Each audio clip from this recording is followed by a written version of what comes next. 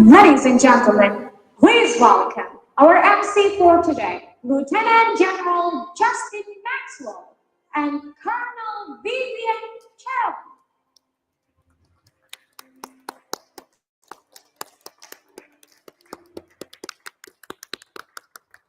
Ladies and gentlemen, welcome to Semi-Final Public Speaking Competition 2025 by SMA1 Indonesia. I am Lieutenant General Justin Maxwell. And I am Colonel Vivian Chow. Today we will be your MCs for this outstanding competition. Before we start our public speaking competition today, let me explain to you what is SMA1. SMA1 Training Center, which stands for Skills, Manners, and Life. SMA1 believes that a person who has skills is not enough, as they should also be equipped with good manners so that it has an impact on others. Now you might be wondering, what is this public speaking competition? Public speaking competition is a competition where SMA1 trainees are chosen from the junior and youth class to deliver a speech that must align with one of the two topics. The topics for the junior level are the world I want to grow up in and how my childhood shapes me. The semi-finalists will compete against each other to fight for a spot in the grand finals, as only 10 contestants are chosen out of 8. Also, all semi-finalists will get a medal for reaching this far, so make sure you stay until the end. You know, Vivian, we actually can make this event possible due to our partners. Yeah, right. So, our first supporter is Sophia. Our second partner is Time Zone. This event is organized by the SMA1 Indonesia. Alright, then I guess everyone is really wanting to watch the performance right now. But beforehand, let me introduce you to our contest chairperson first. Let us welcome our contest chairperson, Sir Stephen Guntur.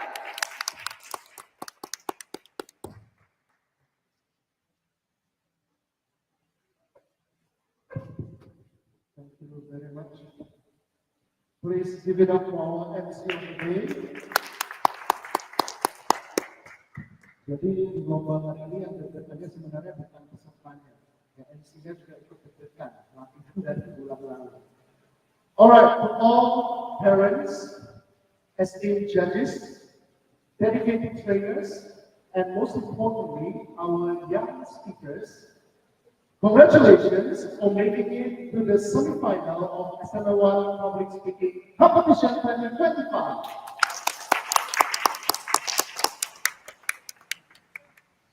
To all the parents, today you are witnessing not just your children's speech, but you are witnessing their growth. You are witnessing how they combat their fear. You are witnessing how resilient they are, practicing day after day, night after night. For that, please give a big round of applause for your children one more time. Thank you very much for practicing hard, for being afraid to speak this meeting, for being brave to fight your own fear after weeks and years of training at SMA1. Today, they are not just presenting their speech, they are standing tall, they are facing their fear, and most importantly, they are speaking their truth, clearly, compassionately, and also courageously. For trainers, thank you very much for training our teams weeks after weeks, for replying their chats. That sometimes their chats coming in not in the morning, not in the afternoon, but sometimes within your sleep. You know, your children text you and then you have to reply. Sometimes they send you videos and then you give feedback. So thank you very much for For the judges, I know that you have been experienced, you are great, but remember what you are judging today are young hearts, little human. So, no matter how serious their speech, do not forget to smile. Because when the judges look scary, sometimes children could forget what they have been practicing. So again, to all the children making it to this stage this morning, you have already been a winner. So do not think about being a champion or not. Think about how far you have come.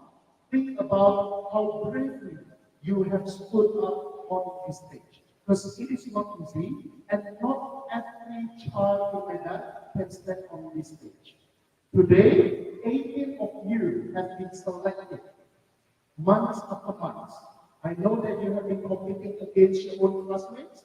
Some of you even texted me, "Sir, can my friend go to semi-final with me? Jangan sendiri, sir, berdua, boleh nggak?" Well, this is competition because sometimes people move forward, sometimes you need to wait for another year. This year is your year. So give your best. Okay? Do not be overwhelmed with the audience. Like I told you before, if you feel scared, you can always look at me. All right? So enjoy the day. Good luck. And again, to all of you, welcome to the SMA1 Annual Public Speaking Competition 2020. Back to you, Edison.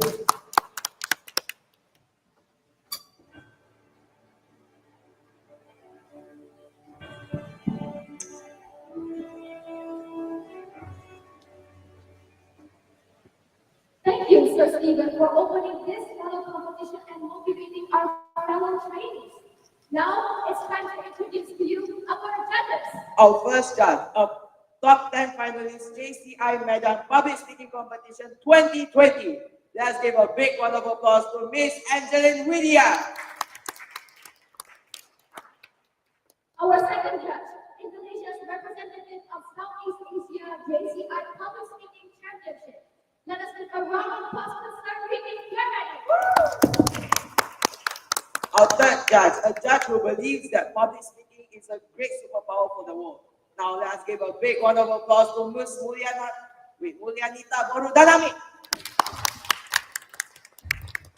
Our fourth judge, an entrepreneur and financial consultant. Let us give a round of applause to Ms. Mayday. Also, for a reminder, the judges will mark your performance from content, delivery, and also language. Now let's go on to the main session that we've all been waiting for. But you guys need to know the time, right? The time will be 3 to 5 minutes. Miss Yukika, who is sitting over there, the time signal. When your speech has reached 3 minutes, she will turn on the green light. When it has reached 4 minutes, she will turn on the yellow light. And when it's 5 minutes, she will turn on the red light. And when it's the red light, you guys will have an extra 30 seconds to end your speech. Without further ado, let us begin. Are you ready?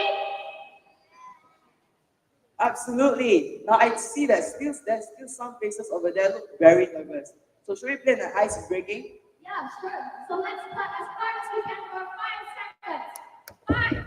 5. Faster. Clap.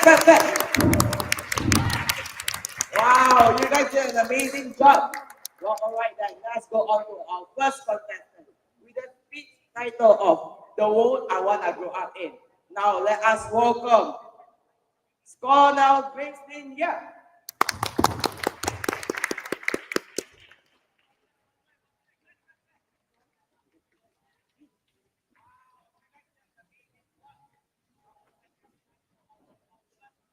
Colonel Grace Yak, the world I want to grow up in.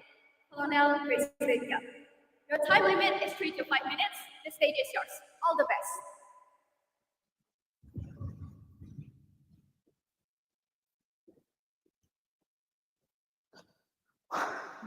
Hey, what are you wearing? You forgot the ribbon. Hey, why are you so quiet? Hey, why are you so fat? Hey, why are you so loud? You like that kind of music? You're too different from us. These are the words I often hear. Also remember to mention the Normally, people assume that these words can be forgotten easily. Bonita But Saga. what if somebody hears these words again and again every single day? It's traumatizing, isn't it? If somebody hears these words again and again, they might start to wonder, am I really that strange? Or should I change myself? These words make someone feel small, insecure, and excluded. Sometimes, words don't even have to be spoken. All of the whispers and stares are also part of judgment. Let me show you what judgment can Is that do. the bell there? Where? This piece of paper represents someone that is confident, bright, and cheerful. But every single time someone says, "You're so weird, you're so annoying, you're too quiet, you're too fat, you don't belong here," it crushes them bit by bit until they lose all their confidence. And even if they try to heal, the marks will always remain. So that's why I want to grow up in a non-judgmental world. In this world that I want to grow up in, people don't get judged by their appearances, where they come from, or what they like. Instead, we'll encourage everyone. When somebody falls down, we'll ask, "How are you?" Instead of, "What's wrong with you?" Imagine schools where students don't get bullied for being different, or what they like, or that everyone can share their dream freely without getting judged. What if a boy can cry without being called weak? A girl can lead without being called bossy. A teen can wear whatever they want, and no one has to hide their true self just to fit into this world. I believe that we all have the power to make this world real. So, the next time you all see someone who talks differently, looks differently, or acts in a way that maybe you don't understand, pause. Instead of judging, try listening. Instead of labeling, try learning. And instead of turning away, reach out to help. Because in the world that I want to grow up in, everyone belongs. So let this paper remind us that harsh words leave marks, but so does kindness. In conclusion, the world that I want to grow up in is a non-judgmental world where everyone can learn to love, encourage, and accept each other. With that, I'm Grace Yak. Thank you very much. Wow, wow, wow, wow, what an inspiring speech, Grace Lynn. Let's give a big round of applause. Now remember to press the bell, yeah, guys. Okay, you know what? Okay, now it's time for the 1 minute silence for the judges.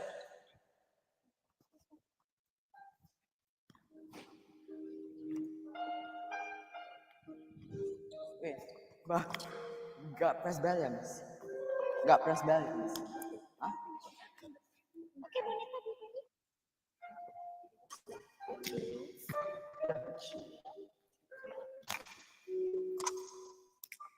So, yeah, they leave first already.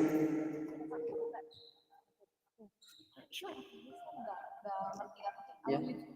Oh yes. After you finish, you can directly. Wait, almost done. Oh my god. Wait, I'm not done. Okay. Wait. Okay.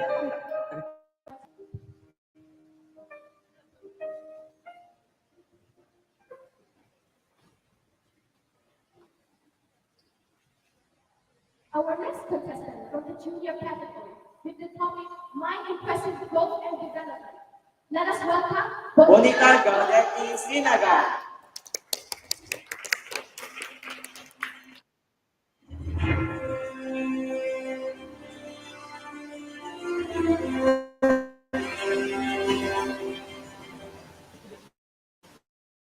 Gaudete Sinaga, my impressive growth and development.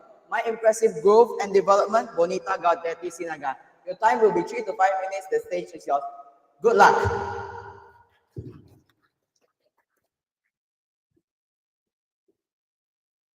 If you close your eyes and travel back in time, what do you see? A small version of myself, barefoot, curious, and full of wonder. My childhood wasn't perfect, but it was powerful. And today, here, Gaudete Sinaga is talking, wants to share about how my childhood shaped me. They say our childhoods never really leave us. I really agree. They live in our choices, relationships, and even our dreams. For me, childhood wasn't just a time to grow up. It was a superhero where my identity was shown.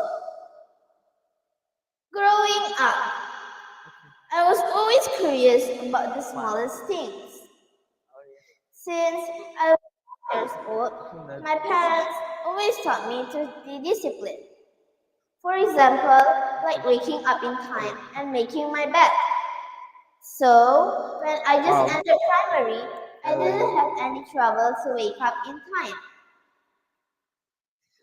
My parents encouraged my curiosity instead of shutting it down, which made me confident to keep learning.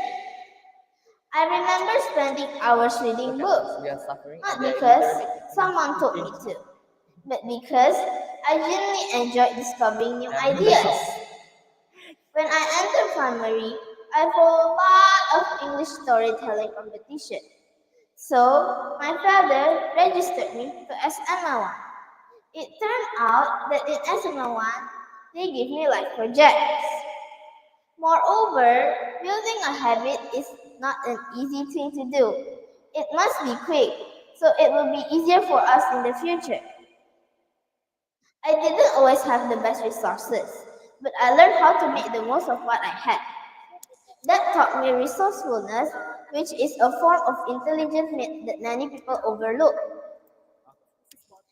At school, I paid attention because I don't want to memorize. I want to know why, not just what. My parents always encouraged me to solve problems on my own.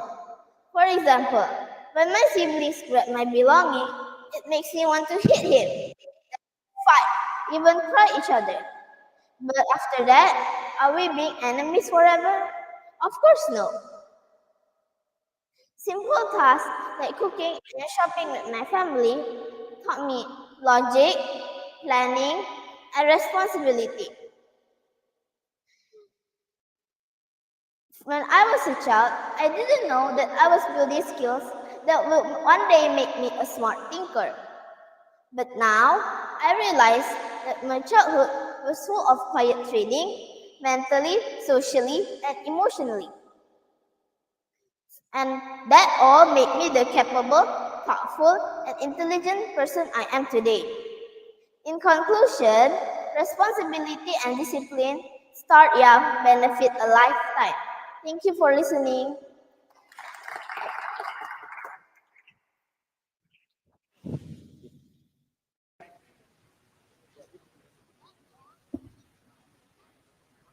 Wow, that was fabulous. That was easy. Wow, that was extremely fabulous. An amazing personal story. Now, let us have 1 minute silence for the judges.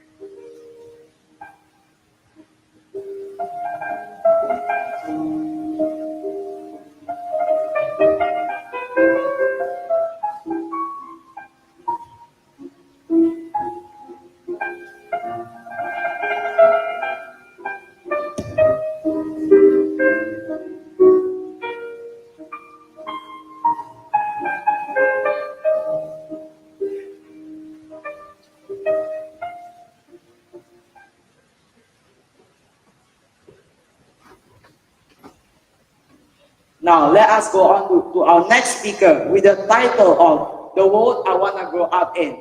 Let us welcome Private Felen Holly Richmond.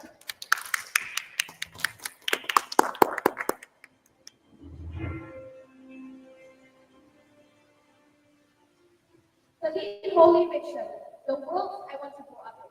The world I want to grow up in, Felen Holly. Your time limit is 3 to 5 minutes.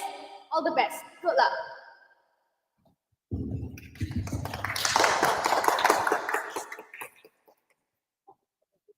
In scientific cosmology, the world is commonly defined as the totality of all space and time. All that is, has been, and will be. Good day, my honorable judges and trainers, respected parents, and my beloved friends. I am Felen Holly Richmond. So today, I am going to talk about the world I want to grow up in. When talking about this topic, I'm sure everybody wants to live in a peaceful and harmonious world where there is no hunger and everybody have the opportunity to reach their full potential, where only good things exist, no bad things, no criminals. But is a world like that exist? Is it possible? Let me tell you this. Different people have different ideas on what a perfect world looks like. The world today is perfect as it is, and this is the world I want to grow up in. In Buddhist teaching, there's a phrase, it's your mind that creates the world. The way we think creates the world we are living. Someone with a positive thought might see opportunities and find joy in situations that others might view as negative. Growing up in this challenging world, we need to see things from different perspectives, focusing on the bright sides of situations and recognizing the good even in challenging times. For example, if today I lost my 100,000 rupiah, but I think luckily it's only 100,000 rupiah, only a small amount of my savings. These things will not affect my day. Another example, if today I fall down, then I got bruised and bleed on my knee. But I think luckily it's only bleeding, not a bone fracture. These things will not affect my day. My life will just go on, and the bad things will not be a problem that distract me. It will be different if I cry and make a fuss over a merely 100,000 rupiah or a bleed on my knee. My day will be a bad day, and I will think, oh, what a bad world I'm living. These two examples show how your mind reacts impact to the world you are living. No matter what world you are living now, live positively. Love the life you live and live to the fullest every day. Be kind to others, because when you be kind to others, it's not only going to change you, it's going to change the world. The world won't change overnight. It's us that need to change the way we think and act. That way, our world will be a better place for us to grow up in, and a better place for everyone in it. That's all I want to share for today. Thank you everyone for your time and for your enthusiasm.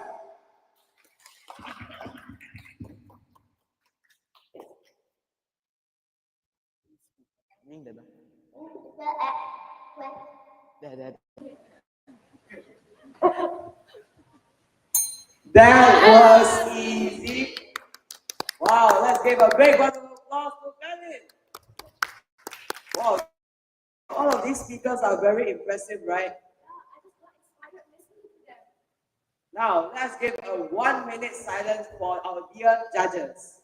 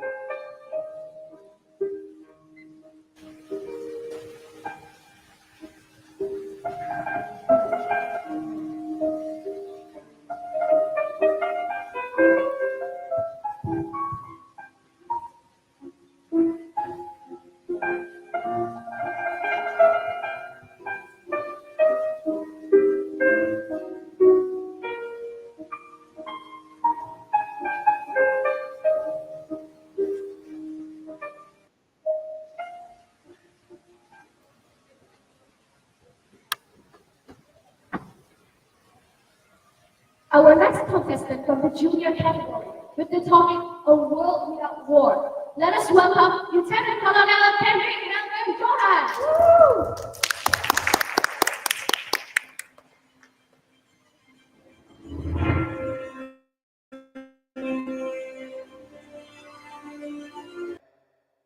Kendrick Johan, A World Without War. A World Without War, Kendrick Johan. Your time will be 5 to 7 minutes. 加油!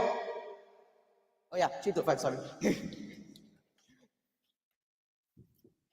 Imagine waking up one day to the sounds of silence, people screaming and running for their lives. Hi, my name is Lieutenant Colonel Kendrick, and today I want to tell you guys something very important. The world I want to grow up in. I want to grow up in a world where children feel safe, people helping each other, and most of all, a world without war. So, before we talk more about wars, let's understand first, what is war? War is when groups of people or different groups within a country fight each other using weapons. And these fights can last a very long time, and it can hurt a lot of people. So, let's talk about the war happening now. India versus Pakistan. Why do they fight? It's because of a land called Kashmir. Kashmir is a land between India and Pakistan. But first, how does it all first work out? So, when India and Pakistan were created, two countries, they had to divide everything, including land, and Kashmir didn't know where to go.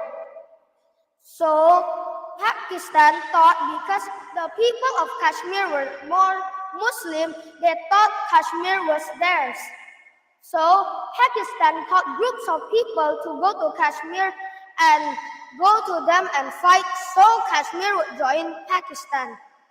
Then, the Lord of Kashmir called India for help, and India said, India will only help Kashmir if Kashmir agreed to go to India. So, the Lord of Kashmir agreed, and Kashmir was officially part of India, but Pakistan didn't like it, and Pakistan kept on fighting. But what do the people of Kashmir think? One of them want to go to Pakistan, some of them want to go to India, but some of them want to create their own country together. So they wouldn't fight with India or Pakistan, because if they continue fighting, they would keep on causing more harm to the people of Kashmir, which is really bad. So that's one of the negative things in war. And how can we prevent wars from happening like this again? We can learn from culture and learn from history. So we can learn from history because if we talk about their history that something bad happened, but we don't even know what we just said, that will really offend them. Second, respecting differences. Don't bully them because they're different from you. Because every country has its own culture. That is why we shouldn't bully them.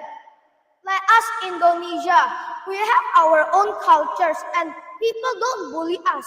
So we shouldn't bully other people.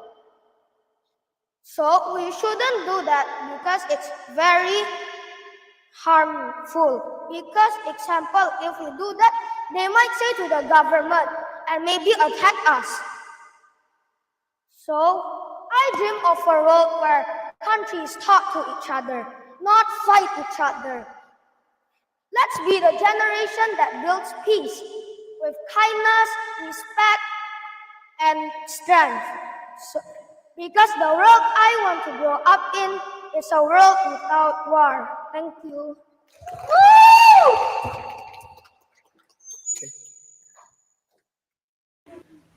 Can we give a big round of applause to Kendrick Johan?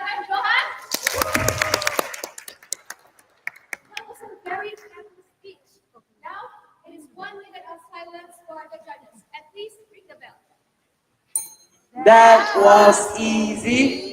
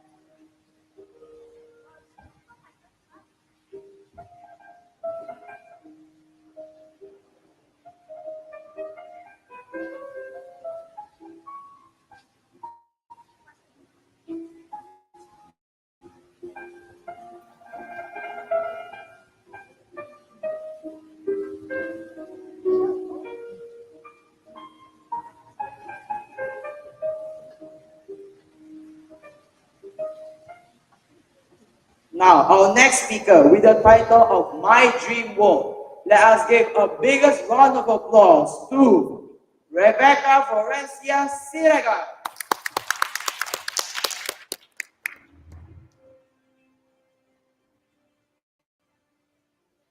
Rebecca Foresia, my dream world, my dream. Rebecca Foresia.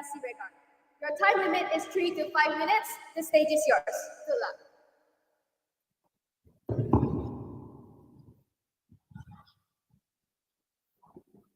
So, let's all imagine a world where there is peace, kindness, and no wars. Not everything is about money, not everything is about looks, just everything is equal, everyone equal. You know, people nowadays are just looking for money, looking for people that is famous, and people that are beautiful or handsome. You know, people now, there are gold diggers, there are people that are finding money, and because a lot of people are selfish, people now are hungry on the streets and have no food. How do you feel if you become them? You will feel sad, you will feel offended, right? So, that is why I will tell you about my dream world or the world I want to grow up in. So, the world I want to grow up in is a world with people that equally. So, people that is ugly, people that are beautiful, even people that are fat, skinny, are equally the same. Because in my school, a lot of people say this. Hey, you are so fat. Hey, you are so ugly. Hey, why do you like this? Hey, I don't like your style. See, what if I tell it to you guys? For example, I say, hey, your style is so ugly. You'll feel sad and you feel depressed. Sometimes, people can commit suicide because of that. If you don't know what suicide is, it means that we kill ourselves. Scary, I know. That's why I want people to live equally, being kind, and no bullying. So, maybe we can have peace if no people has bully. So, if we stop bullying and say kind words like, hey, for example, you don't like people's clothes, just say, hey, I don't really think that matches you. You should try something else. See, we can fix problems with nice words, not mean words. We don't need to say, hey, I don't like that. Just wear something else, ugly. See, we can just use nice words. Or not, we can just say, I think you should use other things or use other skills, not using that. It makes people feel that we are nice, so they will be more kind to us, and more people will be nice to us, and we have more friends. See, if we are kind, we can have more friends, but if we are mean, people will not like us people. So, let's be brave and take the first step today. My name is Lieutenant Colonel Rebecca. Thank you. That was amazing! Let's give a big round of applause! More! Okay, remember to ring the bell, okay? That one, yeah? That was easy. Now, that was easy. I wish we can all live in Rebecca's dream world, right? Totally. So now let us give a brief 1 minute silence for the judges.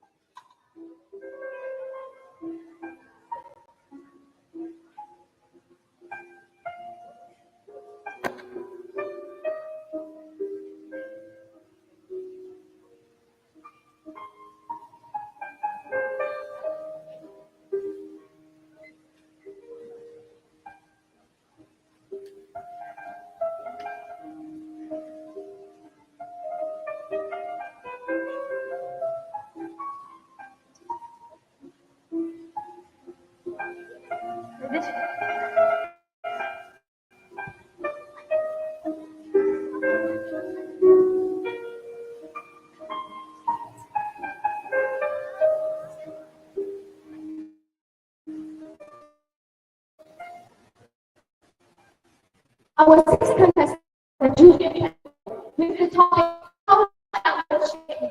Let us welcome Bonita Saga. Michelle Angelina,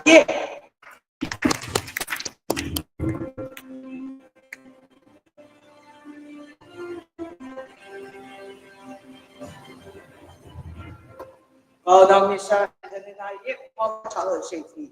How my childhood strikes me, Michelle, The time will be 3 to 5 minutes, please, y'all. Good luck. Raise your hands up if you have ever thought to yourself, why am I like this? Why am I like this? What made me like this?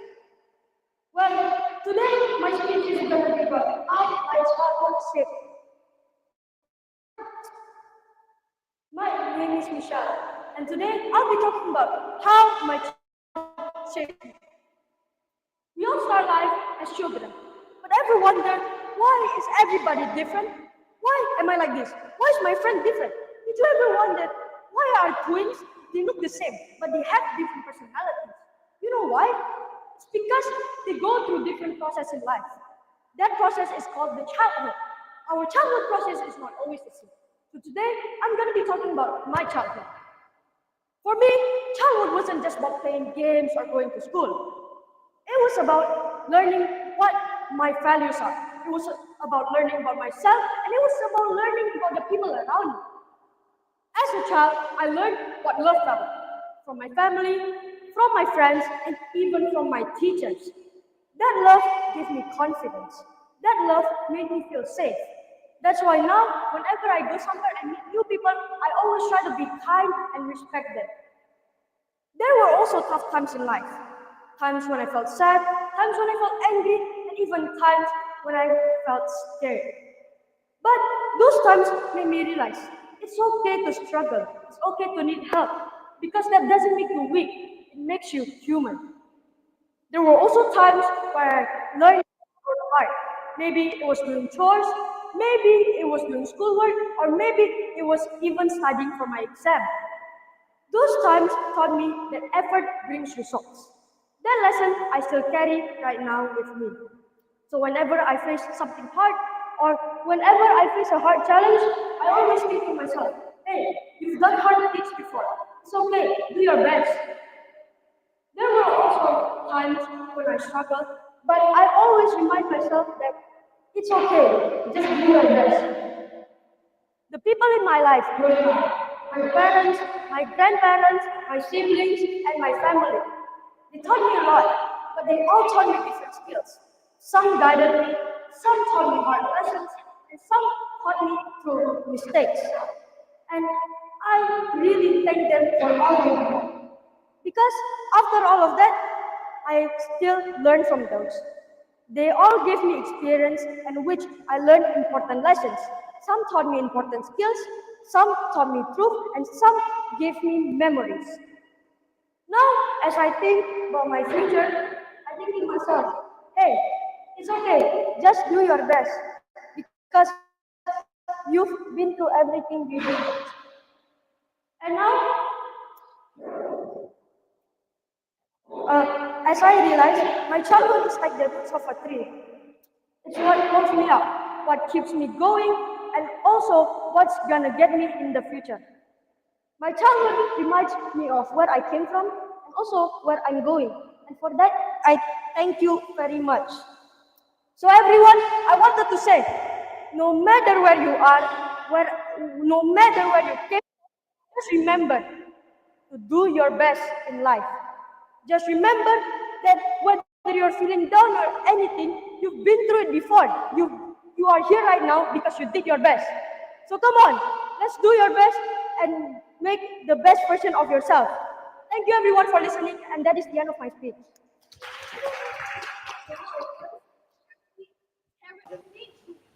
Now you can ring the bell at the stage and exit.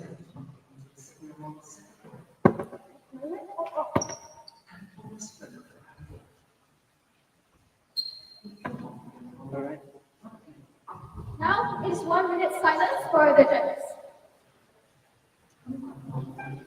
That was easy.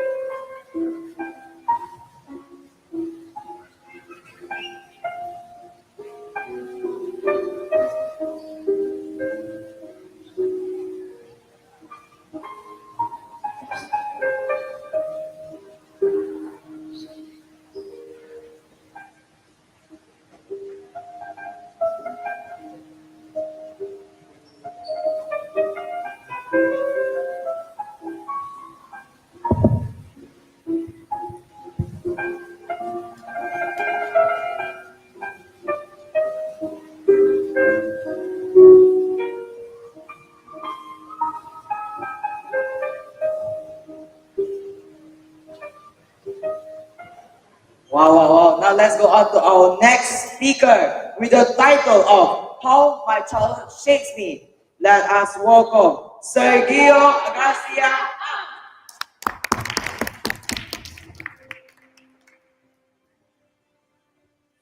Grace Yak, How My Childhood Shaped Me, How My Childhood Shaped Me, Sergio Grace Yak. Your time is 3 to 5 minutes. Wishing you success. Good luck.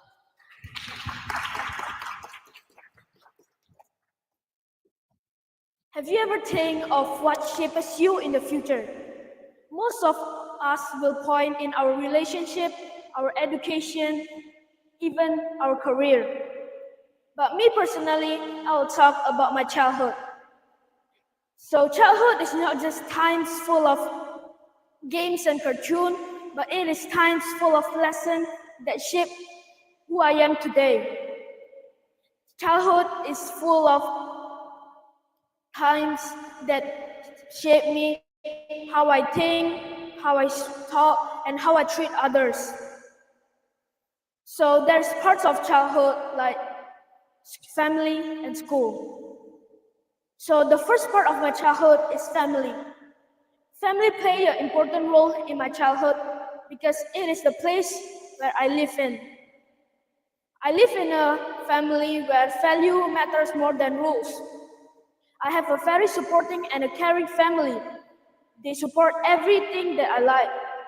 Because once I was still a child, I have a crazy obsession of the lion dance. My parents will bring me to every shows and buy me every of the equipment such as the drums, the costumes, and others. They'll play with me all day long. And the second part of my family is my sibling, which is my little sister. She have a different gender with me, so it's quite a challenge understanding her. We have a lot of arguments and also fights, but we eventually get along. The relationship with my sister teach me, which every relationship was never perfect, because every relationship we still have fights and also challenges to have a good relationship. So you can understand your partner easier.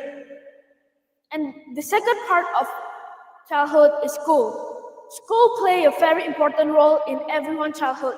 It is a place where you get education and the first place you could socialize.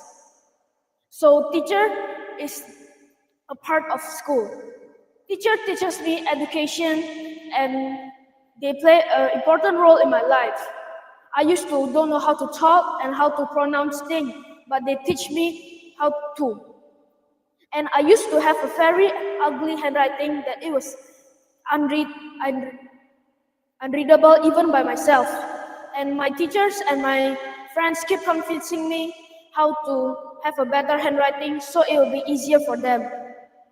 And the second part of my school is friends. Friends is someone who help you through problems. Because every problems I have in school, there will be that one friend next to me getting angry with me at the teacher because he was my partner in crime.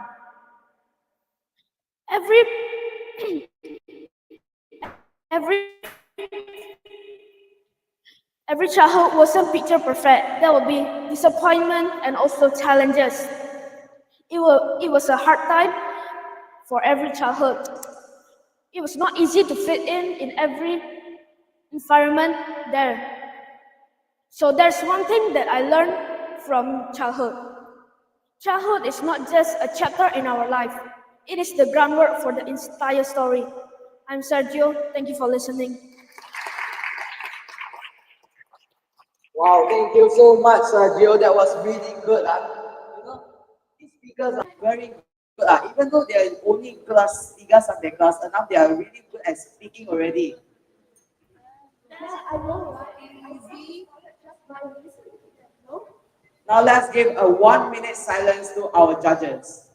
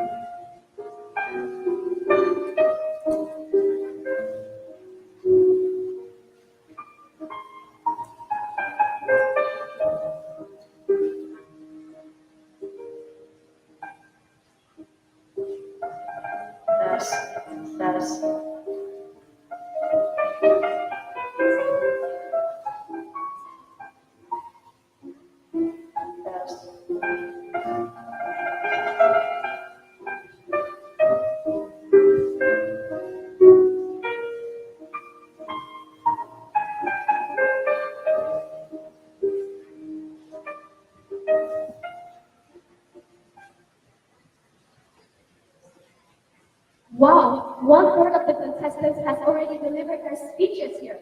Time flies really fast.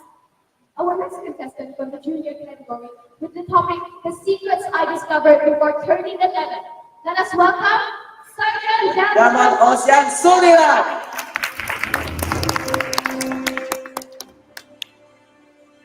Alright, Sergeant Delman Ocean Sulilan, the secrets I discovered before turning 11. The secrets I discovered before turning 11. Sergeant Delman Ocean Sulilan. Your time will be 3 to 5 minutes. 加油！谢谢。 Childhood is often called the best time of our lives, and I believe that is very true. It's a full time of wonder, discovery, and moments that shape who we are without us even realizing. Let me share a few moments that are close to my heart. Do you remember getting sick when you were little? I do, especially when I had those stomach aches that kept coming back. But what I remember the most is how my parents took care of me. My mom would gently put a warm compress on my tummy and would pet my head until I fell asleep. While my dad would create fun games and would make up silly songs just to make me laugh. I felt safe, loved, and comforted. Those moments showed me what real care looks like. And today, I try to pass that love and care to people around me. My family, my parents, my teachers, even to animals. Speaking of animals, there's a memory that is still crystal clear. One sunny day, I was playing with my dad on my grandma's garden when he spotted a butterfly stuck on a spider's web. It was tiny, beautiful, but struggling to break free. At first, I was scared to touch it, but then my dad gently reached in, then together, we set it free. It was just a simple act, but it already made me feel proud and happy. That day, I learned that kindness doesn't have to be big. A small act can already be equally meaningful.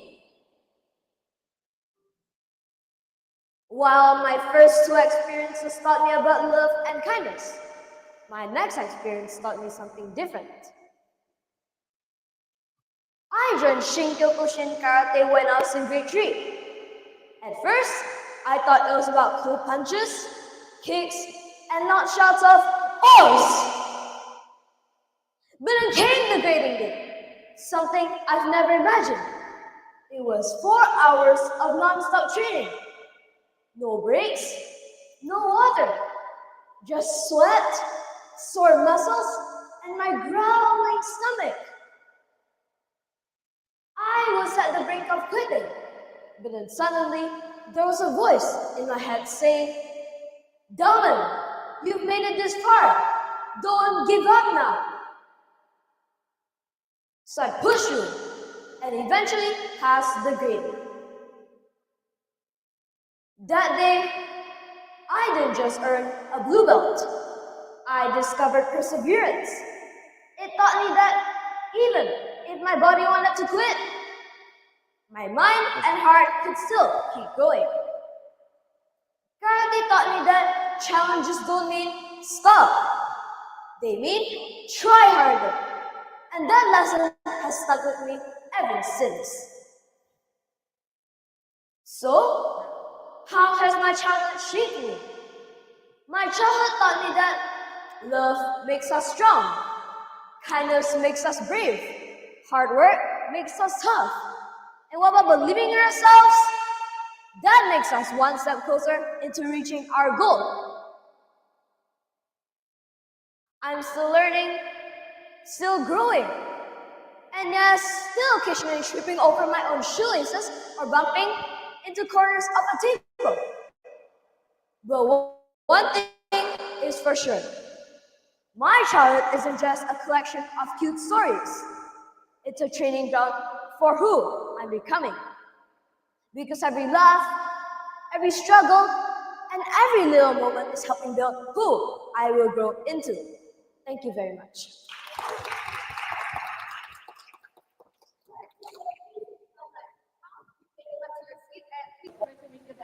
I got you.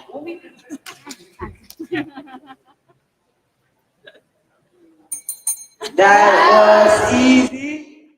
Now let us have 1 minute of silence for the judges.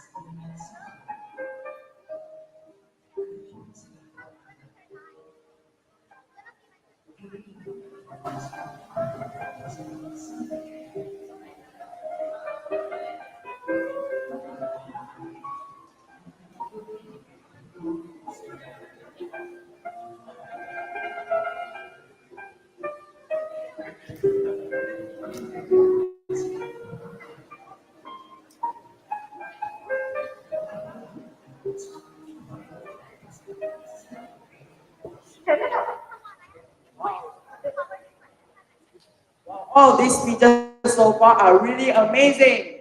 Now I hope that all of the speeches after this are as good or even better than that. Now let us go on to our next speaker with the title of Why Youth Can't Wait. Let us give a round of applause to Sergio Valerie Iana Chen.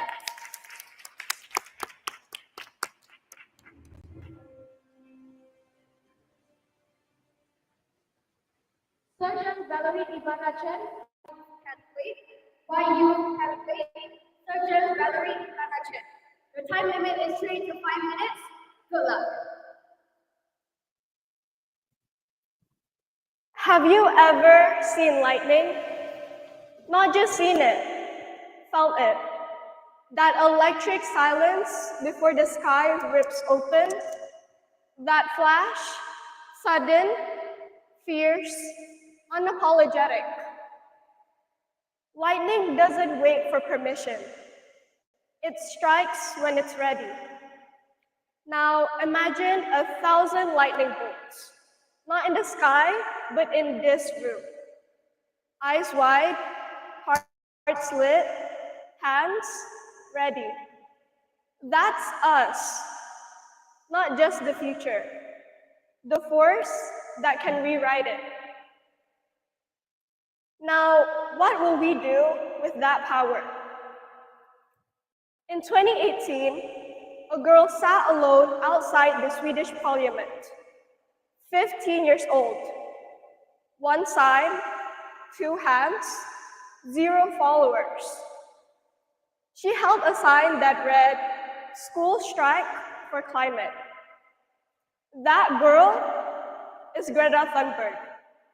And in that stillness, she sparked a global roar. Because courage doesn't wait for age. Movements don't wait for permission. They need one spark, brave enough to burn. But most of us, we're told to wait. Grow up, get a degree, then maybe you can make a difference. But while we wait, the world is burning. Climate chaos, mental health spirals, disinformation wars, injustice echoing louder than the truth. We're not passengers, we're pilots. We didn't create these crises, but we're expected to fix them. Passengers sit back, pilots train, they steer, they take flight, even through storms. How do we take flight? Own your voice. Speak up, post boldly, ask impossible questions. Because movements, they aren't born from perfection.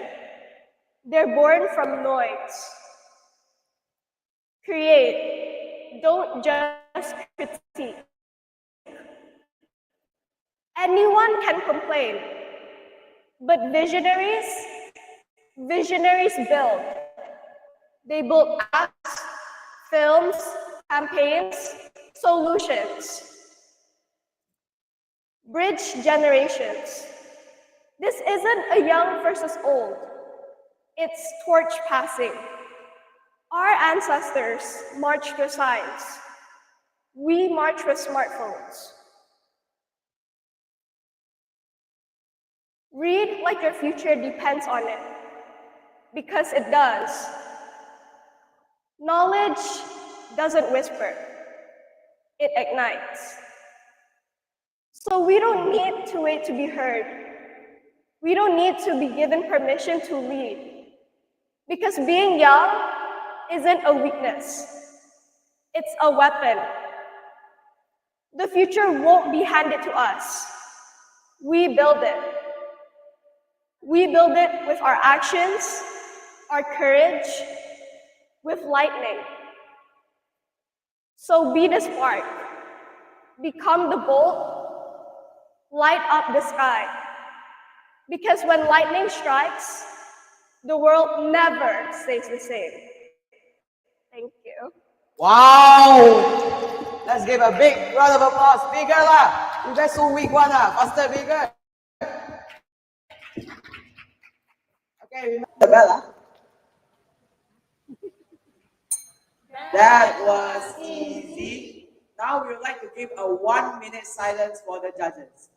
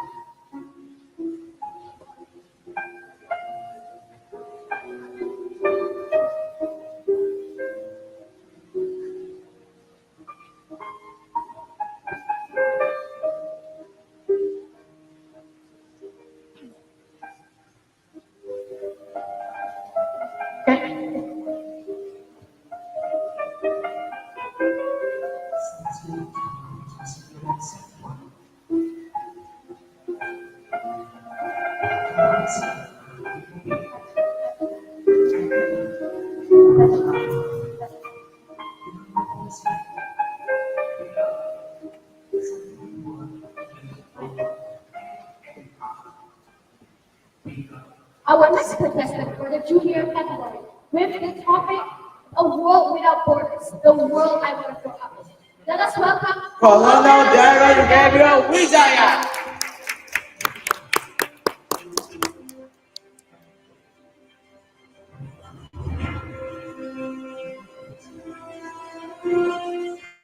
Alright, Colonel Darren. Vijaya, the world without borders, the world I want to grow up in. The world without borders, the world I want to grow up in. Colonel Darren Gabriel Vijaya. The time will be 3 to 5 minutes. The stage is yours. Good luck.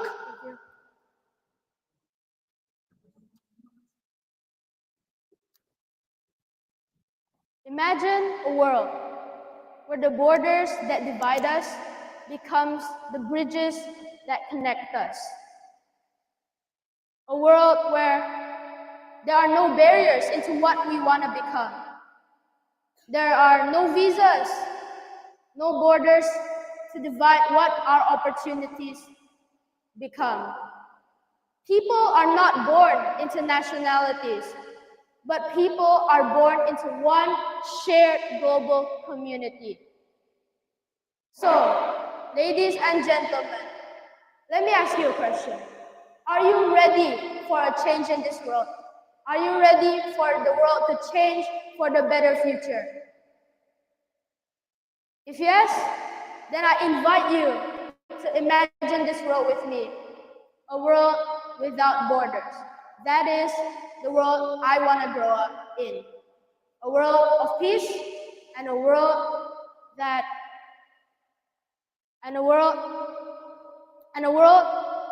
a humanity that is not divided by geography, but of course, race. So in this world, people Nobody is going to stand in each person's way to achieve their dreams and make new opportunities. There are no barriers into what you want to become. And most importantly, there is peace. There are no wars to make an even unconnected world. And of course, no of those unnecessary lines that divide us. No need for that hassle anymore. If you want to have many opportunities, example, you want to become a doctor, you want to become a lawyer, or even if you want to become a teacher, there are many universities, there are many scholarships that are waiting for you in this world. That is the kind of world I want to grow up in. There is also no hassle for you to move to another country. There's no hassle of getting your visa denied if you want to go into another country. Because in this world, that does not exist. Borders do not exist in this world. Once again, ladies and gentlemen, nothing will stand in each person's way. Each person's way. Every person's opportunities, whether they're from a first world country or a third world country, they will achieve their dreams somehow. So let me give you an example. For example, you are the most smartest student in your school, the best at mathematics, the best at science, the best at technology, the best at everything. But you want to go to a top university and your dream is to become the best doctor in the world. But Donald Trump says no, because you cannot study at Harvard, because Donald Trump says no. In this world, that will not happen. Not even Donald Trump can control your destiny. In this world, you can be anything you want, you can go into any top universities, and it is up to you.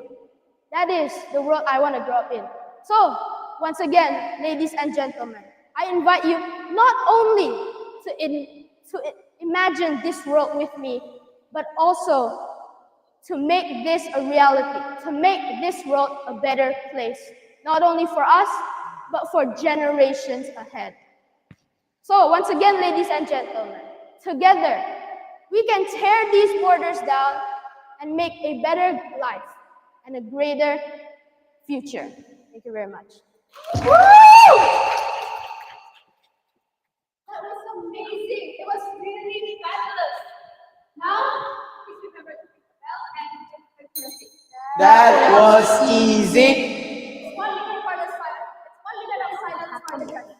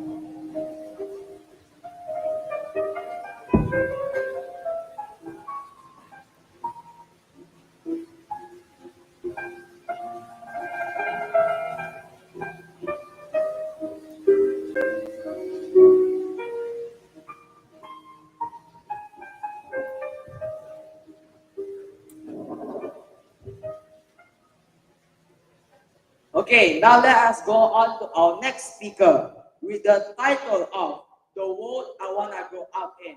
Let us welcome Sophia Grace Wu.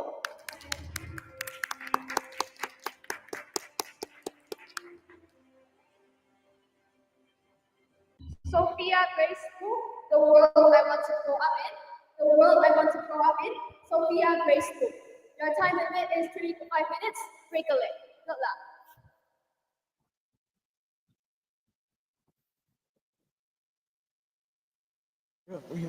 Remember to shake the hand. Good afternoon, everyone. My name is Sophia from the class of Graham. And before I start, I would like to greet our trainers, my friends, and my parents. So, for our trainers, thank you for always guiding us and helping us grow. To my friends, thank you for always supporting me. I'm grateful for that. And to my parents, thank you for your encouragement and love. Today, I will be talking about a topic that's close to my heart, the world I grew up in.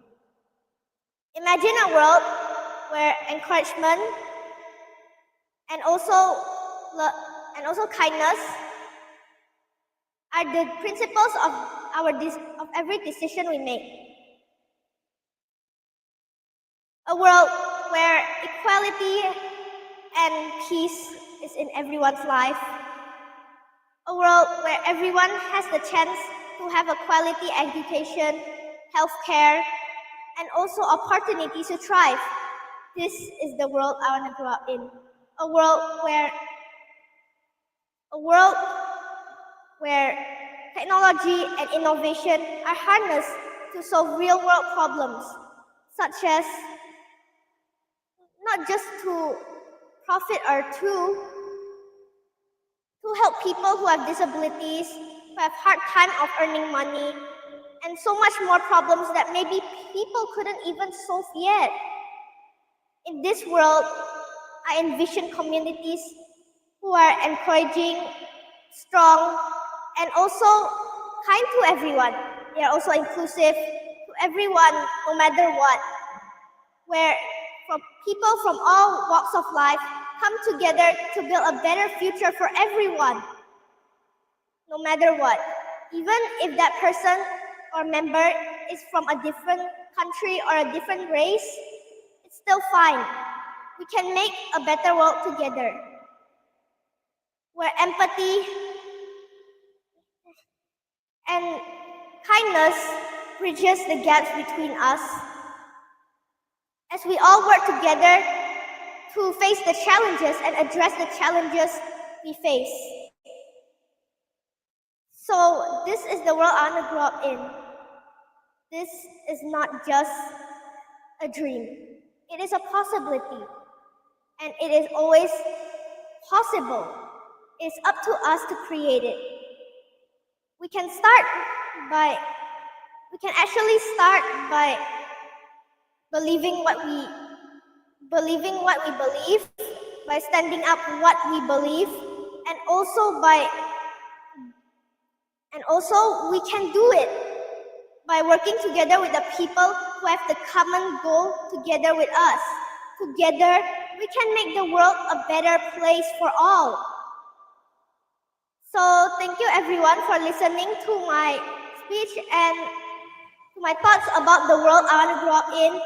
And I always hope that we all could actually make this a reality and make a brighter and better future for all.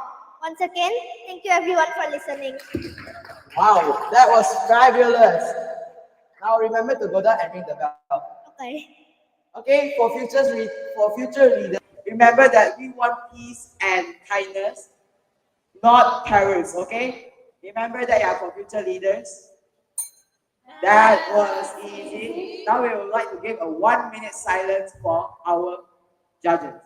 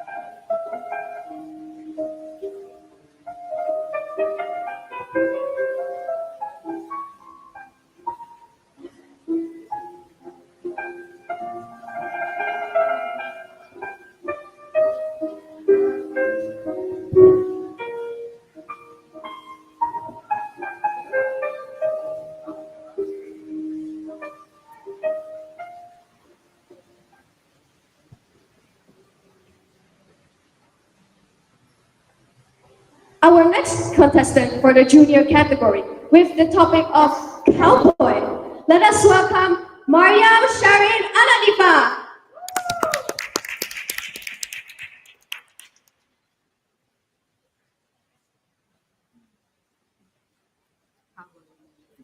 All right, Mariam Analipa. Cowboy, Marian, Sharin, Analifa. Your time will be 3 to 5 minutes. The stage is yours. Good luck.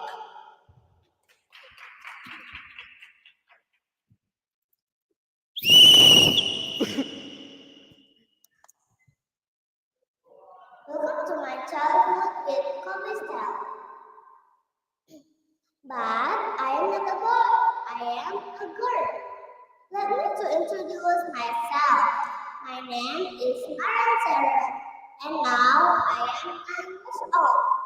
Talking about cowboy, maybe for some people it is rude or even brutal, but not with me. In my eyes, a cowboy is someone who is tall, caring, and strong. When I got this down, how my childhood shaped me. I immediately remember how is the cowboy style. My parents want to answer that every day. With their cowboy style, my parents want to answer that every day. I was responsible to my parents. Starting from small things to big things, from waking up in the morning until going to sleep again in the night. Like making the bed and put the side back in their place. Calling my brother with Mas. With I have 2 brothers, Mas Fatih and Mas Faya. Doing homework from school and course. They're to try new things such as take a part in a mathematics Olympiad and public speaking like now. And one more thing that can't be forgotten is with this cowboy, I also like nature that every day. This cowboy shaped me into Maria I am today. Mariam always tries to be confident,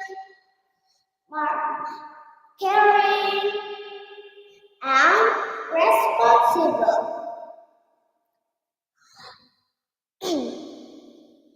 And my parents very good to me. My brother and my parents want to carry me, and my friends carry I. In the end, everyone has a different way for sharing. What is the homework? There has the same goal. What is the same goal? Is to be the best. So, come on everyone, let's say together. Be the best and do the best. I repeat again. Be the best and do the best. Thank you and good morning everyone. Woo! That was very you can return to your seat and please remember to ring the bell.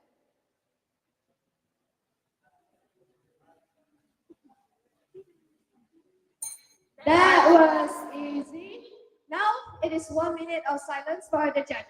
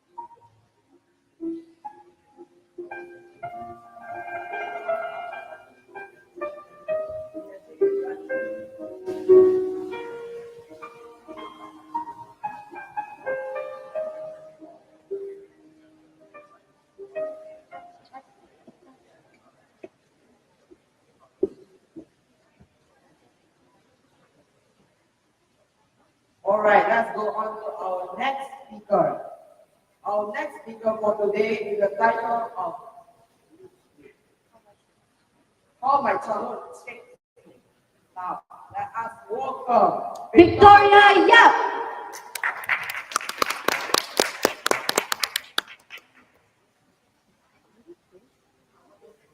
Victoria Yak. How shaped me? How my childhood shaped me? Victoria Yak. Your time limit is 3 to 5 minutes. All the best. Good luck.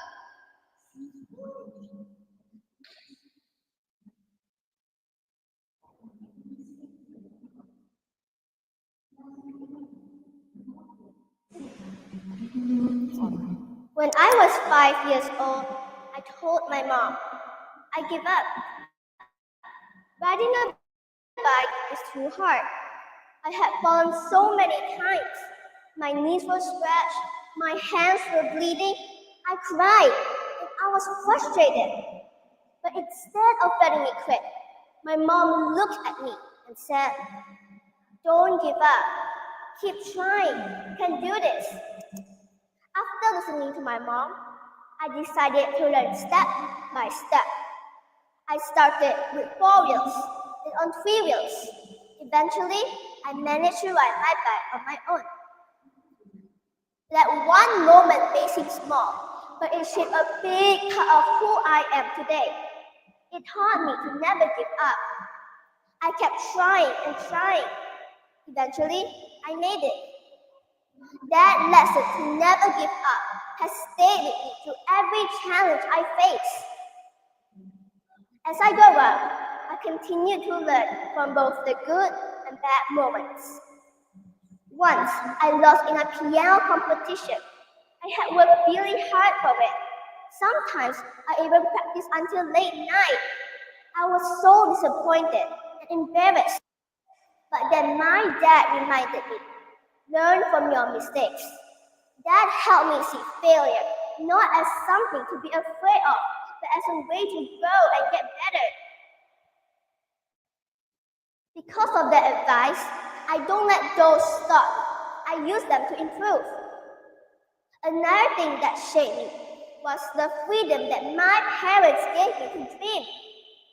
Some people said, you should be a doctor or you'll be a great lawyer. But my parents never pushed me in one direction. Instead, they always say, follow your dreams. That helped me and made me become more confident in my choices. It taught me that it's okay to be myself and to aim for goals that truly matter to me. All these moments from my childhood, the advice I got, the lessons I received, the love and support I received, they shape who I am. They shape my personality, my values, and my way of thinking. I learned to be strong, to keep going even when things get hard or tough, and to believe in myself. I think that's how my childhood shapes me. It's not just with competition, concerts, or big events, but with everyday words and actions that shapes me. I think everybody here has their own childhood from when they are small until now that shapes all of you today. And that's all from me and Victoria Yak. Thank you.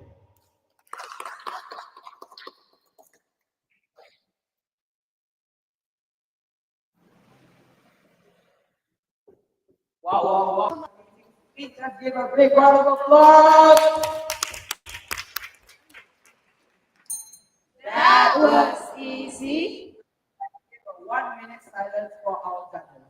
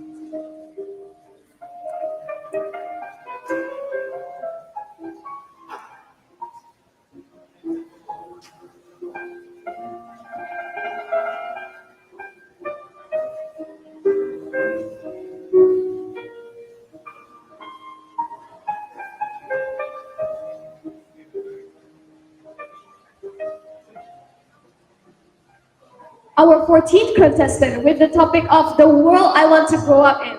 Let us welcome Jel Leardi.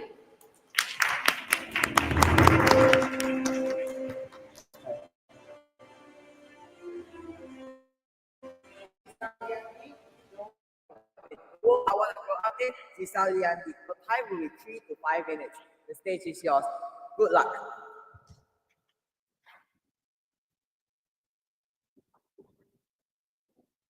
You must be the change you wish to see in the world. The future is in our hands, and it depends on us to change it. The world I want to grow up in might not be perfect, but it simply listens. It listens to our mistakes. It listens to what we need to tell. And it just has the time to listen. And all it asks for us to return is to care, to be kind, and to simply try. The world I want to grow up in accepts mistakes. We are not criticized for mistakes because we cannot control it. Mistakes are done by every single person in this world. There are no exceptions, whether a child like me or adults like you, because it is normal and done by every single person. Have you ever felt that you need to act a certain way just because of an expectation that someone else built? I'm sure we all have. I personally have. And that isn't the best, because the expectation should be built by ourselves. We should create our own expectations that we want to live up to. Listening and living up to someone else's expectations that they made. And we don't have to follow every single person. Like my siblings, for example. My sibling is a smart and an independent person, but I don't have to lead in his footsteps. Because if he is a very smart person and is in love with maths, I don't have to do that. I can follow my own dreams with art, my passion in art, and do so many different things, and I don't truly have to lead in his footsteps.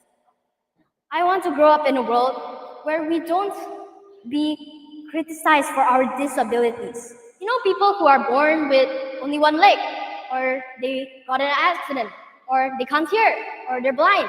There's so many disabilities in this world, and we need to support and find our way that we don't need to make fun of them. We need to help them and support them. For example, the facilities all around this world, instead of stairs, we use ramps so that people with wheelchairs can go up easily. Or elevators, instead of going upstairs, elevators are very helpful to those who are truly not capable to go upstairs. But those are just the facilities. What about us? We have so many things that we need to fix. Like no making fun. You know Tourette syndrome? Tourette syndrome is someone who makes random noises and they truly cannot control it. So many people make fun, oh, he's making weird noises, that's so weird. But they cannot control it. How are they supposed to fix it? Instead, we should be kind and we should say it's okay to make weird noises because you can't control it. True?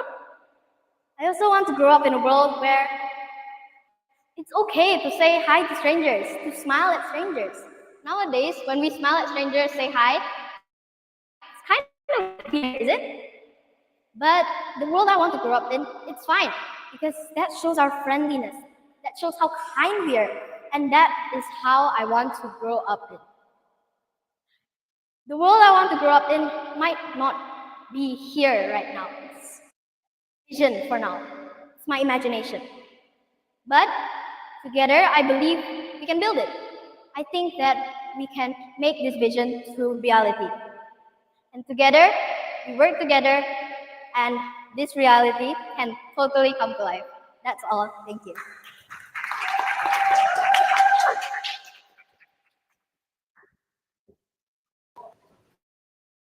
Wow, that was a really fantastic speech. Now, let us have 1 minute of silence for the judges. Okay, let's just pretend that's the law, yeah? That was easy.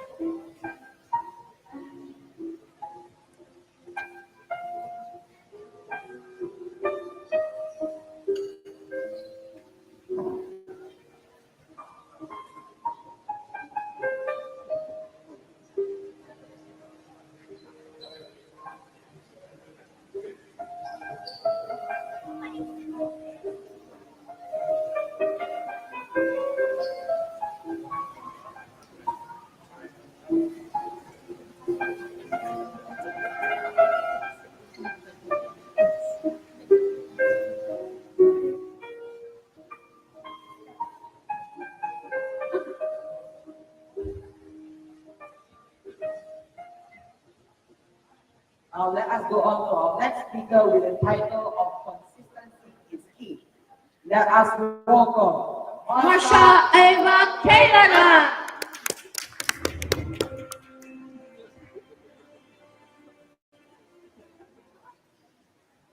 Kelana. Consistency is key. Consistency is key. Marsha Kelana. Your time limit is 3 to 5 minutes. Wishing you success.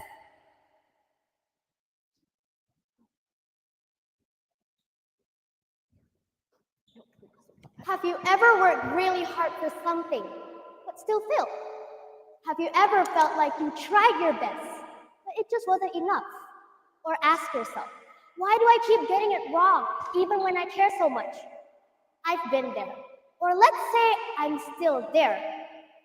Robert Collier, the writer, once said in his book, success is the result of small efforts repeated daily.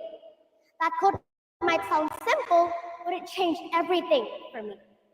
Sometimes everything is not all about talent.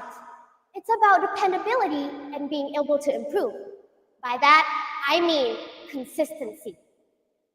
Even though I'm still in elementary school, there's one thing that always makes me nervous: failing. Here's my experience. When I was younger, the teacher told all of us our scores for our math exam. I was so sure I did good. I had tuition, I studied all night, and guess what? Marsha, you got a 64. I was very disappointed. So I ran to my grandpa. As I poured my heart into him with an ocean of tears, this is what he said to me: Marsha, just remember, consistency is key. I looked at him, I said, what do you mean?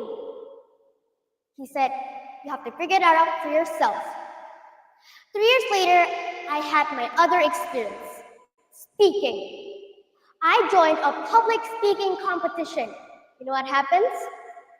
I won at the elimination level. I won the semi-final level, and the final level was on the way. I was on the road, I was on fire, I was unstoppable. I lost. I was crushed. So I ran to the person who inspired me other than my parents, my grandpa. As I poured my heart into him with an ocean of tears, when I finished, this is what he said to me: Marsha, just remember, consistency is key. At that point, I had it. I asked him, why do you keep saying that? He said, I remember years ago, you came to me after failing on your exams. I saw you put pieces together. You got stronger. You got wiser. You became a better student, a better child, and a better person. He said, if you stay consistent, you will be successful in the future. Just trust me. So, for my next upcoming exam and for my next competition, I began to study consistently. And you know, I got full scores on my exam and I won second place for my competition. If my grandpa was still here right now, I knew that he would be very proud of me. He shaped me to who I am today. So I held those 3 words in me: consistency is key. Here are some tips on how to be consistent until you finally become successful in life. The first is to create a study schedule. A schedule that helps you allocate time for studying and makes it more structured. Second is to find the right place to study. Choose a quiet, a comfortable, and distraction-free place. The third is to combat distractions. Turn off your phone, turn off Wi-Fi when not needed, and avoid distracting activities. Lastly, is to take a break. Taking a short break every hour or 2 can improve your focus and energy. So, those 2 experiences I got changed how I see myself. This will become my core memory. I might still be in my childhood now, but I already know something important. If I stay consistent, I can keep on improving, even when things are hard. When I grow up, I want to become someone who helps others. Not just someone who gets good grades and win on competition, but someone who keeps on trying. Someone who tells others that it's okay to make mistakes as long as you don't give up. I might not know anything about the future yet, but I believe in this. My childhood is teaching me how to be stronger, how to be better, and how to reach for something bigger. And maybe, just maybe, consistency will be the superpower that will help me get there. That is all from me. Thank you very much, and break a leg, everyone! Wow, that was pretty good. Huh? Thank you very much. Well, I can truly believe that consistency is key. I wish our MC was consistent. That was easy. Now we'd like to give a 1-minute silence for the judges.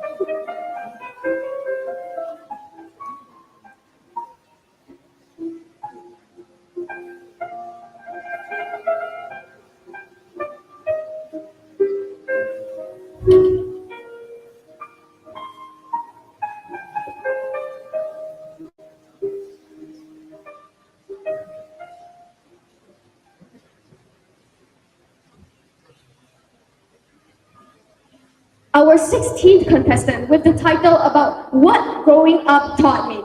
Let us welcome Kirania Inara Azalia.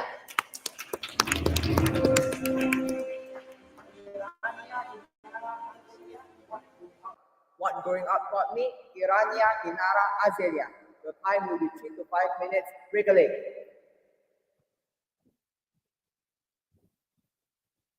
There's a quote that says, childhood is the most beautiful of all life seasons. And for me, it is also the most important. My childhood had taught me a lot. It has been full of moments that has helped me shape who I am today. Growing up, I learned many valuable lessons, especially about resilience, curiosity, and also the importance of relationships. Hello everyone, my name is Inara, and today I will be telling you what growing up has taught me. So, one way my childhood had shaped me is by teaching me how to be kind to others.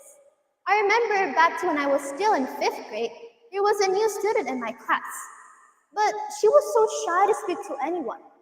On the first day of school, she only stayed at the corner of the class sitting on her table, while watching me and my other friends laughing and playing around. And while I was doing that, I noticed her from the corner of my eye. I looked at her for a moment before actually approaching her. I sat beside her and asked her name, and then tried to chat with her so she doesn't feel lonely. And it turns out I became her first friend. And until now, we're even still good friends. My mother over there said to me to always act kindly and politely when I want to greet a person, especially the ones who are older than me. Also, to my friends. That experience taught me how even a small act of kindness can make a big difference, especially for one person. Another thing my childhood had taught me is to never give up. When I first learned how to ride a bike at around the age of 6 years old, I fell, cried a bunch of times. I scraped my knees, scratched my arms, and my elbows too. And then I felt really frustrated. And at the end, I really wanted to quit. Then I said this to my mother. Mom, I don't want to try this anymore. I kept falling and it really hurts. But this is what my mother said. Come on, you just started. You can't give up now. Just keep trying. You just have to be more patient. So I listened to her and kept trying, with my family also encouraging me. And then one day, I finally did it. I can ride a bike. So whenever I'm facing something hard, I try to recall that moment and remind myself that I can do it if I don't give up. All these moments, from being kind to never give up and also learning from my family, have helped me shape who I am becoming. I'm still growing and learning, and I sometimes face challenges that seem impossible to overcome. And yeah, I know that life isn't always easy. But I know that my childhood has already given me a strong start. These lessons help me in school, in life, and also with my friends. My childhood taught me to find joy in simplicity and to nurture my creativity. Not only that, it also taught me how to be kind to others, to never give up, and to value the people who have supported me, such as my friends and also my family. Even though I'm still growing, I know that my childhood has already given me the tools I need to become a better person. I am very thankful for all the memories, all the people who have supported me, and the lessons that I'll carry with me as I grow up. So now, before I end my speech, I want to tell you something. Our childhood experience is very important in shaping our personalities and how these experiences can have a long-lasting impact in all our lives if we believe and are consistent in the lessons we can take to become a better person in the future. I'm Sergio Inara. Thank you very much.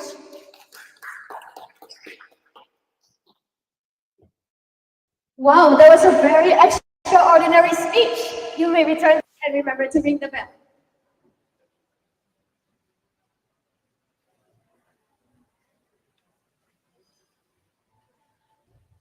That was easy. Now let us have 1 minute of silence for the judges.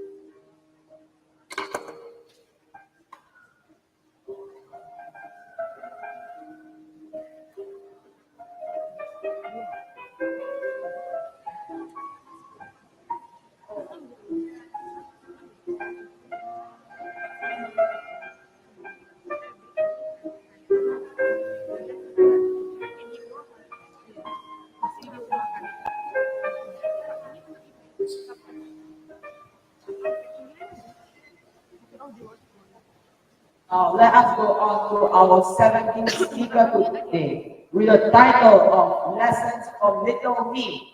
Let us give the biggest round of applause to Enrio Victoria.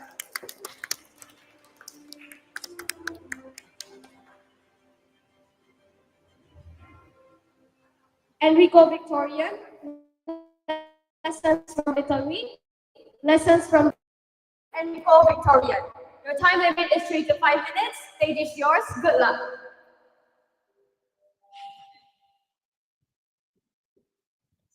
When adults look back about things that shaped them in the past, they'll mention laughter or playtime. But I can't really relate because on my childhood, there are teachers who are very strict, serious, and at the same time a little scary. My childhood is not fun as there are two teachers that I don't really like. I became stressed only because of these two teachers. They give a lot of homework, and whenever I want to play my games, I thought about the homework and I have to do it. So I always do my homework and never have time for my games. And homework can make me very stressed. How can I not? It takes me more than 1 hour to finish the homework, and I meet them every single week. After the homework that the teachers give me, I have one more teacher. She always gives me homework and I have to do it. And if I do not do it, then I will be stood inside the class. Sometimes we do not do the homework, not because we are lazy. It is because when we discuss, she talks so fast, not everyone can hear it. So it's very annoying to discuss with her because she is talking gibberish every time we discuss. And when I get home on Monday, I will be very, very sad because on Monday, the two teachers that I talked about will come and teach me. So for me, Monday is the worst day. But I don't want this childhood. I want a better childhood where the teachers are not strict and give less homework. But on the other side, if you don't study hard, you will fail even if your childhood is really fun. You won't be successful if you are spoiled a lot, given easy questions and easy tasks that doesn't even require effort. Even my childhood is pretty tired because I believe that other kids also share the same childhood as me. And we will not be mentally weak kids too, as they say, because this bad childhood that I really hate will be the only thing that will make us tough. So, in our future, we'll be familiar with high expectations because we have experienced demanding educational standards. So, I believe that all adults who are not successful out there will pay any price just to get my childhood. So, instead of hating my teachers, I would like to use this opportunity to say, dear teachers, I, Enrio Victoria, thank you for making my future shine bright as the sun. Thank you. Wow! Okay, let's sing more for rock by fight up. Give more. Thank you very much, Enrico. You may now go back to your seat and press the bell. Remember, guys, please stay here until the end as all semi-finalists and finalists will get a medal. Okay? Here's the bell, Enrico, please. That was easy. Now we'd like to give the judges a 1 minute silence.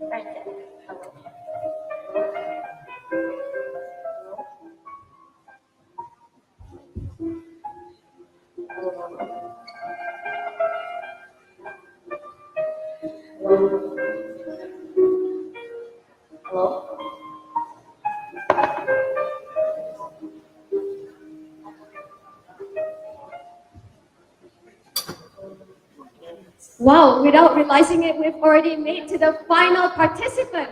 Now let us welcome our last but not least. Let us welcome Pusuhan.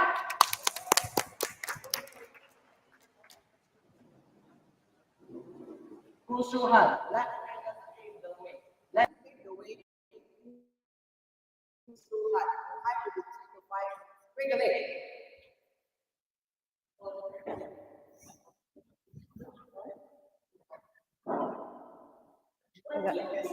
The final part.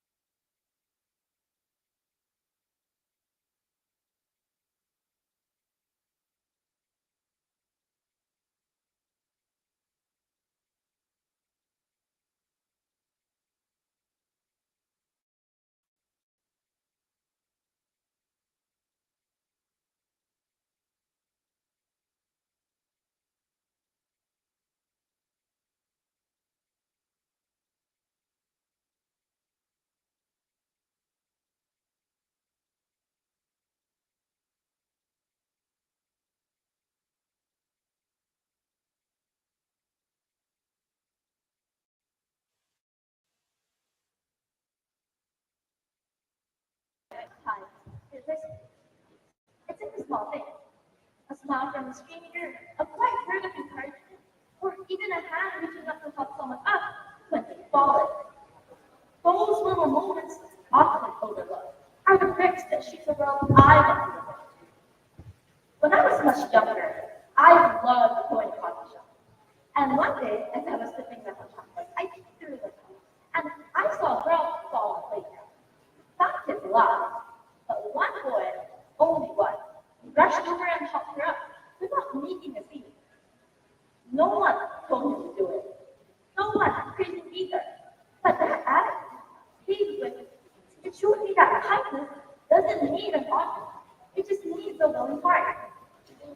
Since then, I welcome one. What if everyone acted like that boy? What if we all took a moment to notice someone struggling and choose to help without expecting anything in return? I wonder that now, more than ever. Because kindness is more than just being nice. It's a choice, a conscious decision to see beyond our own lives and recognize the stories and struggles of others. It means listening when it's easier to ignore, offering a hand when it's easier to walk away, and opening our hearts even when we're afraid. Imagine a world where kindness was normal, where the grocery store clerk treats every customer like a most friend, where schools teach kindness as seriously as they teach reading and math, where leaders cross laws to protect the vulnerable, not just the powerful. That world wouldn't be perfect. No world ever is, but it would be kinder, safer, and filled with hope. Plus, kindness doesn't just change the people who receive it. It changes the people who give it as well. The softens anger, heals pain, and builds bridges over walls that divide us. A smile in the hallway, a quiet thank you, a moment spent truly listening. These moments add up. They reach further than we can see. I believe the world I want to grow in isn't so far away from you. In a real world where kindness is the light guiding us through the dark, the hand lifting us when we fall, and the promise that no one ever walks alone. And it starts with us, each one of us, every single day.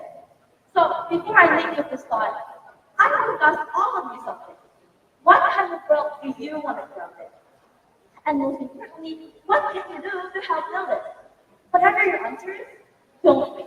Because that kinder, better world we all hope for, it doesn't start someday. It starts now, it starts with us. Thank you.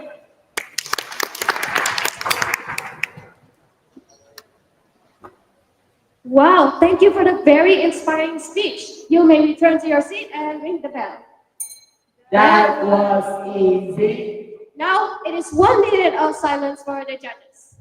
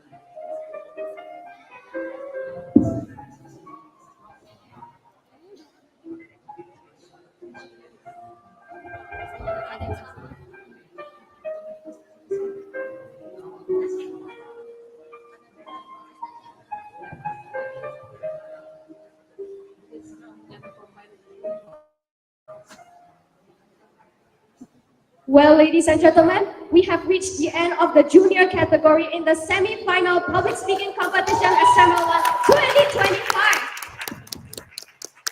All of the contestants have absolutely crushed it. With that last speech, all contestants have successfully prepared their speeches. As we come to the end of this event, we would like to take a moment to express our deepest gratitude to our contestants and visitors for being part of this event. We will also thank our sponsoring partners, Sophia and Time Zone. We hope you found it as inspiring as we did. We would also like to inform you that the youth category will be really soon. We are so welcome if you want to watch and give support for our youth contestants. We will also announce the ones who will proceed in the grand finals at around 5 p.m. and the grand finals will follow afterwards. Make sure you're there with the announcement. So feel free to roam around or stay to see the wonderful speeches from the youth category. I guess this is the end for the semi-finals of the junior category. But you know what? Let's end it up. Acara usai, riang di hati. Suara bersinar, penuh arti. Cakep. Terima kasih, tulus kami. Cakep. Sampai jumpa di lain hari. I am Lieutenant General Justin Maxwell. And I am Colonel Vivian Chang. Thank you very much. For our youth participants, please stay here for the technical meeting because it will start soon. Also, we would like to pass the baton for the MCs of the youth division. Once again, thank you very much. Thank you very much, Justin and our MC of the day. Please give them a big round of applause. Ini panggilan untuk adik-adik dan anak-anak dari youth untuk dapat berkumpul di belakang panggung. We are going to run our technical meeting for the youth participants. Untuk orang tua yang level junior, Anda dapat berputar-putar di sekitar sini atau mengajak anaknya untuk nonton performance dari youth session. Karena tidak lama lagi juga beberapa tahun ke depan mereka bisa saja jadi partisipan yang youth. Untuk grand final, begitu nanti nama mereka diumumkan, seandainya mereka jadi grand finalist, mereka akan langsung naik ke atas panggung dan menjawab pertanyaan spontan yang langsung diberikan di atas panggung. Jadi sampai nanti pengumuman, tidak akan ada yang tahu siapa yang masuk final. Yang artinya, jika nanti partisipan yang junior masuk final, mereka langsung naik ke atas panggung, langsung diberikan pertanyaan, langsung menjawab sebelum finalis selanjutnya tahu bahwa dia masuk. Okay. It will be run in a secret way and also in a very deg-degan way. Okay. See you again untuk yang junior di sekitar jam 5. Jadi pastikan sebelum jam 5 Anda sudah berkumpul di sini. Terima kasih. Sampai jumpa 15 menit lagi kita akan mulai yang sesi youth. Thank you.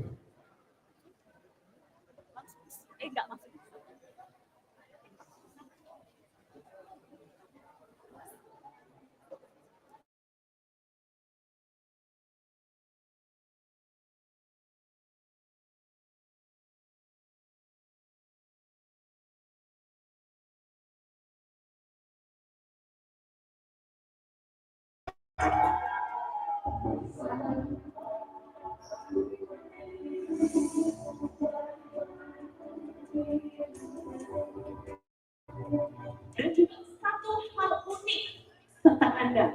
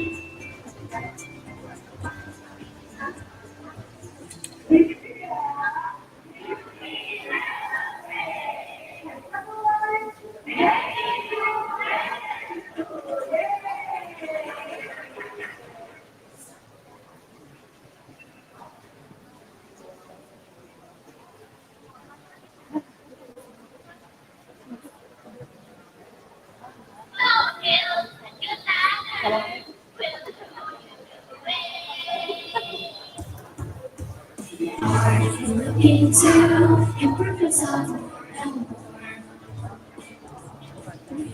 Show you how whenever you're ready to join. SMO1 will never let you down. SMO1 will guide you through the extra.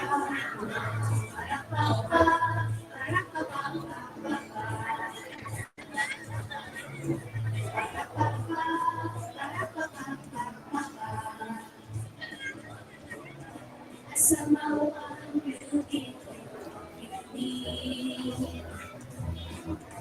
SMO1 making you better you. Soft skills and good manners will show you the way. Soft skills and good manners make them part of your day. So come on, don't be shy. Together reach the sky. Soft skills and good manners make them part of your day.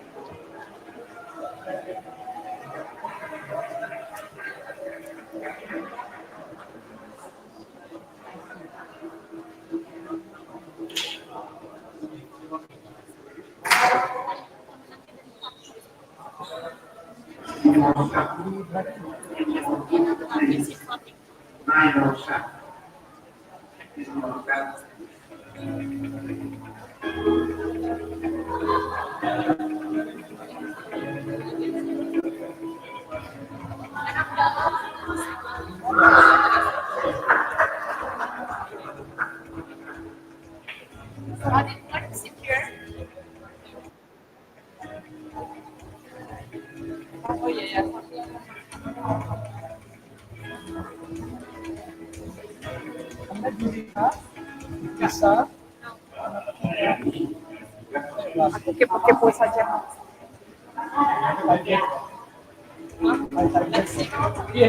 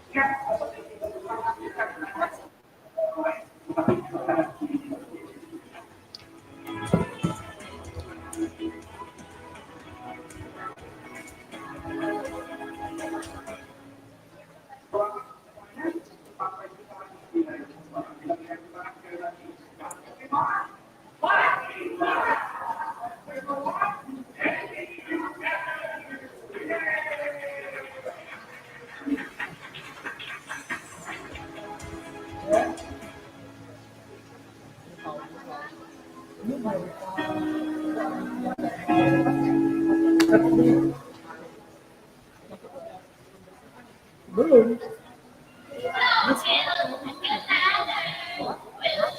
Aku tuh punya saya sendiri.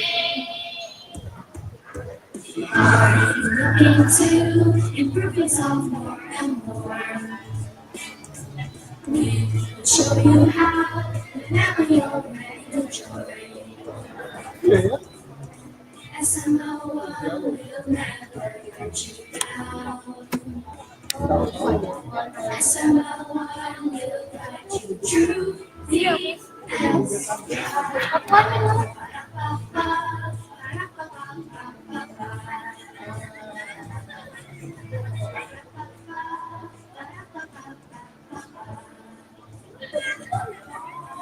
SMO1 will give you all you need.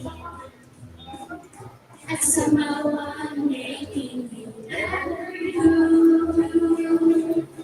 Soft skills and good manners will show you the way. Soft skills and good manners make them part of your day. So come on, don't be shy. Together reach the sky. Soft skills and good manners make them part of your day.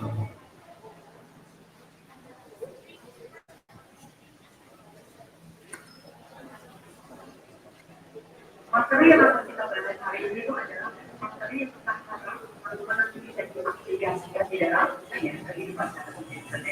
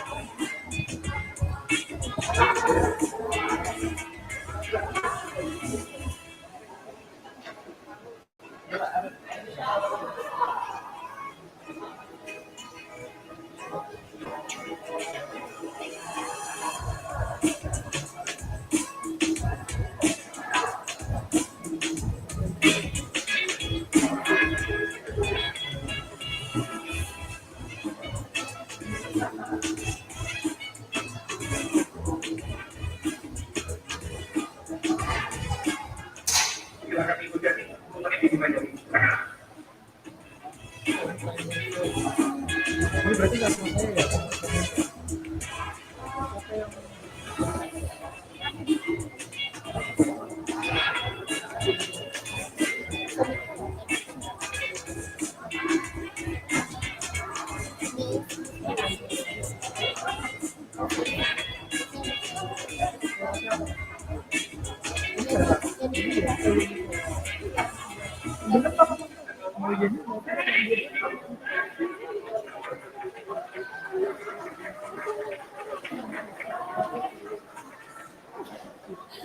Dua nama utama dan dia ini ada aku mau Niko nggak boleh ada Marco lagi. Makanya nggak Marco tuh mau jadi saudara kan dulu orang depan. Gratis dia.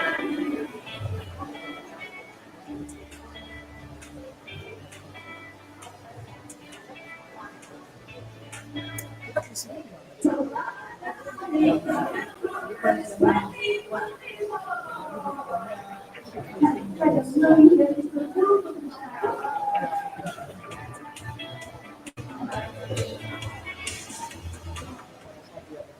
Semuanya, saya sedang ada di acara saya buka Friends 2004. Asalnya keren banget nih untuk Kanan dan juga para Gen Z yang ingin meningkatkan kemampuan kan.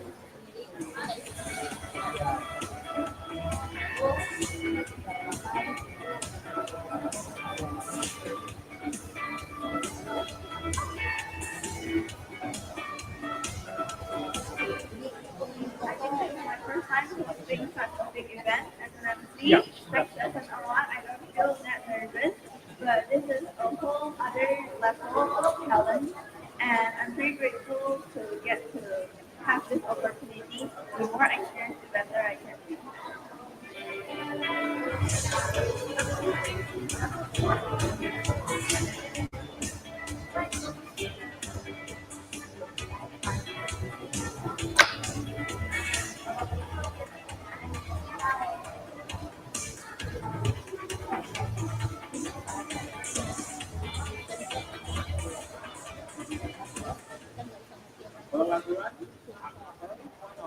Saya juga berharap ada seperti itu, tapi seperti itu tidak disediakan.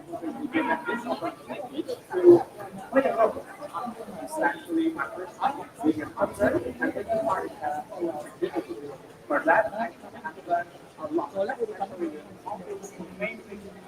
Speakers offering insightful information, and of course, the judges for worldwide future. I think that is all that I can say. Thank you. Halo semuanya, nama saya Abi. Saya bagian caster. Menurut saya tentang acara ini adalah acara ini sangat seru. Saya bertemu dengan orang baru dan belajar banyak tentang AI, cara mengelola bisnis, dan membuat bisnis channel. Dan terima kasih kepada Inara Dari tadi saya takut sih kira anak-anak junior, anak-anak junior. Kok muncul lagi? Ini kan politisi. Miss, mohon maaf ya, Miss.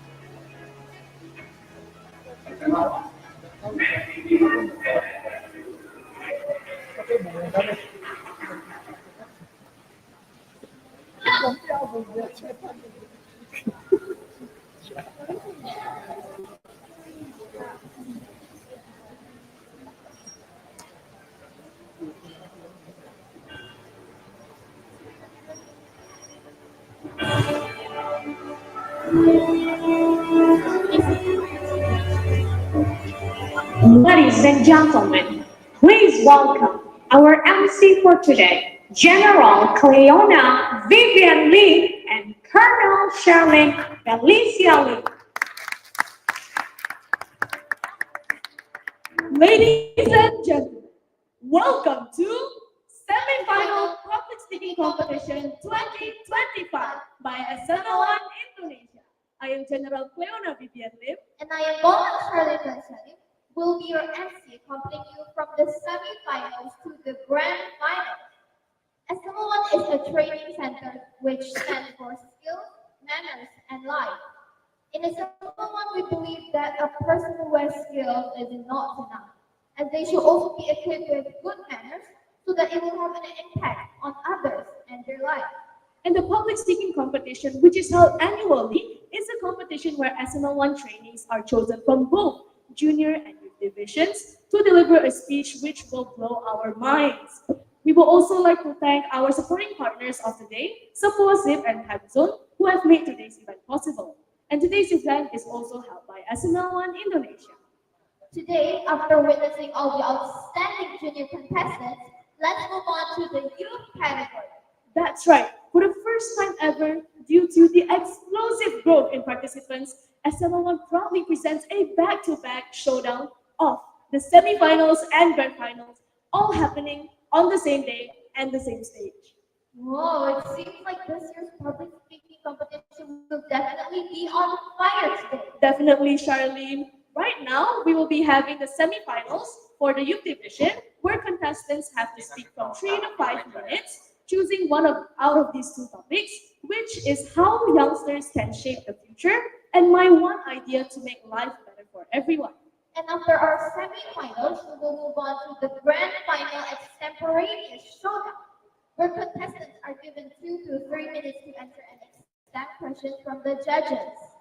The most shocking part is out of 30 contestants, only 10 are able to make it to the final. Oh my god, only 10? It will sure be a very tough competition today. But beforehand, let me introduce our contest chairperson to open our semi-finals today. So let us welcome Sir Stephen Butler. Thank you, Cleona and Vivian.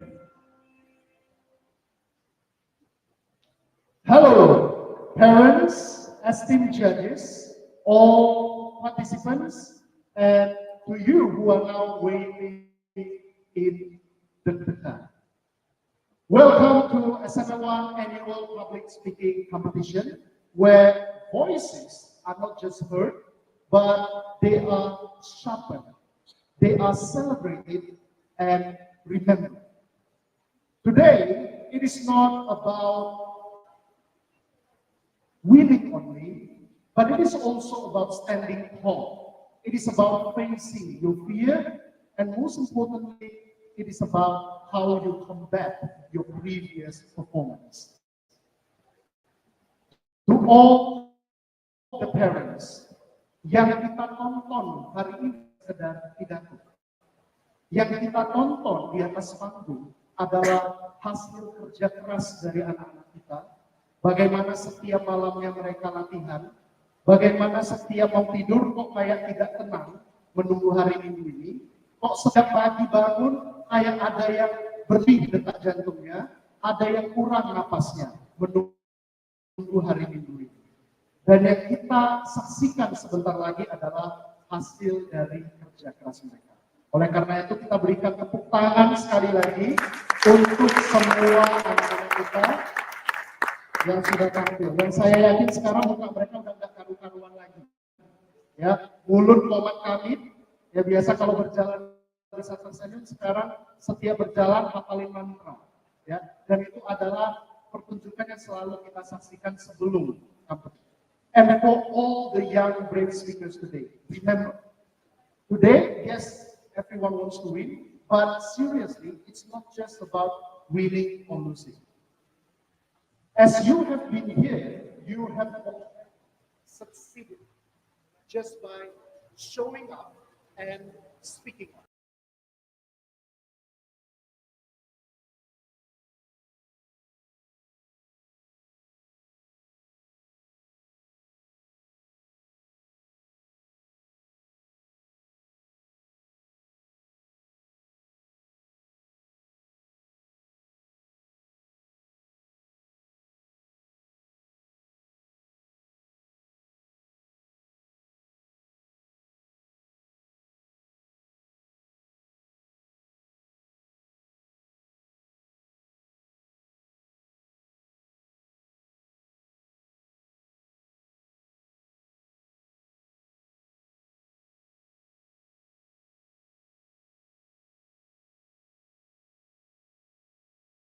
Saya khusus before the technical meeting, Bapak-Bapak sekalian, ketika tadi saya melihat 30 orang yang technical meeting, kok rasanya 30-30 ini layak gitu jadi grand final. Ya pas saya lihat, aduh ini berat kerjaan juri hari ini, makanya saya nggak mau jadi juri ya di babak semifinal ini, biarlah mereka yang berasap kepalanya. Oke. Kenapa? Karena dari 30 yang udah jago-jago ini harus memilih 10. Dalam keseharian saya sering bertemu dengan kepala sekolah. Ya kadang mereka bilang tuh, Sir Stephen, ini kalau kami ada lomba, thank you banget ada SML1. Karena biasanya mewakili sekolah itu murid-murid SML1. Nah, kalau hari ini SML1 buat public speaking competition, disinilah berkumpul public speaker handal di Kota Medan dalam bentuk mini. Ya, jadi anak-anak disinilah semua. Jadi kalau biasanya mereka compete ya di tempat yang umum, hari ini mereka compete di tempat mereka berlatih silat. Ya, kalau setiap minggu mereka datang latihan, hari ini mereka harus melawan teman-temannya sendiri. But again, this is life. No matter how good you are, you also need to put up a fight. Because at the end, only 10, the best of the best, will proceed to the grand final. So remember, let the words fly, let the hearts move, let this stage become a celebration of how you have become yourself this year. Again, welcome to the stage of courage. Welcome to the annual SML1 Public Speaking Competition, and let the show begin. Thank you so much, Sir Stephen. Now, I am really excited to call our team of judges for this competition. So our first judge of the day is a certified public speaker by IPSA, which is the Indonesian Professional Speakers Association. Let us give a round of applause to Sir Nico Mambo. Our second judge of today is a public speaking trainer, a someone and a co-founder of Amigos Talk English Club. Let's give a big round of applause to Sir Aditya Setiawan. Our third judge of today is also a certified public speaker by IPSA, Indonesian Professional Speakers Association, and is a businesswoman in the logistics sector. Let us give a round of applause to Ibu Merita. And our last judge is a public speaking coach and Selma One. Let's give a big round of applause to Miss Yeni. As a reminder, the judges will mark your performances based on content, delivery, and also language. As we all know, the time is 3 to 4. So for 3 minutes, it will be green light. For 4 minutes, it will be yellow light. and 5 minutes, it will be red light. And you have 30 seconds to end your speech before the bell will ring. I believe everyone here has understood the rules. So without further ado, let us start our public speaking competition with a pantun. Beli bakso di pinggir jalan. Cakep. Sambanya banyak sampai kepedesan. Selamat datang di Public Speaking Competition 2025. Cakep. Siap-siap gugup. Masuknya luar biasa.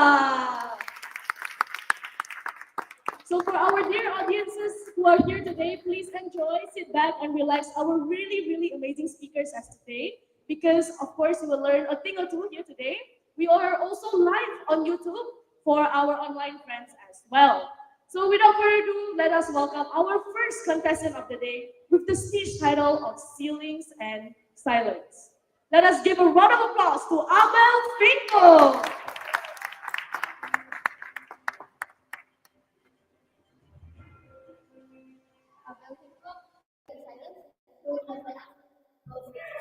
Thank you.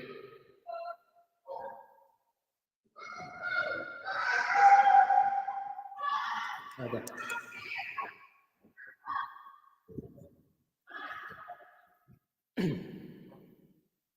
A few weeks ago, there was a blackout in my house. There's no lights, no Wi-Fi, and the best part is my phone completely dead. I hated every moment of it. I vividly remembered I was just standing there, praying for the lights to turn back on.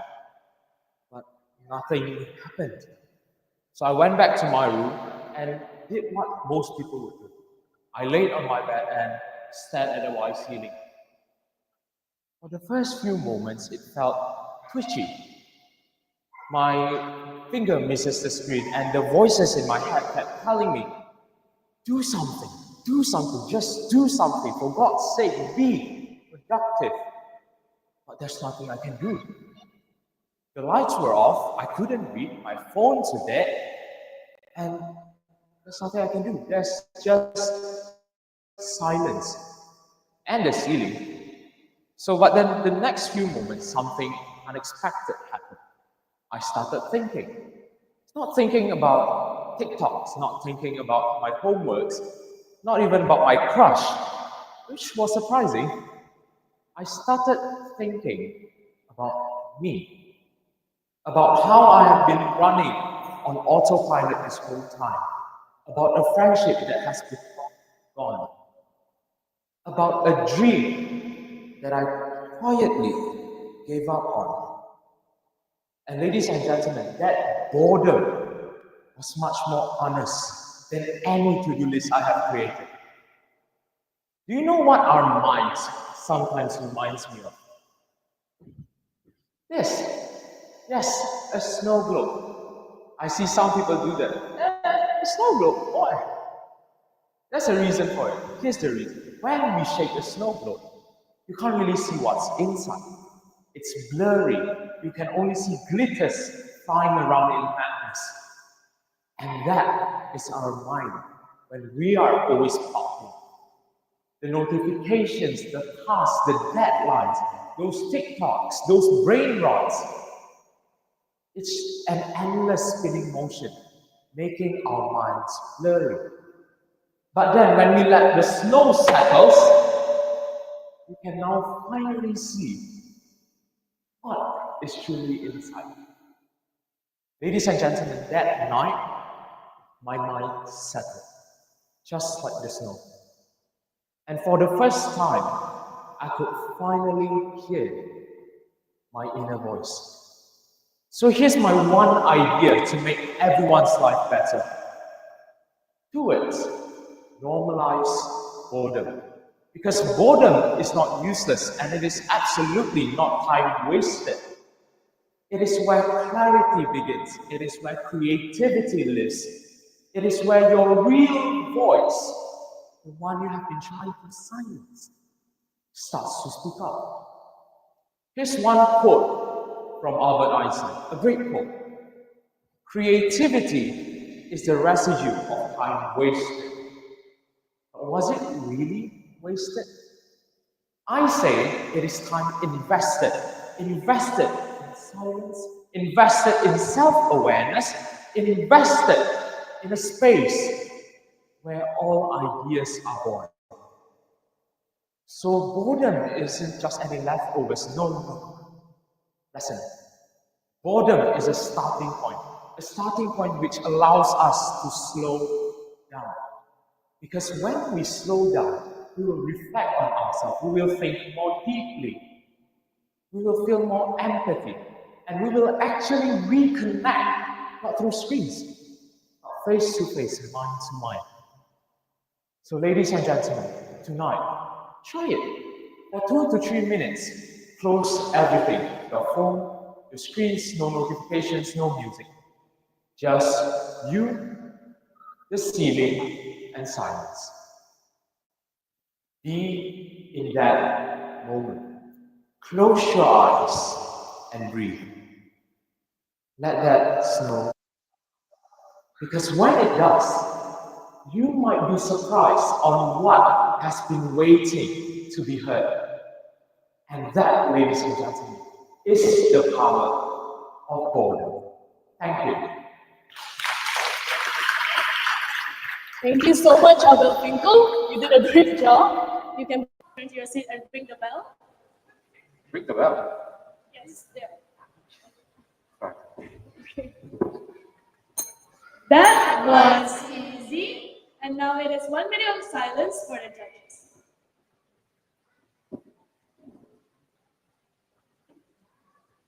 Yes.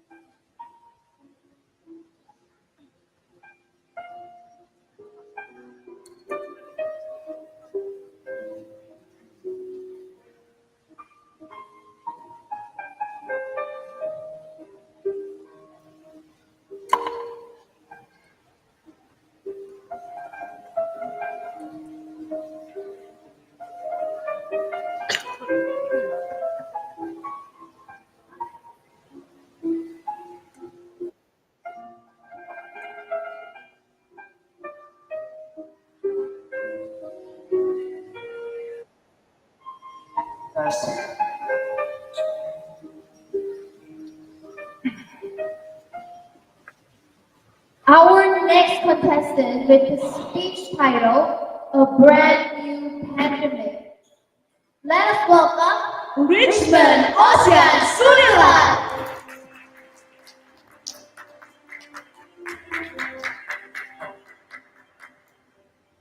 Richmond. A brand new pandemic, Richmond also to deal with. Good luck.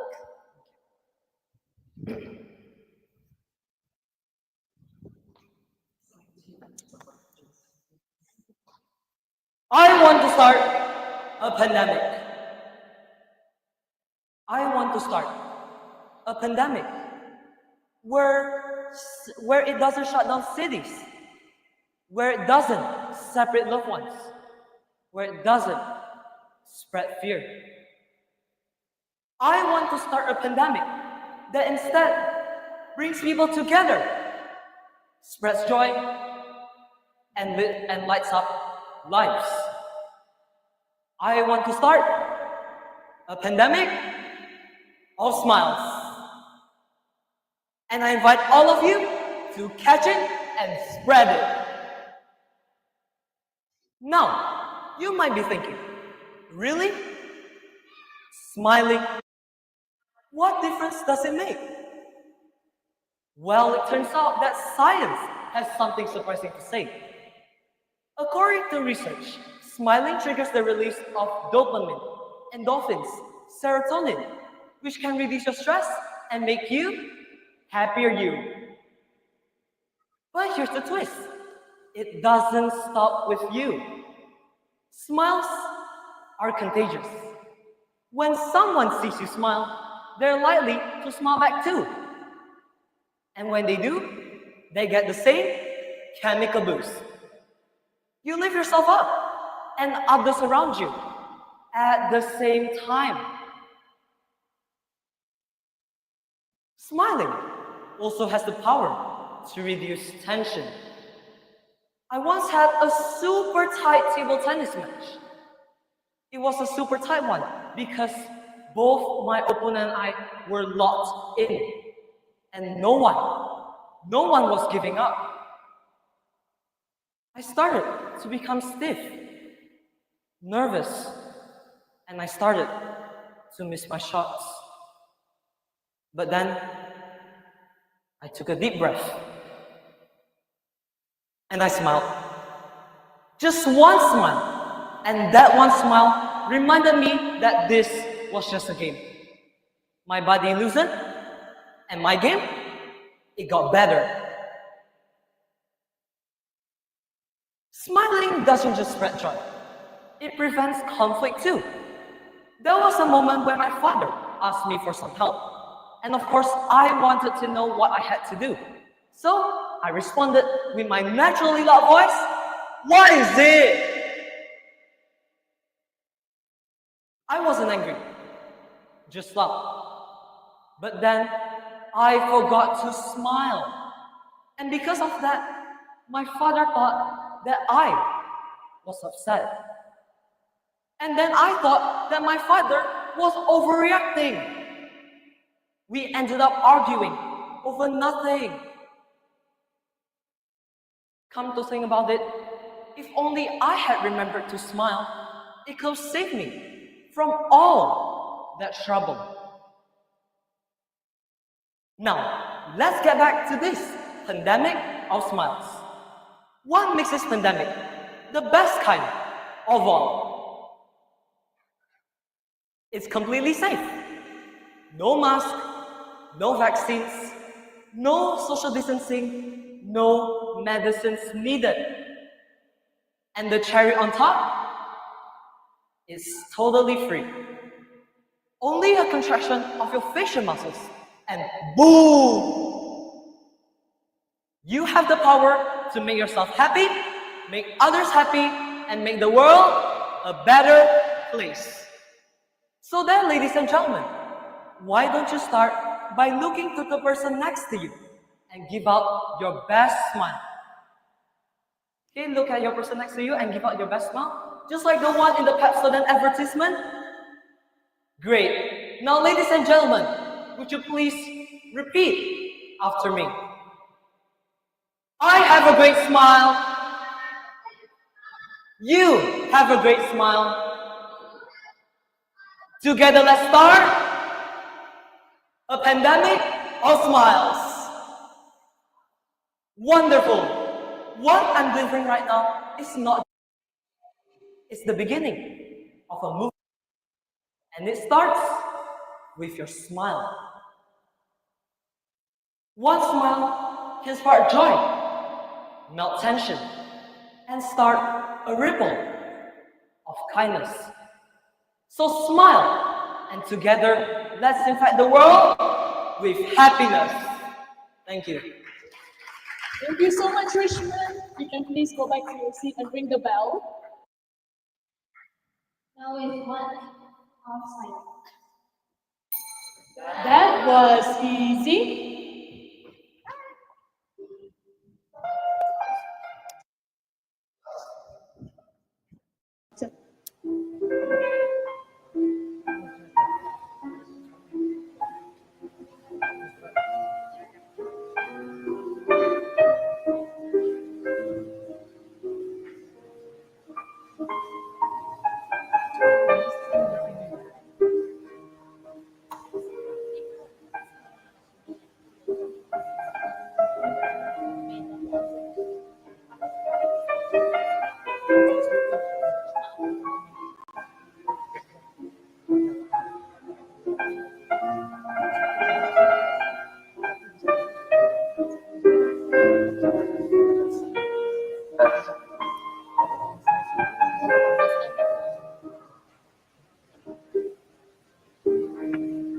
Now moving on to our third contestant with the title of Disappear and Reappear. So let us give a round of applause to Aaron Gwit Samara.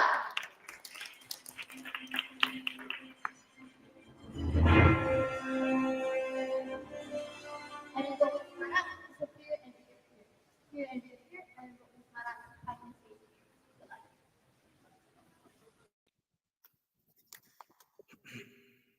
Okay. Who here has ever been late for at least once? Please raise up your hand. Well, thank you everyone. I believe every single one of us here has ever been late before. Even the parents who did not raise up their hand.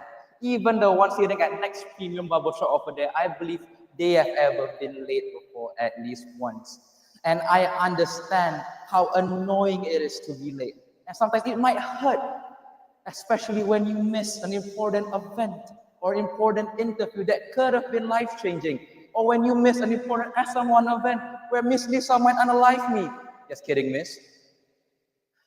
And I know in all of your heart, there's a fear, not about public speaking, but a fear of being late.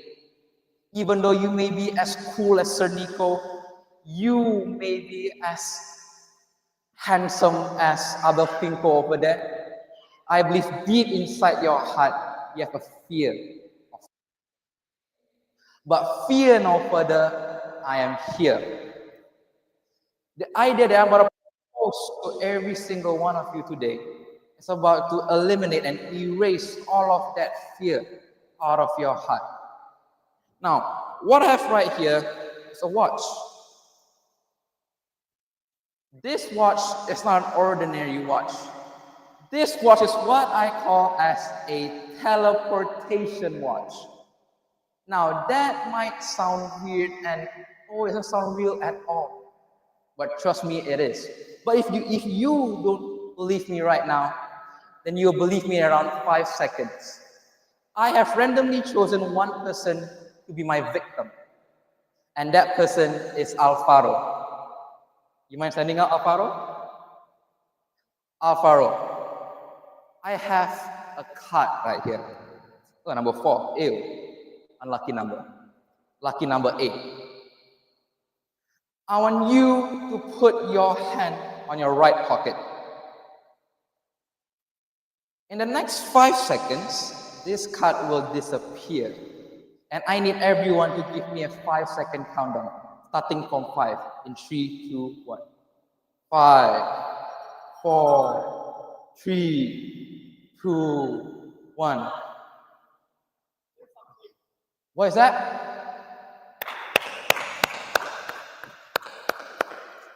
Thank you, Alvaro. Ladies and gentlemen, that is what we call as teleportation.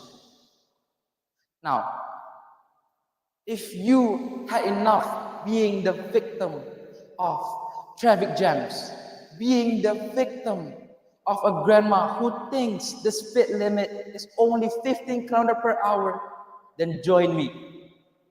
Join me in a project in building this wonderful piece of device that will not only help you, it will also help everyone here feel the fear of being late. And if we successfully build this piece of device and you happen to have it on your hand, when you're late for school, what can you do? Teleport. When you are late for an important interview, what can you do? Teleport. And if you are late for an SM1 event, what can you do? Let me repeat myself. When you are late for school, what can you do? Teleport. When you are late for an interview that could be life-changing, what do? Teleport. So then if you are late for an important SM1 event where Miss Lisa might unalive you if you don't arrive in time, what can you do? Thank you, everyone. Thank you so much, Aaron. Congratulations. Return to your seat and bring the... And now is 1 minute of silence for the judges. That was...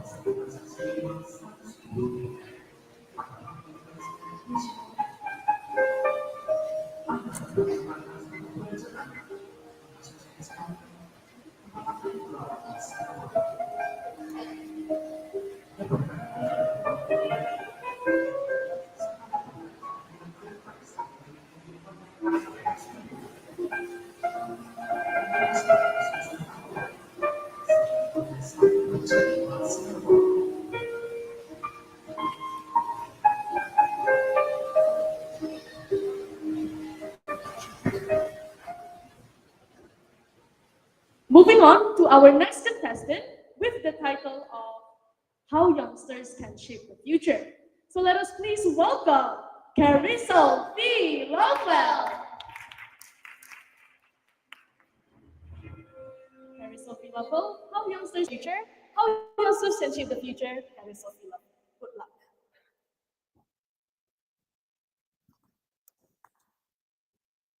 Good afternoon, everyone. Have you ever heard of a saying that goes, the youth are the leaders of tomorrow? But I believe in something even more powerful. The youth aren't just leaders of tomorrow, they're the change makers of today. Look around, it's young voices leading climate change protests, creating apps that solve real life problems, raising awareness for mental health, and standing up for equality. We have the energy, we have the creativity, we have the ideas, and most importantly, we have the power. Let me tell you a quick story. Last year, I noticed some of my friends, people I meet every day, were clearly struggling. They looked anxious, stressed, and disconnected. They were also quieter, less engaged, and always exhausted. At first, I didn't know what to do. I felt powerless. I even thought to myself, what can I do? I'm also a student like them. But I felt like I had to do something. So, I gathered a few friends and we started a small student support group.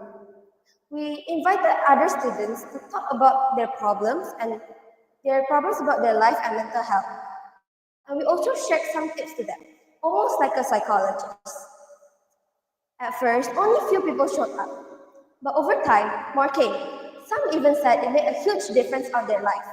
And that made me feel more motivated. Even though I didn't change the world, we changed something. And that something matters. At first, even though we didn't change the world, we changed something. And that something matters. So, how can we shape the future? How can you shape the future? First, by speaking up. Our voices are powerful because real change starts when we speak the truth and stand up for what's right. Second, by learning relentlessly. Always learn a lot because every skill you gain is a tool for change. Third, by building things. It could be an app, a club, or maybe just a safe space for somebody else. And the last and the most important one is by believing in ourselves. Because behind every success in history is someone young, unsure, but brave enough to take the next step. So, to every young person here, don't wait. Don't wait for permission. Don't wait until you're older. Don't wait for the right time. Because a successful future isn't something we inherit. It's something we create. So, ladies and gentlemen, let's start now. Thank you. Congratulations, Carousel. You can please go back to your seat and ring the bell. Now it is 1 minute of silence for the That was easy.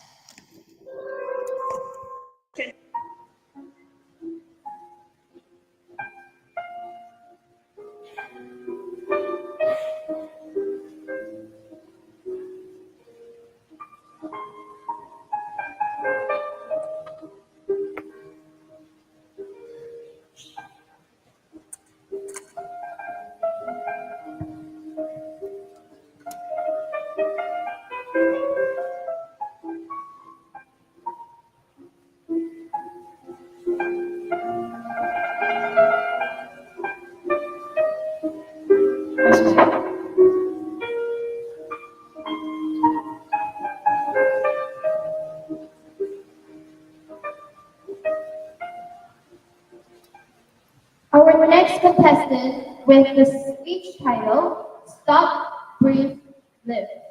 Let us welcome Sophia Grace.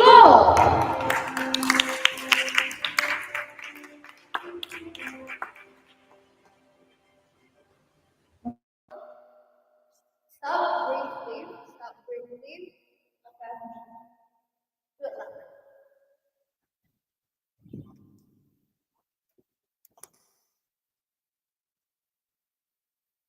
We need to slow down.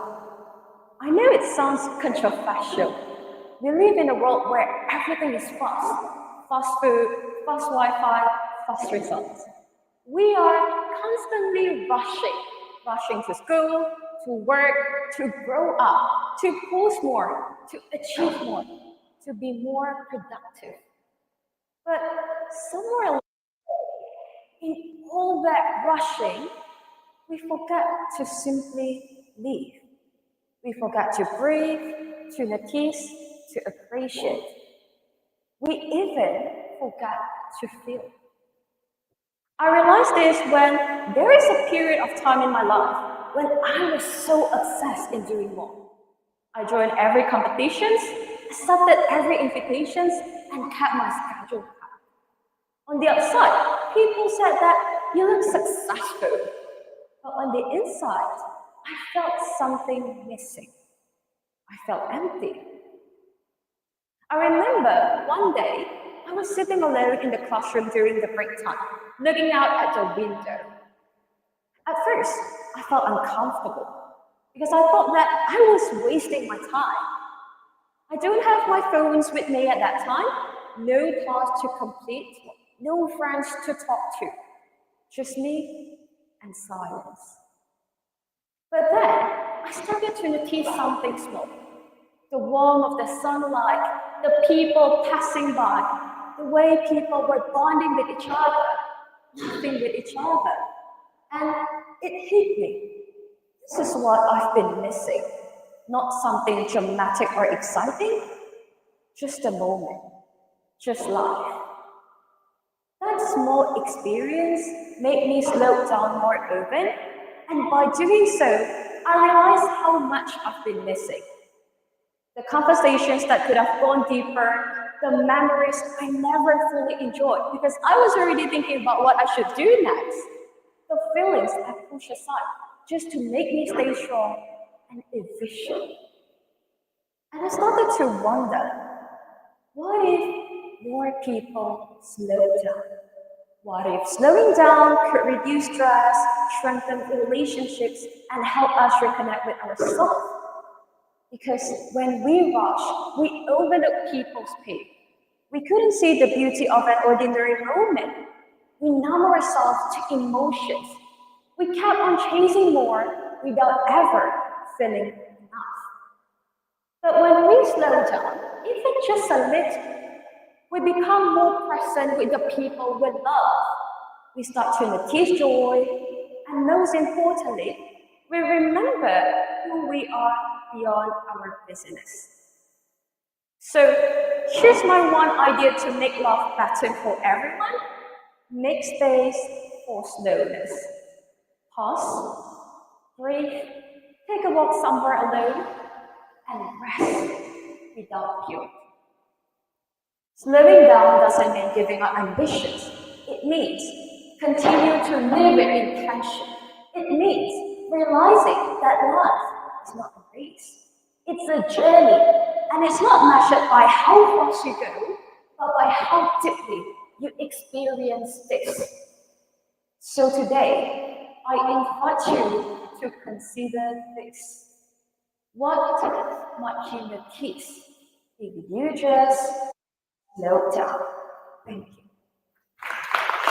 Thank you so much, Sophia. You may please return to your seat to make the bed. Now there is 1 minute of silence for the judges. That was easy.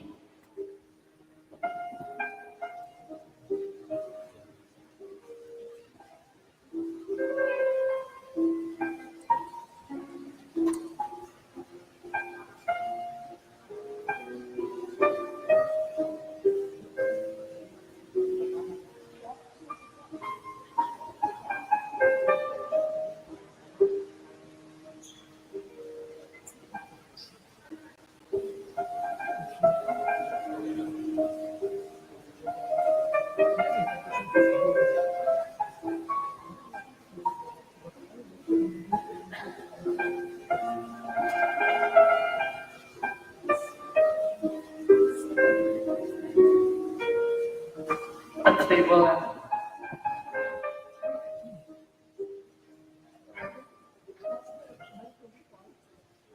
Moving on to our next contestant with the title of Participation is the Key to Success.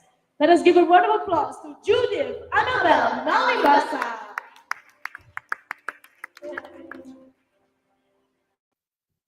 Judith Annabelle Nalibasa. Participation is the key to success. Participation is the key to success. Judith Annabelle Nalibasa. Good luck.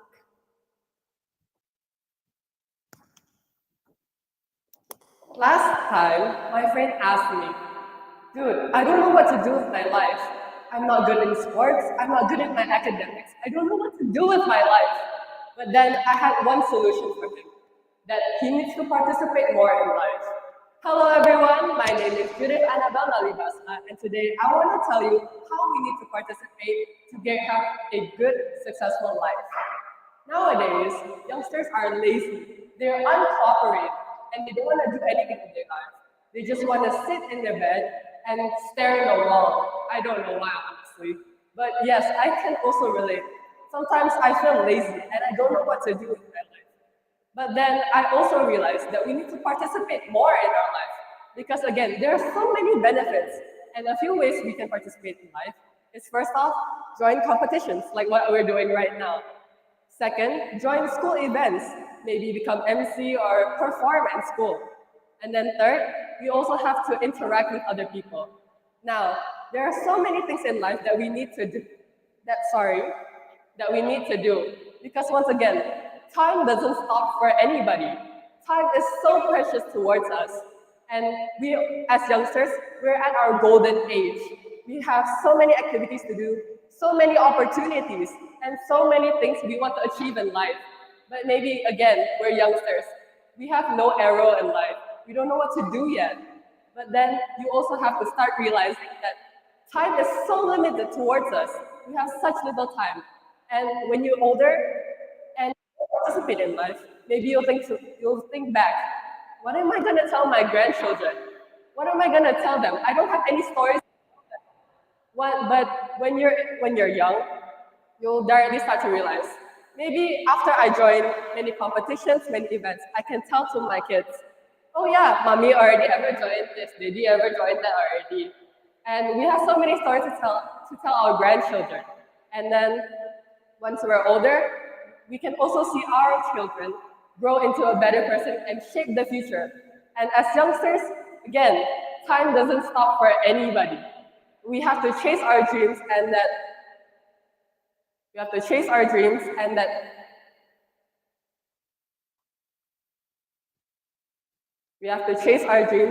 time stops for nobody. My mom used to say to me, Judith, you should join this competition. You should do this, you should do that. But again, even my friends told me, Judith, what force you to join this competition? Is there even any use?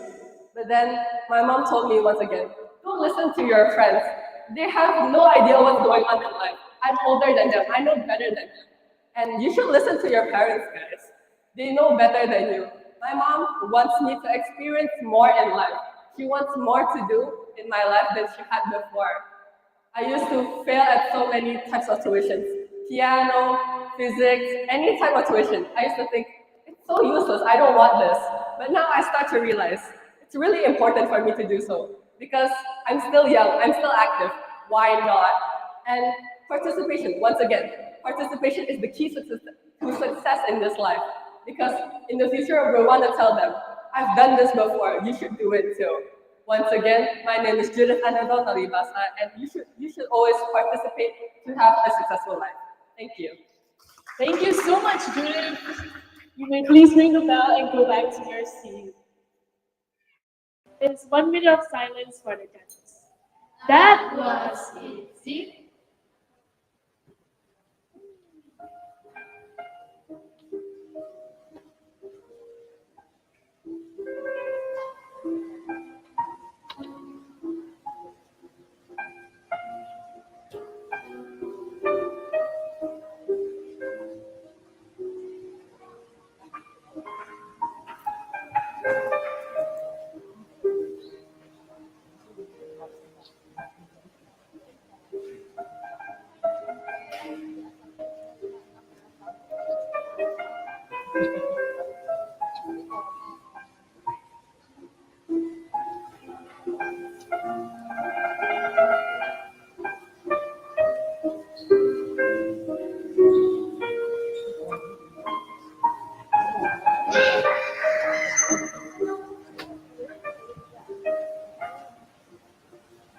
Our next contestant with the speech title, Build Your Life One Skill at a Time. Let us welcome Marwa alias Sakina Rangkuti.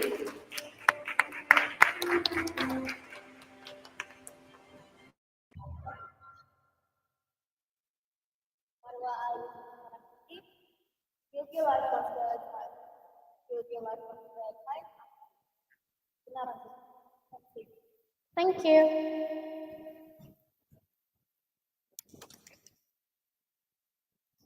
B.J. Habibie said, life is adventure, full of challenges. Everyone, let's imagine.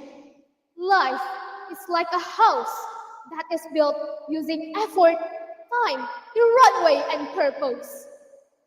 And now imagine the blocks that used to form the house as the life skills. So life is built with the life skills.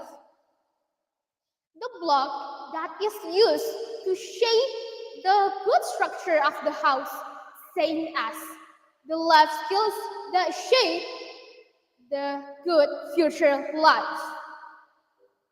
The examples of life skills such as time management, communication, critical thinking, and problem solving.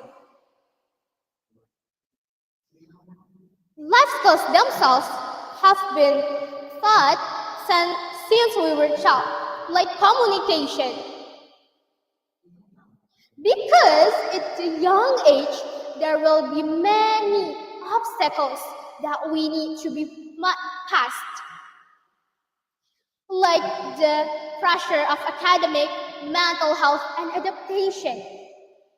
To solve all of them obstacles or problems, we have to learn and master life skills.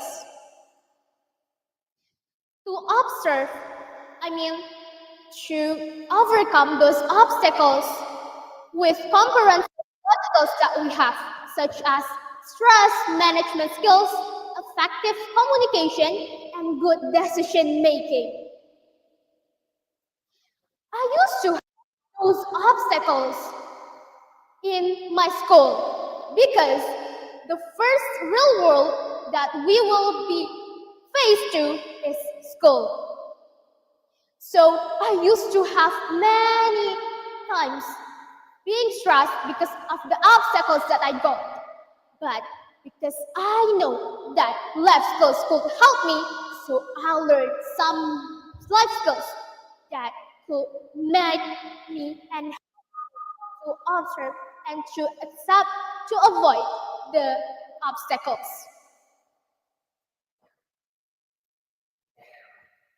To make or to have a good life is not making in one time. To form a good life does not mean that our life is built in one time. But gradually, if we could master it and keeping learning and trying until we could master the life skills, then we have started to build a good future life. Don't worry if you never trying, because learning has no limit times. Just learn, because if you learn, then you'll know and you'll got something. Small steps that you make will make a big result and will make a good impact for your future life. And a good future of life or a successful life does not create by the high grades that we have. Because some successful people are a success because of the way, the technique they use to face the real world.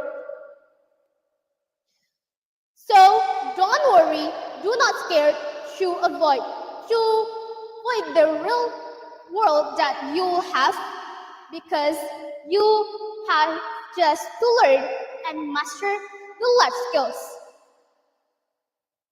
Life is an adventure. A lot of life skills in it. I'm Marwa. Thank you.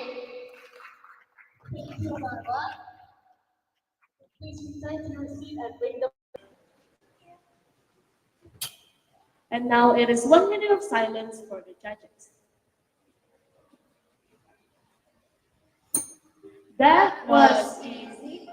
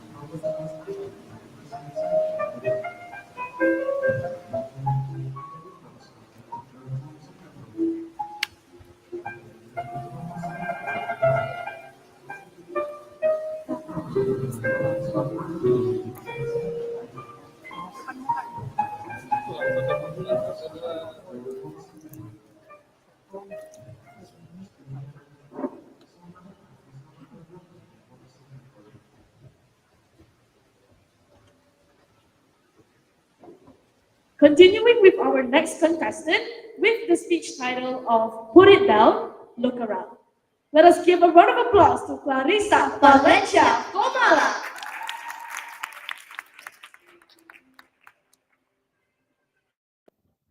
Clarissa Valencia Komala, put it down, look around. Put it down, look around. Clarissa Valencia Komala. Good luck.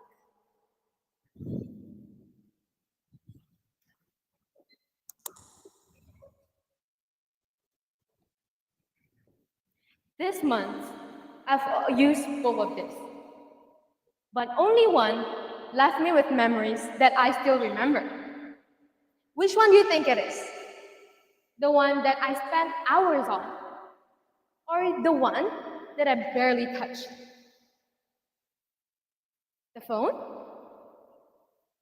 Actually, I don't remember anything when I'm using the phone. This? I only used this twice, but I still remember when exactly that was and who I was with. Good day, ladies and gentlemen. I am Clarissa, and today I'll be sharing a moment where got me stopping and start rethinking everything. It all happened during lunch. Just a regular day, nothing huge, but something happened. Let me bring you to my usual lunch routine. My friend will be blasting music, and I'll be just here on my phone looking for videos to watch on YouTube. And it goes on every day. Eat, watch, done. Eat, watch, done. Eat, watch, done. The same thing every day. But then one day, one thought struck me. Why thought? When I look back at 11th grade in the future, what will I think of? And genuinely, the answer scared me. Nothing. Because in this 11th grade, I've always been on my phone, creating no memories, never living those memories. So then, I made a simple decision. I decided to put it down and started looking around. I started using my phone, no phone during lunch. And generally just being there, observing the chaos, jamming to the music, and talking to a friend while eating. It has been really, really fun. So since then, I did not use my phone during lunch. And I realized that it's not only during lunch that I missed those moments. It was in these little moments that I actually was busy doing something else that I forgot to be there, be in the moment. And then I remember that this lunch is no longer a break. It was actually a moment to create memories. Like when my friends started playing a throwback song and we all started jamming and singing to the music. Or like, habis kotek lah, fix what I kia. After exam, I want to go have fun. Or this random conversation that just became the highlight of my day. Lunch or no lunch, I decided to do one thing. Whenever it matters the most. Simple, dinner with family, spending time with a friend, or just random walk. I decided no scrolling, no distractions, just be there for 1 hour. This cute. I never learned how to solve this. It took me 5 full minutes to give up. And this phone has been with me for years. But ask me what just happened 2 seconds ago when I'm using the phone. My answer, maybe eating. I will have no memory of what just happened. This cute. I remember clearly what just happened. I'm not asking everyone to put down your phone every single time. Not forever, not always. It is just you need to know when to put it down and start looking around. Because some of the best memories don't happen only on screen. The best memories come from the world in front of you. I'm Clarissa. Thank you. Thank you so much, Molly. Please return to your seat and ring the bell. Right there. Now it is 1 minute of silence for the judges. That was easy.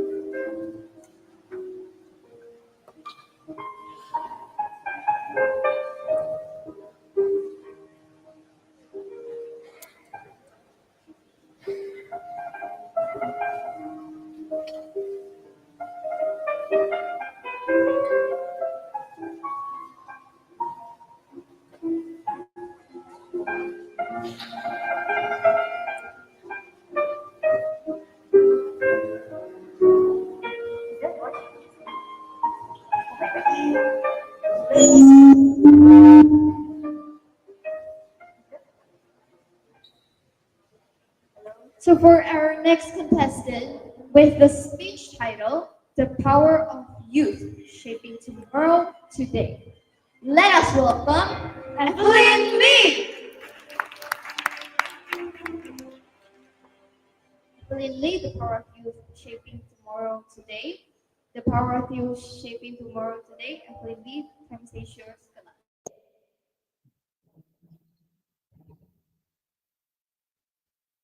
Shalin,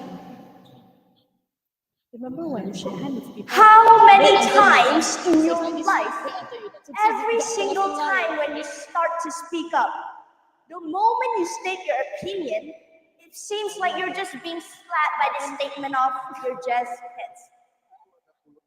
Okay, thank you, sir. Perhaps you have or you have never experienced it.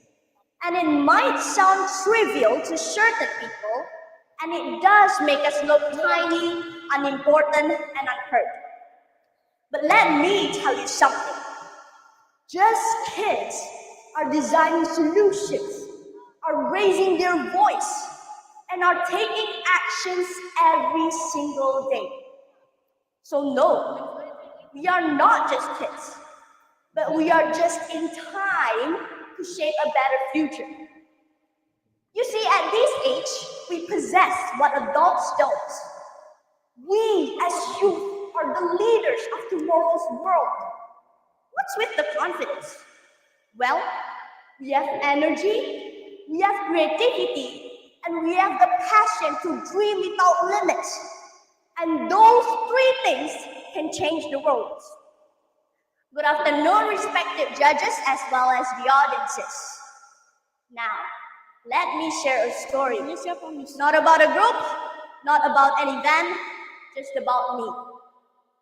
You see, a while ago, I realized that I was spending hours scrolling through social media and playing games. And of course, I didn't feel proud of how I was killing my time. So consequently, I made a choice. I started using 30 minutes a day to learn something new. Designing, public speaking, and even a little bit of coding. Of course, at first it was hard. However, I was getting better gradually.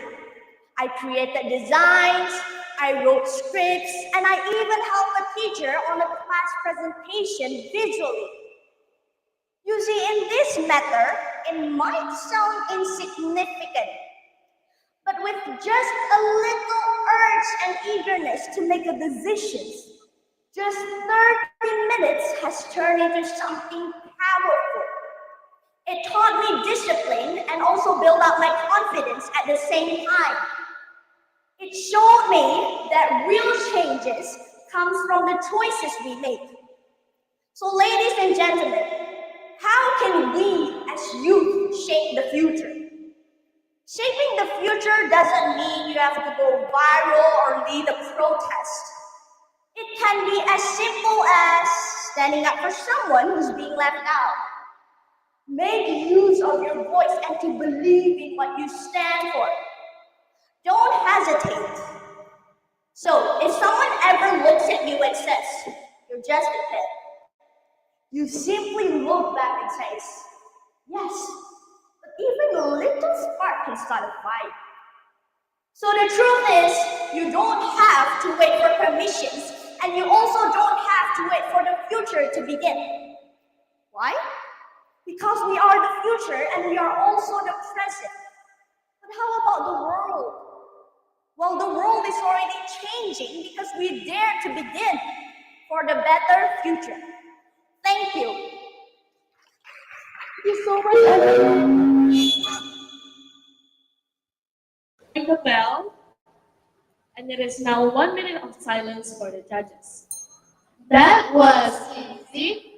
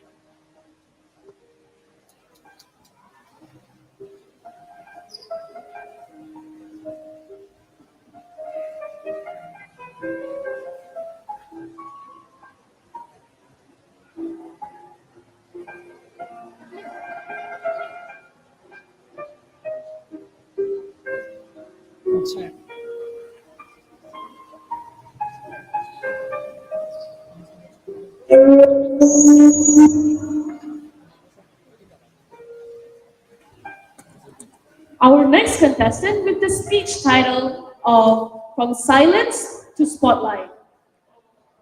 So let us welcome Karis.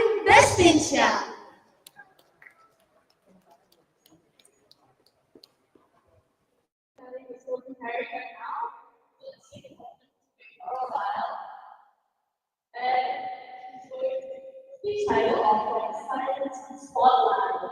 You can really see that is already still.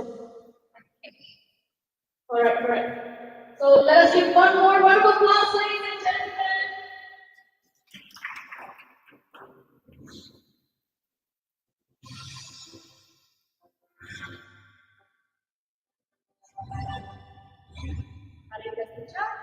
silence to spotlight. From silence to spotlight, Analipa. Good luck.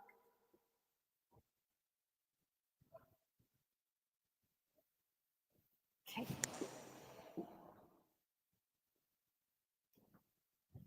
Miss, maknya kenapa, Miss? They say the loudest voice in spotlight When I come up, once started in silence. Oh, yeah. Good afternoon, ladies and gentlemen. I am Grace Yak, and today I want to talk about something that all of us face. But before that, I would like to ask a simple question to you guys. So I have a glass that's filled with tea halfway. And what I want to ask you guys is that when you first see this, which part do you focus on more? The half empty part or the half full part? Now hold your answer because we'll return to this later. Continuing, I think all of us have ever been in this phase when life keeps throwing problems and obstacles to us over and over again, to the point where you start to question yourself. Why do I have to face all of these challenges? Why does it have to be me? Why does everyone else seem to have it easy while I'm here struggling? I've also been in that position before, and I've also asked myself those same questions. But before, let us rewind back in 2020, when the pandemic first hit. The whole world stopped, including for me. Interactions were limited, conversations faded to text, and my world, it shrank to just a floor, 4 walls, and a roof, and screens. That's it. And when school finally reopened, I thought maybe things would start to turn back to normal again. But unfortunately, it didn't for me. Because I remember a time when I was at a class, the teacher was asking me to present my ideas in front of the class. I clearly knew what I wanted to say, but at the same time, the more I tried to speak, the more my voice wouldn't seem to come out. And for a long, long time, I waited in silence. And you know what? At the end, I just told my teacher, well, miss, I don't have any idea. And I just ended up sitting, and that day, I felt like the most miserable human being ever. I felt like I was a side character in my own life. I don't have anything special.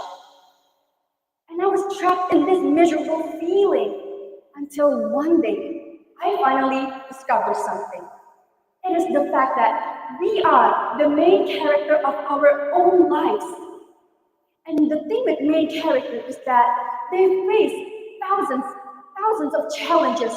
But do they give up? They don't. They use what they fight for their best. And that is why challenges are very essential for us. It is a part of our character development. Without facing these challenges, we're not going to be able to grow and discover another side of us. So, ever since that day, I promised to myself that I am going to be like the main character. And I started small, really small. I started by trying to build a small conversation with my friends, my teachers, trying to engage more in class, join more organizations, engage myself in this public speaking community. And look where I am right now. I'm standing here in the spotlight, talking to all of you. And so back to this class. Back then, I used to see my life as the half-empty part of the glass. I was too focused on the things that I lacked: confidence, growth, connection. And for a long time, I was miserable, but I didn't even try to change. But now, my mindset changed. I chose to focus on the half-filled glass, meaning that I chose to see what I already have. And from this, I changed myself to grow and be a better person. So really, there's no right or wrong answer. It just depends on your perspective. Do you see your challenges as setbacks or growth? Because let's just imagine, if all of us can start to view challenges as growth, wouldn't life be more bearable to us? Wouldn't life be more be more comfortable? Wouldn't life be easier to face? So, before I close, I just want to tell to everyone right here that even the loudest voice in spotlight once started in silence. Ladies and gentlemen, I'm Karin Destinsia. Thank you very much. Thank you so much, Karin. You may please return to your seat and ring the bell. And now it is 1 minute for the judges. That was easy.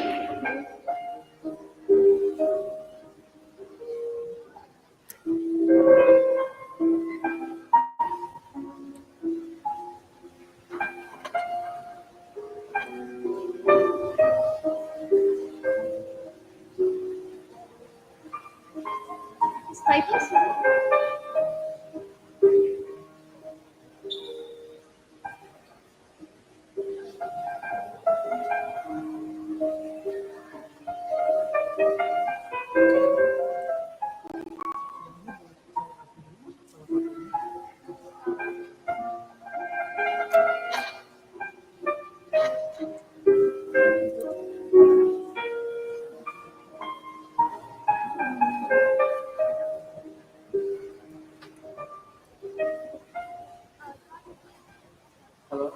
Our next contestant with the speech title, How Can Youngsters Shape the Future? Bursting Your Limit. Let us welcome Brendan Jiang.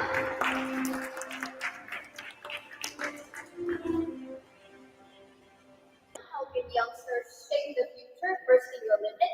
How can youngsters shape the future? Bursting your limit. Brendan Jiang. Time to stage is yours. Good luck. Thank you.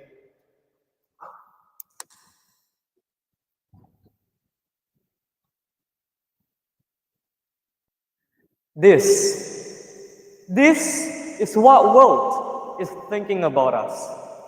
Limits. They keep on saying, hey, you are too young to live. You don't have enough experience. Just wait for your turn. But ladies and gentlemen, this is what I think about youngsters. They don't fit inside limits. They burst them. And that is how youngsters can shape the future. Hello, ladies and gentlemen. My name is Brandon Chiang, and today I'm going to tell you about how youngsters can shape the future. Being the youngest in the room and being ignored is something what I have experienced.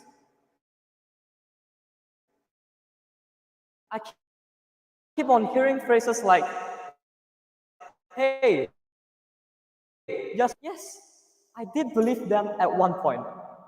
But recently, I have discovered something far more significant. It is that you don't need to be old to be bold. Being bold doesn't wait for maturity. Passion is the source of it. From having the guts to declare, I care about something and I need to do something, everything changed at that precise moment. That's shift. I recall my team captain getting injured in the middle of a football match. Nobody knew what to do, so everyone panicked. I didn't.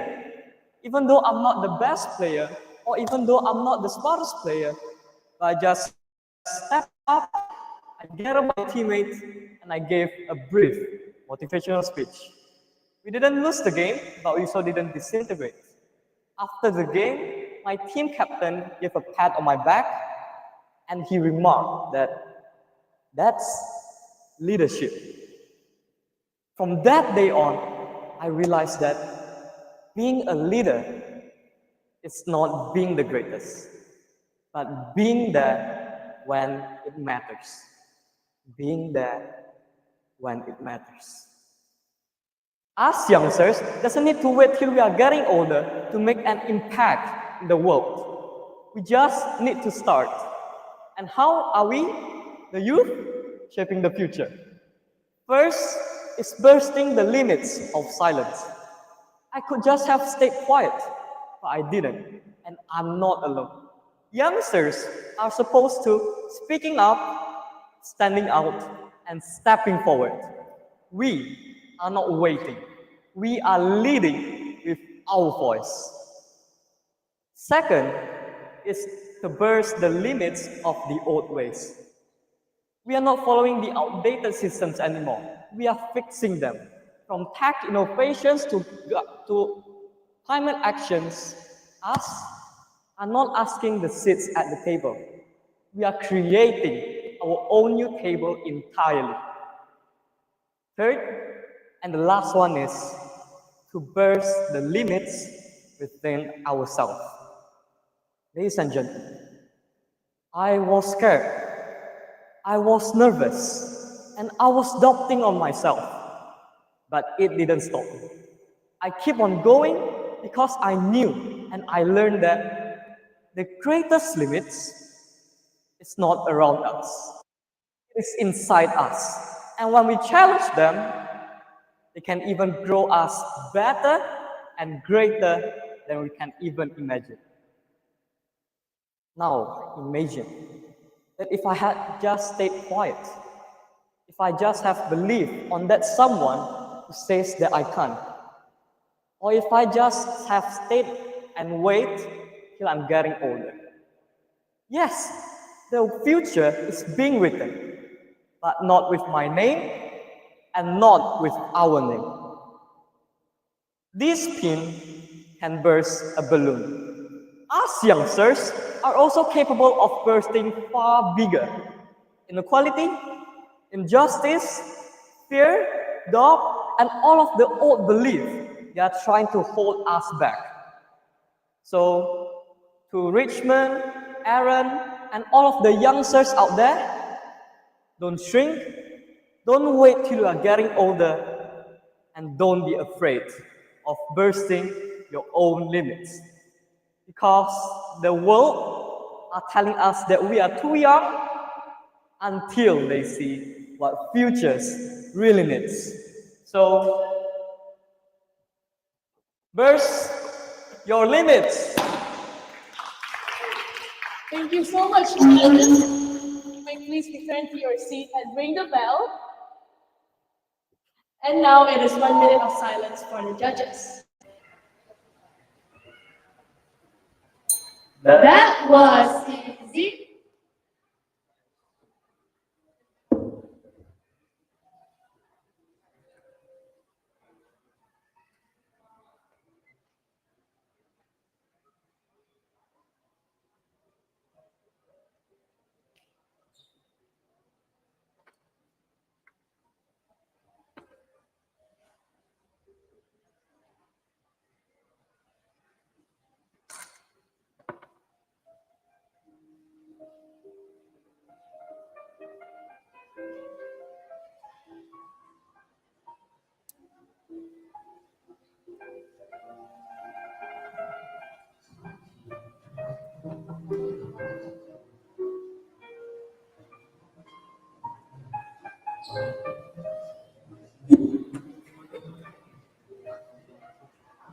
Continuing with our next contestant with the speech title of Let Time Pass.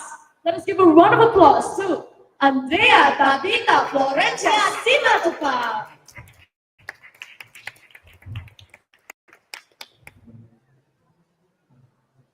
Andrea Tabita Florencia Simatupang, Let Time Pass. Andrea Tabita Florencia Simatupang. Good luck.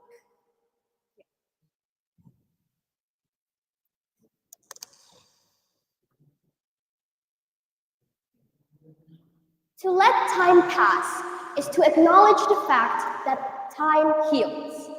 To let time pass is to let time continue without actively trying to control or change its progress.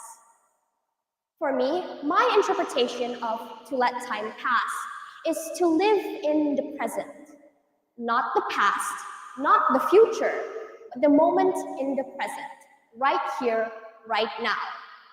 Like in the song Beautiful Boy by John Lennon, there's a lyric that goes, "Life is what happens to you when you're busy making other plans." And I'm sure a lot of you have already heard of the song and this lyric, and I'm sure a lot of us have different interpretations about this lyric. But my personal interpretation about this lyric is pretty straightforward. For me, it means that no matter how much of a well-planned person you are, you can plan your whole entire future, but life is still unexpected.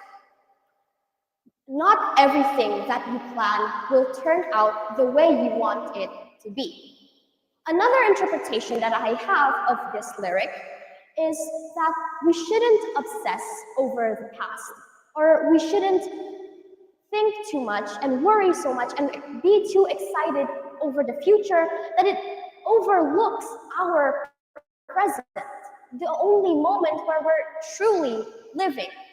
Because think about it, when we're too busy making other plans, we will forget to live in our present. When we're distracted by the not here yet future, or too distracted about the already happened past, the present is forgotten. Fun fact, today is the 25th of May. In 3 days, I will attend my junior high school graduation, which means I will be in senior high school. And if I had to choose a moment in my life where I needed to send myself a message, it would be at the start of my junior high school years, when I was still in 7th grade. And I would tell myself, hey, don't forget to live in your present. Because a fun fact about my old self, well, she was stuck in the past. I was in a new school, in a new environment, and I kept thinking and missing my old friends. I was essentially stuck in my past. And I was also way too nervous about the future. I was scared that I would have to continue my junior high school years without any friends. And that moment terrified me. But I guarantee you, in 3 days at my graduation, I will ugly cry because of an ironic thing. Because I will miss the friends that I had and made in my junior high school years. And here's the truth, the whole truth. The past is finalized, okay? Nothing you can do, no amount of time can change the past. Which is why spending your whole entire life obsessing over the past is completely futile and it's poor. The only thing you can actually do is to try and come to terms with the past. The only thing you can do is to let time pass and let it heal you. And the future, on the other hand, isn't finalized. The future isn't a guarantee, it's a possibility. People that died yesterday had plans for today, while people who are alive today are waiting for a tomorrow. By letting time pass, we acknowledge the fact that, we can heal. And what I want to tell you is that we shouldn't let our obsession with the past, our nervousness and our excitement over the future overlook our present. Because remember, the past will fade into memory eventually, and the future will be here sooner or later. All we have to do is to let time pass. And as someone famous once pointed out, life moves on pretty fast. If you don't stop and look around for a moment, you might just miss it. Thank you.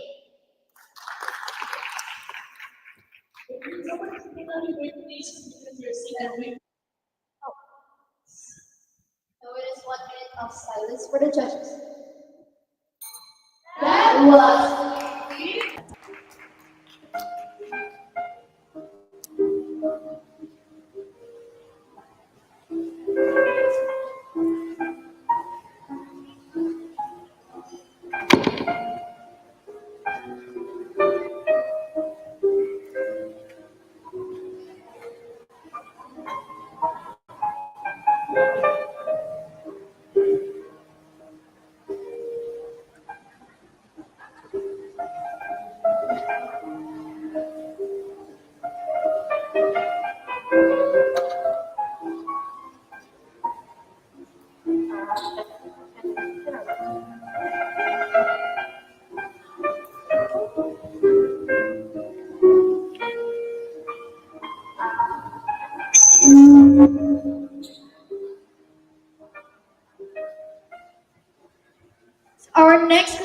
contestant with the speech title, Think Less, Do More. Let us welcome Vivian Zhang.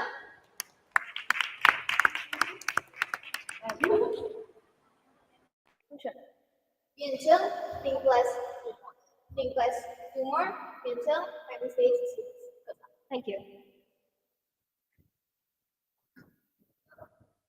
According to research, we produce an average of 6,000 thoughts per day. Some of them are simple and neutral thoughts, like, wow, today's such a fine day, or, oh, I've made a new friend today. But here's the catch.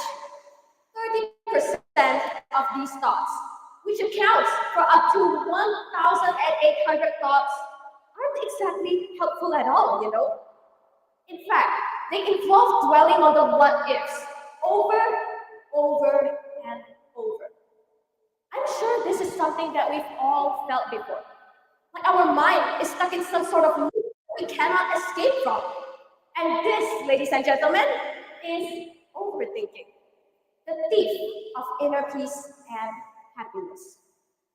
Now let me tell you about a person I personally know. She likes to overthink a lot.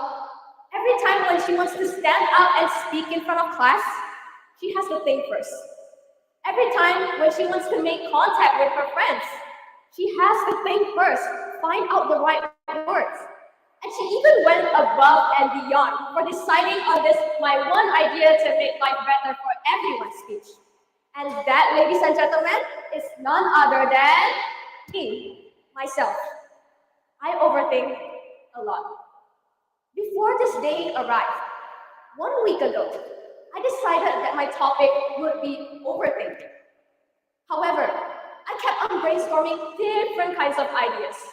There's active listening. There's also eating healthily. There's also sleep earlier. And there's also think positively. But I cannot choose because I kept on overthinking. I thought that is my topic too simple? Or perhaps that will the audience even care? Or perhaps will someone even deliver the same topic as me? I was anxious and I felt less confident about myself. But it was only from that moment that I realized that overthinking doesn't change anything. It won't help me grow. So here, ladies and gentlemen, is my one idea to make life better for everyone, which is to stop thinking and start doing. Simple as that. Every day, aim to be at least 1% better than yesterday. You can do for 10%, 20%, but for those who give it their all for just 1% is already a winner because they don't overthink. Opportunities only present to itself when we just choose to act, not when we just sit down and wait for the right moment.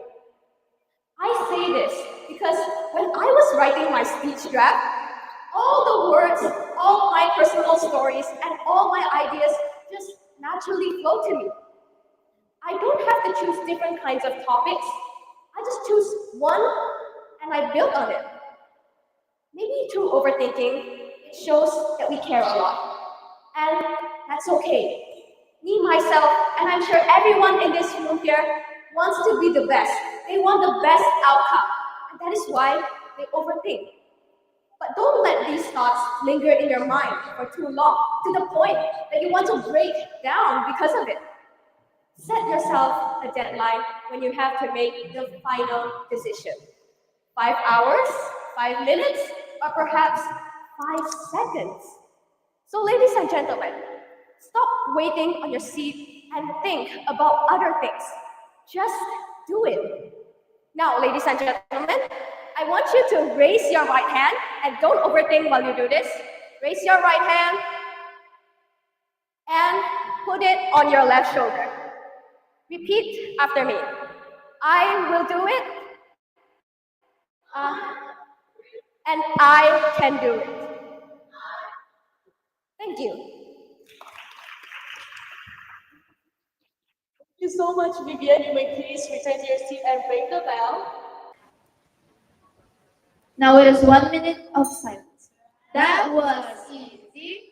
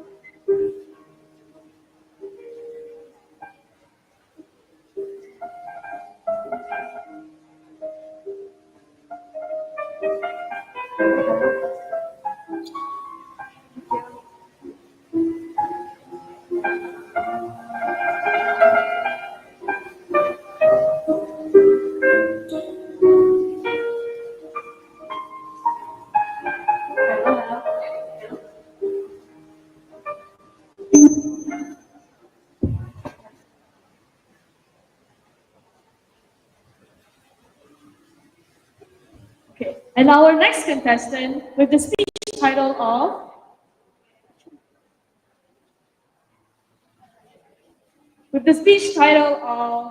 Kindness. So let us give a round of applause to Fia Victoria Chandry.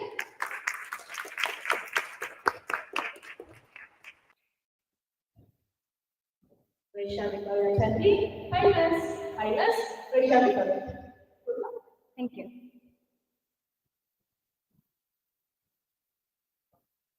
Mulai nge-lag dong. Saya tired ya.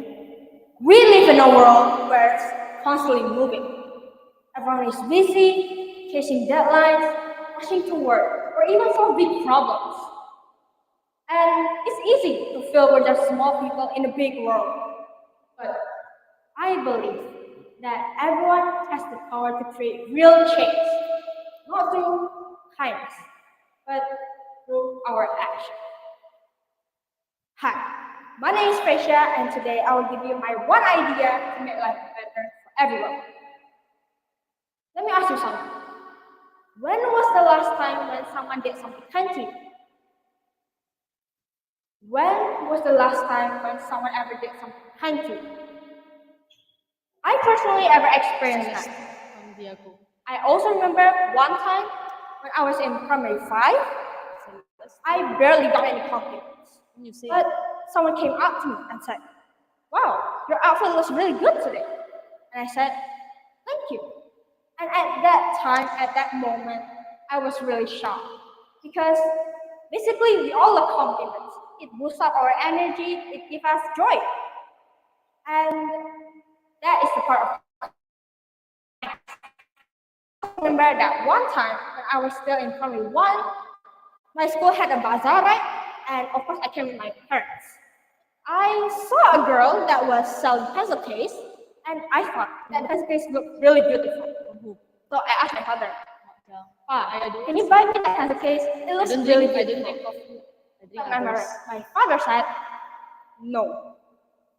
And I kept begging and begging and begging until I started crying. And after my father saw me cry, he then finally gave it in and bought me that pencil case. You see, without my father's kindness, he would just let me and disturb other people when I cry. He didn't. He found ways to help me stop crying. And that's the power of kindness. Even simple things with kindness can stick with us through our journey. And also, kindness doesn't cost you anything. It doesn't cost you money, it doesn't cost you a perfect plan, or it doesn't even cost you a reason to. You just need to care. A compliment, a helping hand, a moment of your time. Those 3 things could be really meaningful to someone. People face danger, pressure, or even loneliness in this world. Your kindness can be the only thing that matters to you. It shows that kindness still exists in the world and that they matter. And also, your character reflects on how people treated you. If you are kind to them, they will be kind to us. If you're not kind to them, then they'll be not kind to you. So, my one idea to make life better for everyone is make kindness your character. Make kindness your reaction, whether it's towards friends, creatures, or even yourself. Choose kindness. Imagine a world where everyone did kindness one single day, or even every day. There would be millions of lives touched every single day. And it all starts with you. Thank you so much, Michelle. Please present your scene and ring the bell. It is 1 minute of silence for the judges. Then,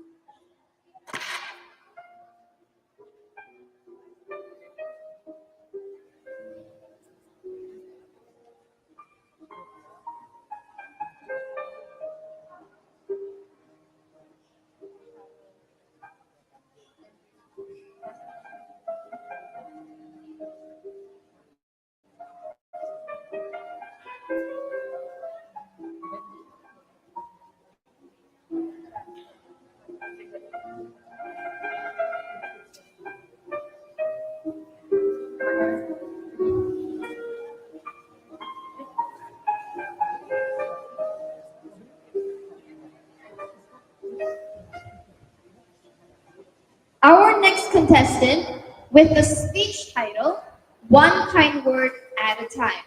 Let us welcome Celestia Cambiago. Celestia Cambiago, one kind word at a time. One kind word at a time. Celestia Cambiago. Simon, the stage is yours. Thank you. A few months ago, I forgot my lines during a class presentation. Everyone went silent. And I felt like I wanted to disappear.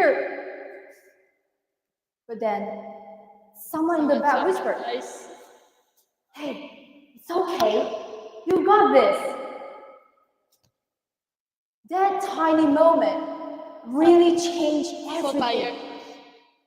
I took a breath, smiled, and kept going. So here's my one simple idea to make life better. Give one real compliment every single day. You might wonder, can one compliment really make a difference? But it actually makes a big difference, both for the person who hears it and the person who gives it. Compliments help people feel seen and valued. It helps to make the connections between us, even with strangers. I remember working really hard on my school project once. I spent days putting it together and making sure everything was just right. After I finished, my teacher smiled and said, "Wow, Felicia, you did a very great job. Your effort really shows." That one compliment made me feel proud and even motivated me to keep doing my best. It was such a small moment, but it meant so much to me. But I also remember when my friend was having a rough day. She looked upset. So I told her, "Hey, I'm here if you need anything." She smiled and said, "Thank you. I really needed that." That's when I realized that even a few simple words can mean the world to someone. So ladies and gentlemen, there's one thing I hope you remember from today is this. Your words have power. It costs nothing, but it can change someone's whole day.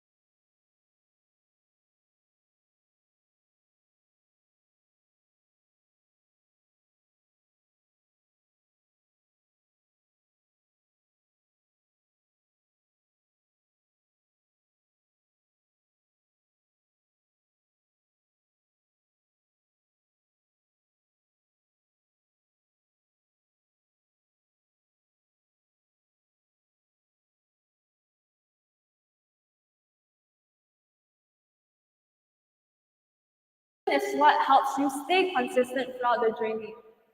So here's some tips I found that helped me gain better discipline. Number one, you have to accept reality itself. If you don't manage to do something, it will stay the way it is. It won't magically be finished. And so you have to really push yourself to do that task itself. Second of all, it's to start small. How would you expect yourself to study for 8 hours when you can't even clean up your own bed? Third of all is to embrace discomfort. Because discipline is not about comfort. It is, in fact, very uncomfortable, which you need to practice a lot. Now, with all these tips and information that you've gained, the real question is, when will you start? Thank you. Thank you so much, Janessa. You can please return to your seat and ring the bell. And now it is 1 minute of silence for the judges. That was easy.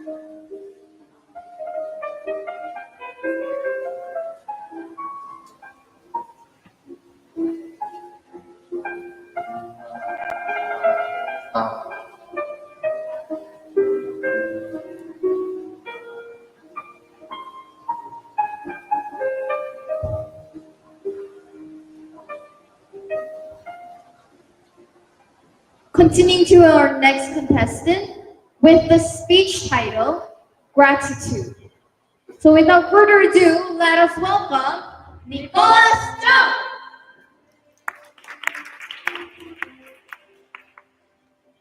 Scholarship, gratitude, gratitude, scholarship. My message is yours. Good luck.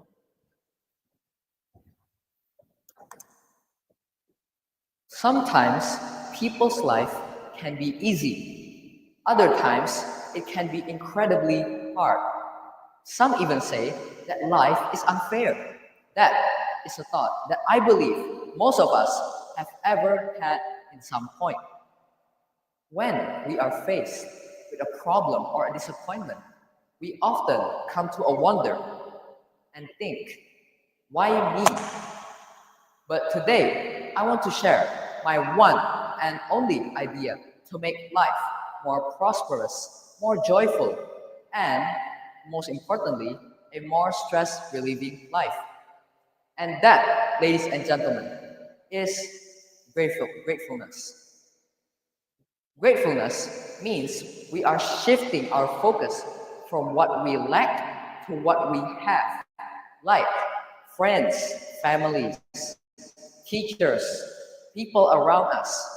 Don't forget our belongings, our daily basic needs, warm meals every day, a home sweet home, and a good and healthy life.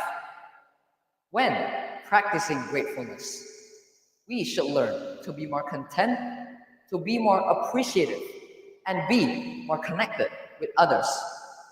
When facing a real-life problem, instead of avoiding it, we should face it with a mindset that sees the valuable, the positive, and the joyful side of the problem. After all, there's a saying goes that gratefulness sweetens even the smallest moments. With enough practice and determination, I am sure that gratefulness can help us find peace and hope for our futures. Now, let me ask you guys something. When was the last time you felt grateful? Can't remember? Well, it's fine. I'll say my own. Well, for me, I am very grateful to everyone here watching me as an audience, to everyone here who has been supporting me in this competition. Honestly, if it weren't for you, I wouldn't have imagined to get the courage to be standing on the stage right here to deliver my message to every one of you here. And that is the last time I felt grateful. Lastly, and therefore, I would like to once again express my utmost gratitude to everyone here watching me as an audience and to everyone here who has been supporting me in my everyday life. So, everyone, let's carry the act, the spirit of gratefulness with us. Not just today, nor tomorrow, but every single day of your life. With gratefulness everywhere, everyone, and everything, we won't only be creating a content life, but also a life where everyone is happy, a life where all of us is perfect to be lived in. That is all for my speech. Thank you. Thank you so much, Nicholas. Can you please return to your seat and ring the bell? Now it is 1 minute of silence. That was easy.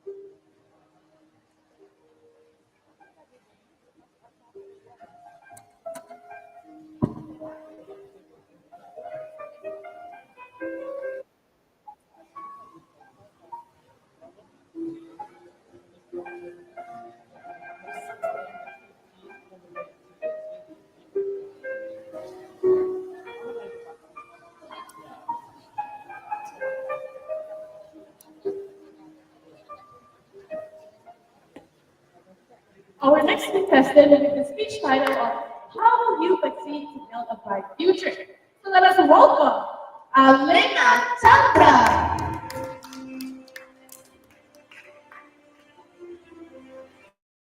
Elena Chandra, how you succeed to build a bright future? How you succeed to build a bright future, Elena Chandra. Good luck.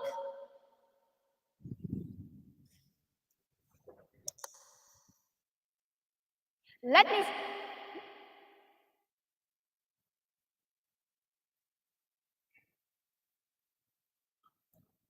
Hello? Hello? Let me start with a question. What kind of future do you want to live in 10 years from now on? The truth is, you have the power to build and shape your own future with your bare hands. Us young people are not just leaders of tomorrow, but we are the change makers of today. Good afternoon, everyone. My name is Elena Chandra, and it is an honor to stand here before you all and state my opinion. Today, I will be showing ways of how young people exceed to build and shape a bright future. First, we have to be daring enough to imagine. Every creation and every invention all starts from the imagination of someone else. Without imagination, you have no goal or purpose in life. With the smallest hint of imagination, you have a want, a desire, and a goal to follow. Once you have a goal to follow, you must stay curious. Without curiosity, you do not know what to do. Read, learn, and ask questions. With curiosity, you can find out ways to accomplish your goal. Next, you have to use your voice. Whether it's about mental health, climate change, or kindness, it does not matter. Your voice is the one that matters. Personally, I would rather speak and state my opinion, even if it won't be heard, than stay quiet and do nothing. This also applies to taking action. Don't do nothing. Try take action, whether it's volunteering, helping out each other, or a simple donation to charity. The smallest action matters the most to people, because who knows, the action you did or the stuff you did can make a difference. Finally, it's all about confidence.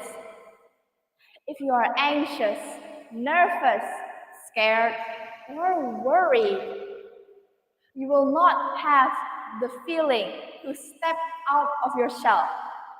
Determination and courage is all it needs for you to step out and finally do something. If you are scared, you will feel small. You will isolate yourself from other people.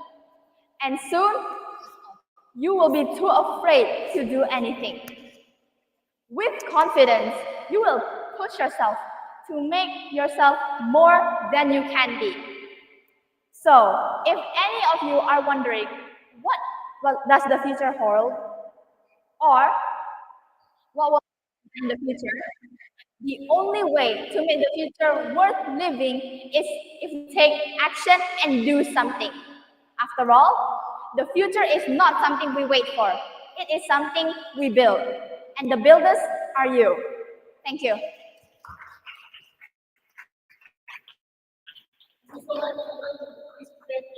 And ring the bell. Now it is 1 minute of silence. That was easy. We will have a short toilet break as well for everyone.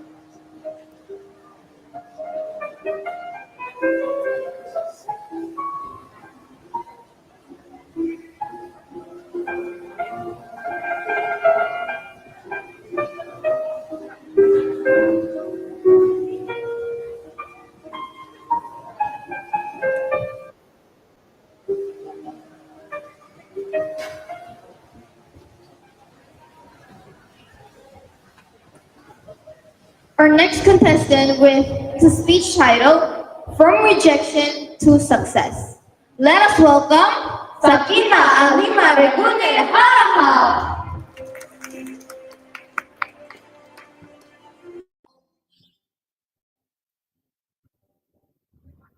Sakina Alima Regune Harahap, From Rejection to Success. From Rejection to Success. Sakina Alima Regune Harahap.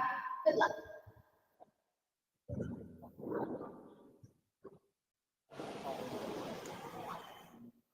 Have you ever heard? Belajar mah nanti-nanti aja. Sekarang chill dulu dong, bro. As a young person, especially 16 years old, it feels too early to think about the future. Right now, it's more fun to play games, hang out with friends, and scroll social media until I forgot the time. We often think that success can only be achieved when we are adults, when we are working, or when we have graduated from college. But in fact, success starts from the small step that you take right now, especially when you are young right now. So I have one story. When I was in junior high school, starting from grade 7, I have thought and improved about my grading tasks because I want to go to the high school that I want. So every time I study and every time my friends say, it's okay, kid, just chill. We are just grade 7 right now. But at that time, I think my grade from 7 will affect lead to my final graduation grade. Until I reach my time to registration for the high school. I registration to my favorite high school in this city. And then the result was very sad. Where at the regional registration, I was rejected from my favorite high school. Both of my favorite high school. So can you imagine, last year, I was crying so badly because I wasn't accepted to the high school that I want. It's definitely not easy for me, but I didn't give up. Remember, I never give up, even I failed yesterday. So there are 3 basic ways I shape again my future. I call it 3D-EHP, or in Indonesia, we call it 3D-EHP. So the first one, develop education. Education again. Why? Because in education, there is the key to the success. So I develop my education by adding study hours outside of the school. For example, I do tutoring class after school for 2 hours. And second, develop hobby. One of my hobbies is collecting merchandise, such as photo cards, photo book, and any book fair. Especially hip-hop group and Thai group. But I make this hobby as a selling field. So for example, I resell again all my collection, or I open pre-order when the group have a new release. And then the last one, develop personal branding.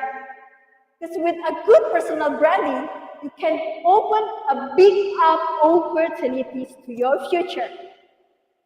Like what I do is join more competition from academic to non-academic education. For example, like what I'm doing right now, I joined a public speaking competition. So, ladies and gentlemen, in the conclusion, never waste your free time to relax. Better you do something to your future. And you can use 3D-EHP when you want to shape your future. Because at the end, the choose in your hand.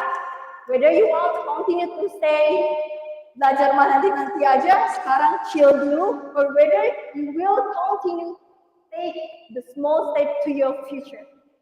I'm Sakina. Thank you. So let the family please return to your feet and ring the bell. And now it is 1 minute of silence for the family. That was well done.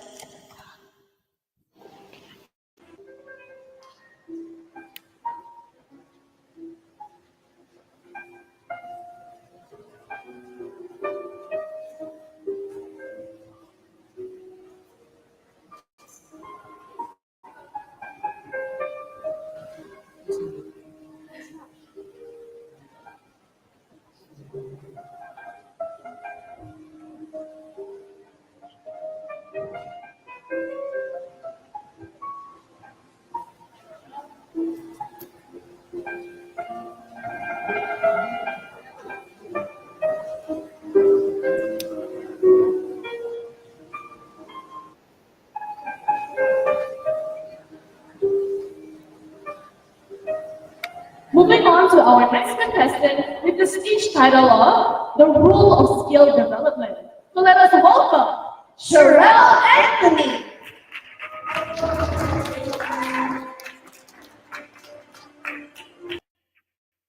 Sherelle Anthony, The Rule of Skill Development. The Rule of Skill Development. Thank you very much.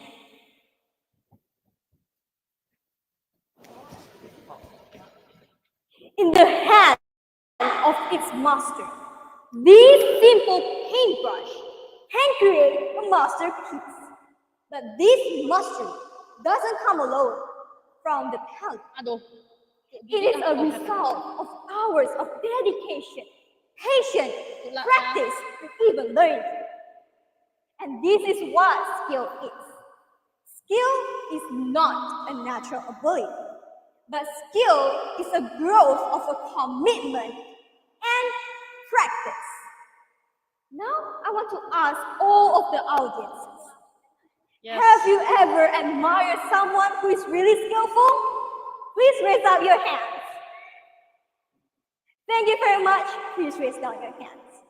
We as a human tend to admire someone who's really skillful, like actress, actor, musicians, because they are so amazing that we can fall in love with them. They are so skillful. But now, there's still a lot of misconceptions of what skill is. Because there's a lot of people think that skill is not a natural ability. But the truth is, skill is a natural ability. Skills is something that we can develop, like a diamond. Before we can polish the rock into a diamond, you need to polish them to become a diamond. And that skill, we need to polish the skill to make the skill even more powerful. Now the real question is, how do we actually develop those skills? The first one is start small, but start now. Some people think about the perfection that is going to be before they even begin their journey. But what you need to do, actually just trust every process of doing it. And the second one is to enjoy every progress of doing it. For example, when you start hating the progress of doing it, believe in me, you're going to stop in the middle of the journey. Like what I say, for example, is my piano. I've started my journey with piano from my elementary school until now in senior high school. And there's a moment when I feel like I start hating doing it. Like I don't want to do playing piano anymore. But there's deep inside of my heart that say, I still want to pursue my dreams. So what can I do to still pursuing my dream? Is to find something that can make me fall in love again with those dreams. For example, I try to find a song, a melody that can make me fall in love again when playing and the movement with the piano, which is Cheers to You. Very good. And those things is actually helping us a lot when pursuing our dreams and our skills. And the third one is to learn from a mistake. We as a human tend to make mistakes, but you cannot stop until right there. because mistake is a process of learning. For example, in public speaking, we as a speaker get an evaluation in every speeches. And what our job to do is to apply that evaluation in the next speech to become a greater speaker. It doesn't stop until right there, because you're still going to get evaluation every time you do a speech. And that's how you become.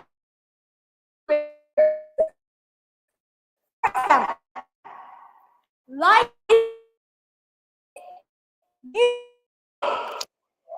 actually make it flow. And this is us. Because what? Mistake and failure was a stepping stone. So ladies and gentlemen, no matter how big or how small your dream is, start it now, keep pushing yourself forward, break the limits. Remember that even an expert itself, they're a beginner in the first hand that choose not to give up. Brian Tracy once said, all skills are learnable with enough time, effort, and practice. Anyone can do anything. My name is Cheryl Albert Anthony, and thank you very much.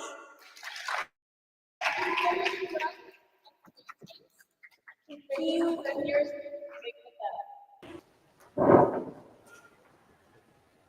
Now it is 1 minute of silence for the judges. That was easy.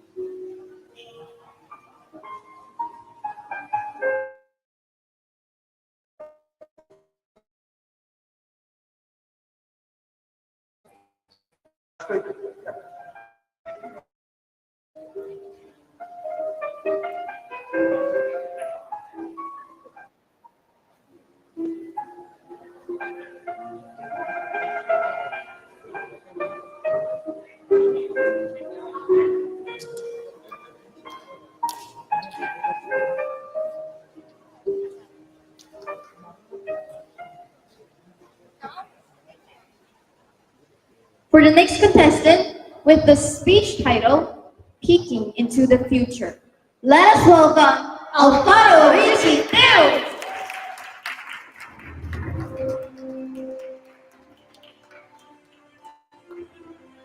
Alvaro Richmond, peeking into the future. Alvaro Richmond, time and stage is yours. Good luck.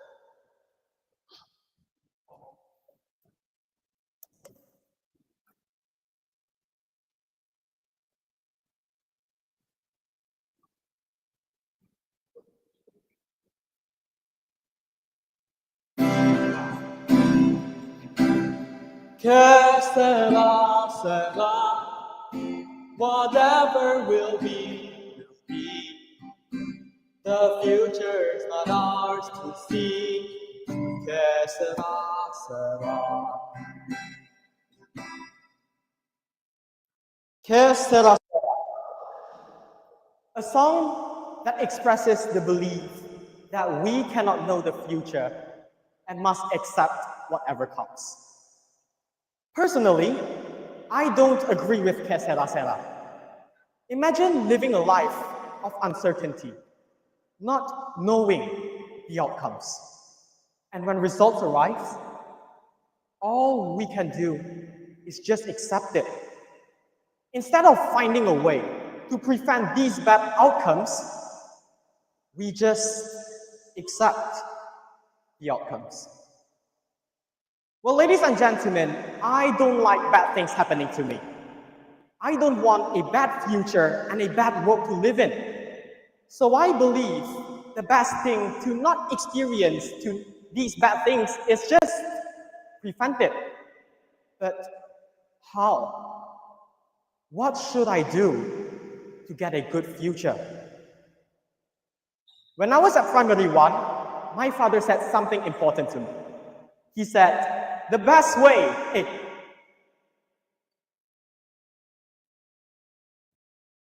The actions you did today will bring an impact to the future. Well, as a primary student back then, I didn't understand what it means. I thought everything happened because of destiny. If it's meant to be, then so be it. So I decided not to think much about it. And ladies and gentlemen, that's the moment where my life changed forever. A few days later, my English teacher asked me to participate in my school's spelling bees competition. And as a kid who was curious about that competition, I decided to participate in it. And ladies and gentlemen, back then, I only have one goal, and that is to win. So ladies and gentlemen, I started practicing constantly. I learned a lot of new words, and even words I rarely use in daily conversations. Although practicing is tiring and also painful at the same time, but I kept on continuing. And after several days of practicing, I finally went to the finals with 9 other participants. In the finals, I keep on acing word after word, and after several rounds, I realized that my hard work did pay off. Ladies and gentlemen, I went home as the champion of my school's spelling bees competition. Well, ladies and gentlemen, I was overjoyed.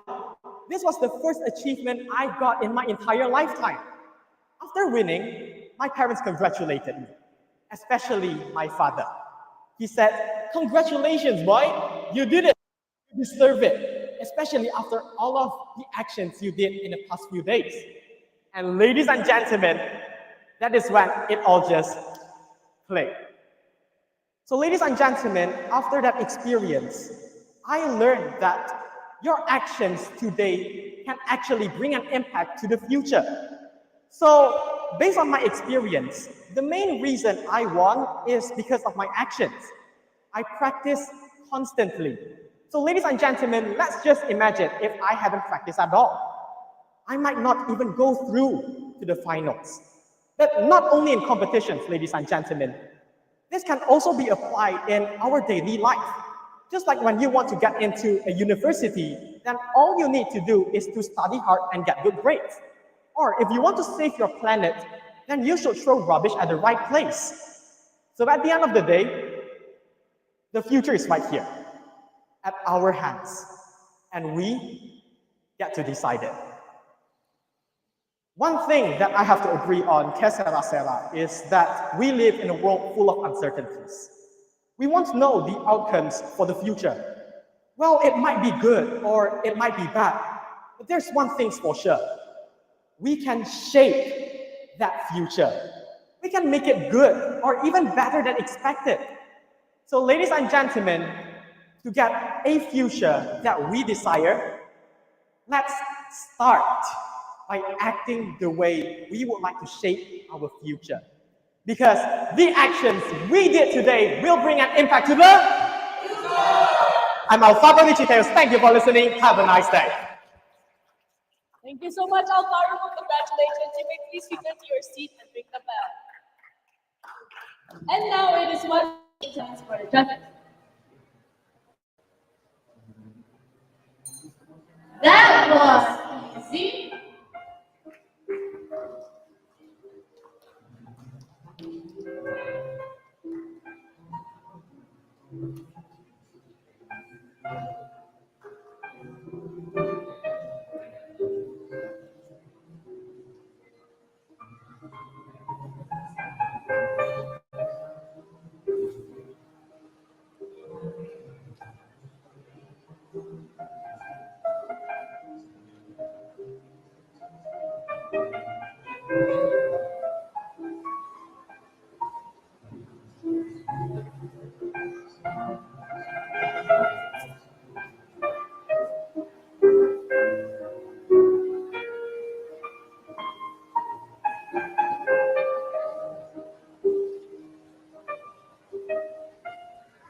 Moving on to our next contestant with the title of Roots of the Built by Hands Led by Heart.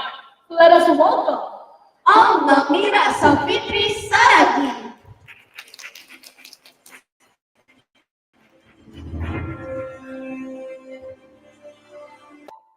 Alnamira Safiti Saragi, Roots of the Build by Hands Led by Heart. Roots of the Build by Hands Led by Heart. Alnamira Safiti Saragi. Good luck.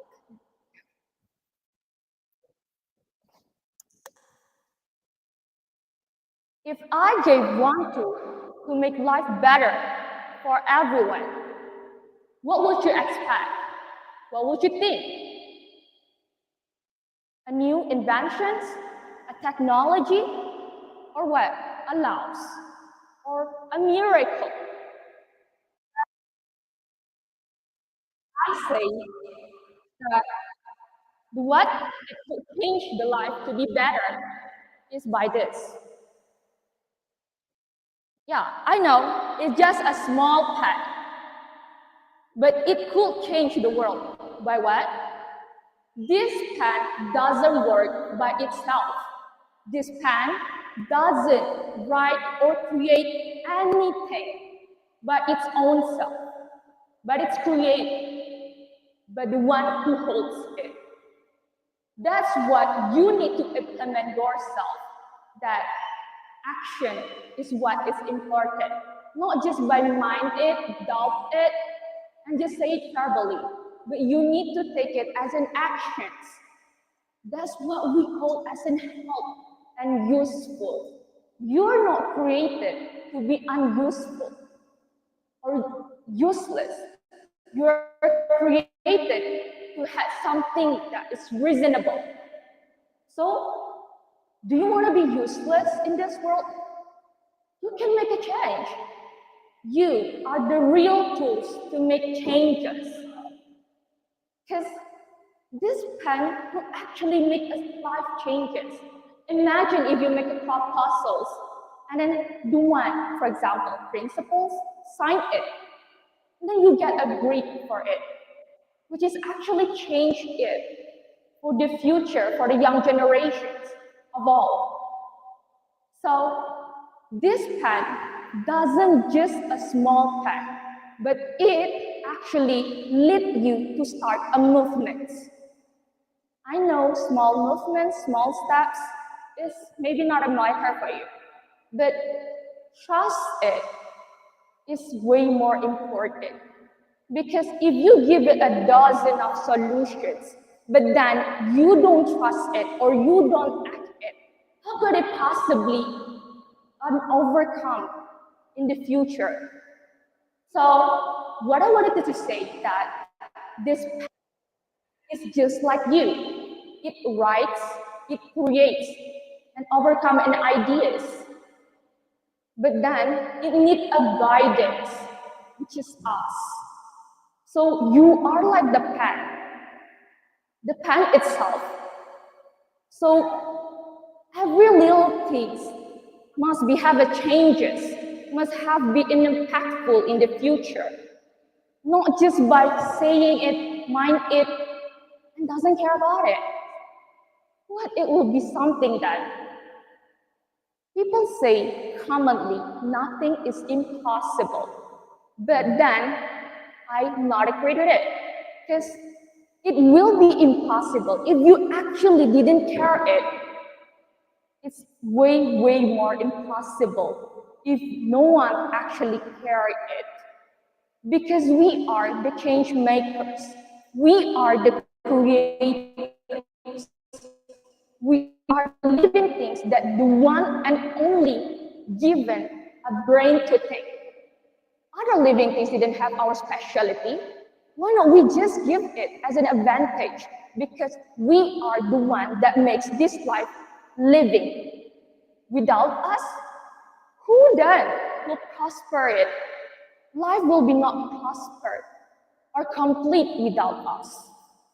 So, if someone asks me that what idea to make life better for everyone, obviously is us.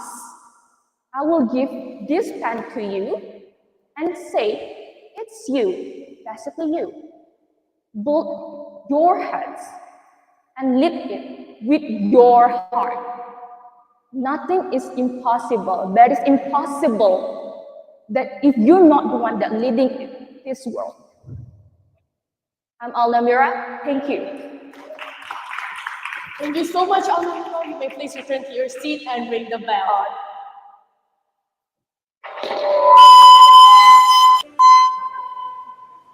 And now it is 1 minute of silence for the dead.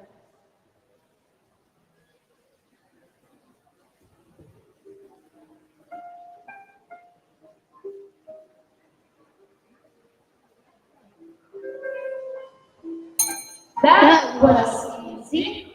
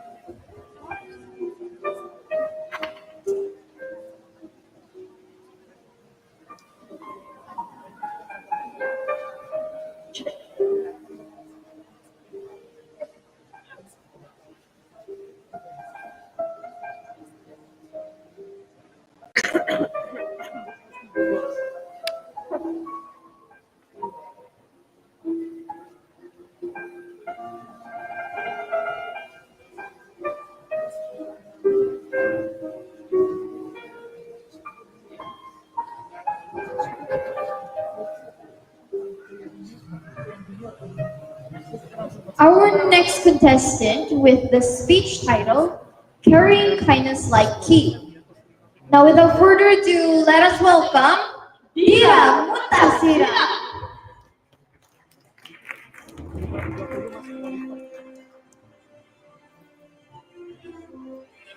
Dira Mutasira, Carrying Kindness Like Key, Carrying Kindness Like Key, Dira Mutasira, time and stage is yours.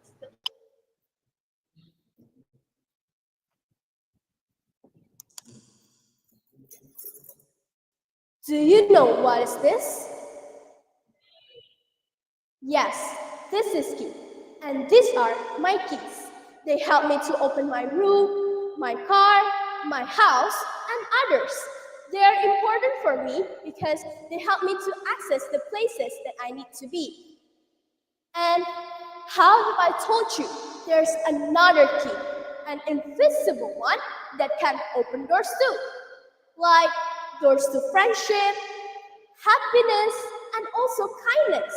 And the best part of that key is you can bring it every day. Ladies and gentlemen, good afternoon everyone. My name is Dira Mutasira. Today, I will tell you my one idea to make life better. My one idea to make life better is to carry kindness everywhere we go. Just like we never leave our home without our keys. Kindness is not always have to be expensive things, big things, or special things, but it can be a small action that you make for a person. Example, holding doors opening for someone, smiling at strangers, and helping teachers to bring books. I had an experience where in that time I am on 8 years old. And in that time I feel like, what is kindness? I think kindness is not really important for me. And in that time I asked my mom and my dad, Mom, Dad, did kindness is important for us? And my mom and dad said, yes, kindness is really important for us because kindness is the most important tool to spread love and humanity. And in that time, my mom and my dad challenged me to always carry kindness everywhere I go. And another situation where kindness unlocked me. So in that time, me with my family go to the coffee shop. And at the coffee shop, there's a live music. So in that live music, I sing a song. After I sing a song, suddenly someone paid for my coffee and my food unexpectedly. And in that time, I feel like very shocked. And after I go down from the stage, the person that paid my bill came to me. And he said, "Wow, your voice is really good. I love your voice. And your bill, I already paid for your bill." And in that time, I say multiple thank you for this person because I didn't know this person, but he is very kind to me. Since then, I realized that kindness is really important for me and for everyone else. Like, I have to do kindness without something that I expected back. And kindness is like a magical. It's like when people doing kindness, one kindness, it often inspiring other people. And that's how we can make our life better with kindness. And ladies and gentlemen, I want to ask you, how did you feel when someone kind to you? Happy, more appreciated, or just calmer? And now, imagine if someone had kindness to you every day, and each day, how did it feel? It's such a nice thing, right? So ladies and gentlemen, remember that kindness is the most important tool to spread love and humanity. Just like this key. This key helps us to open doors in real world, but kindness helps us open doors in people's heart. So ladies and gentlemen, today, I challenge all of you here to carry kindness everywhere you go. Thank you so much, Muntas. You may please return to your seat and press the button. And now it is 1 minute of silence for the judges. That was easy.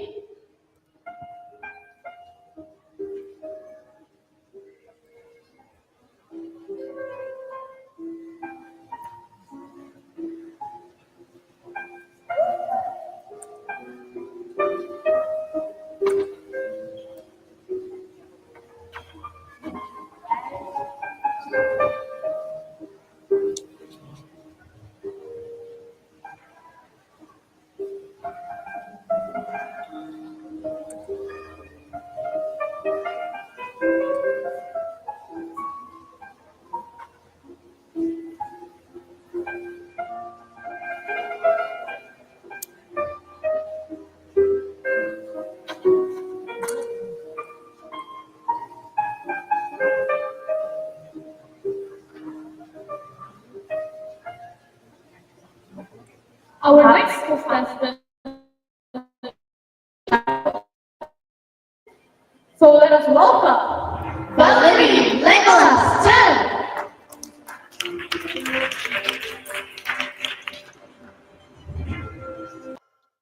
Valerie Legolas, empathy, Valerie Legolas.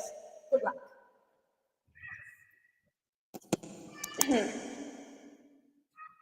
Did you know there are over 264 million people around the world that suffer from depression? And that loneliness and bullying have been such a big problem for our world? We live in a world where we feel connected to technology and social media. But then, why do so many people feel misunderstood, unseen, unheard? This makes me bring up my idea to make the world a better place for everyone. It's to teach empathy. Empathy isn't just saying good words or spreading positivity. Empathy is understanding the person, is understanding their perspective, their point of view, and is listening to them, like actually listen. We live in a world where we are always improving and making our life easier. inventing new inventions, making new laws, making new policies.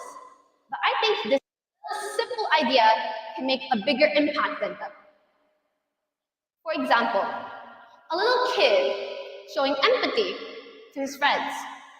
That little kid can change the way the people around him thinks, the way the other people around him feels.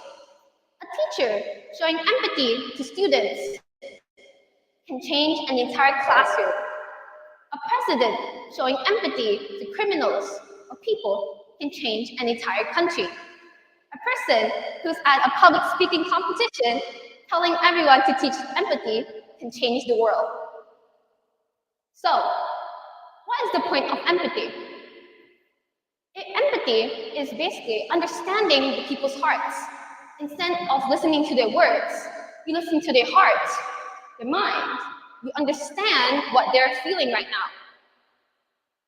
If we make empathy a habit, or if we teach empathy everywhere, I believe that it can change the world amazingly. For example, if we teach empathy at work, or at schools, or our parents teach us empathy, the children can also teach other people empathy, and it will be a torch passing through every single time. Also, I am a grade 7 student, and grade 7 student, the social life is not that easy. But just imagine a world where all of us agree with each other, understand each other, listen to each other. The world will be a better place. So, I have a challenge for all of you guys here. Let's teach empathy. Let's learn empathy. Let's do it. Because this one small, simple idea can have less hatred, less distance, more connection, and more understanding. So, my challenge is to teach empathy everywhere, anytime. And the best part is, it doesn't cost a single penny. Empathy, anyone can show empathy. Either you're rich, either you're poor, you're famous, or just anything. It doesn't cost a single penny. I strongly believe that a single act of empathy can make the world a better place. Not only when the world's easy, but especially when it's hard. So everyone, my name is Valerie Iana, and let's make a better world together. Thank you so much, Valerie. You may please return to your seat and press the bell. Now it is 1 minute of silence for the judges. That was easy.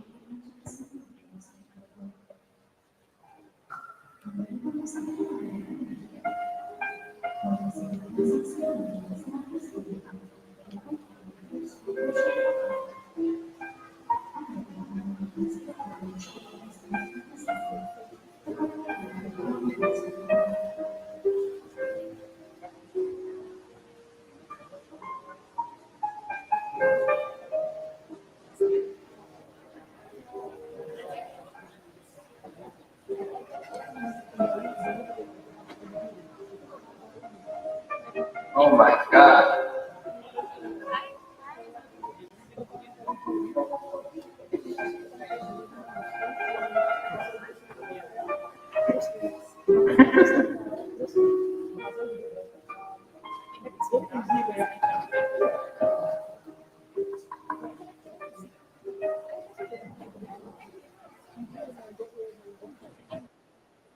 So for our next contestant, with the speech title, Life Project, let us welcome Winston Hubert.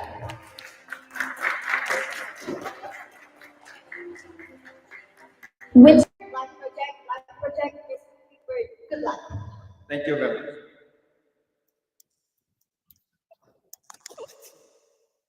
Have you ever done your life projects before? If yes, please raise your hand as high as you can. Audience, please lower down your hands. Talking about life projects, I've done a lot of life projects from January to May. And today I will tell you how it has helped me to shape my future and how it will help you to shape your future too.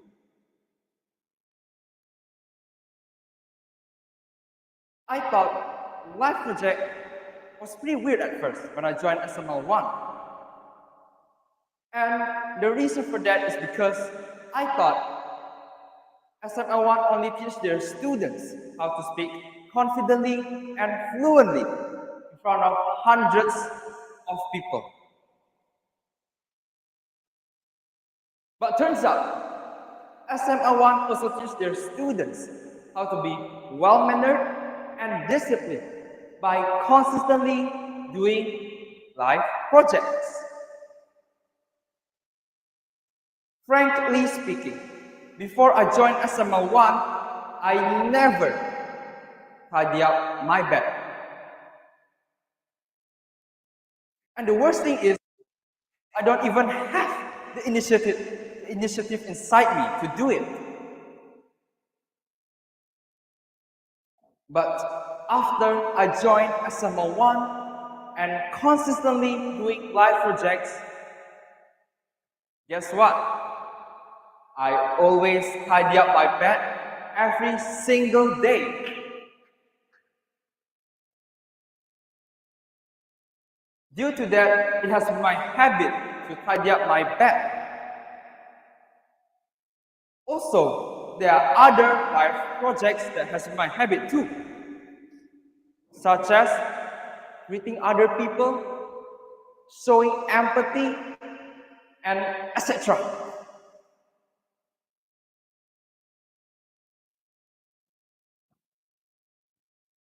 But for those youngsters who didn't join SML1, they might be wondering, how can I do my life project without joining SML1?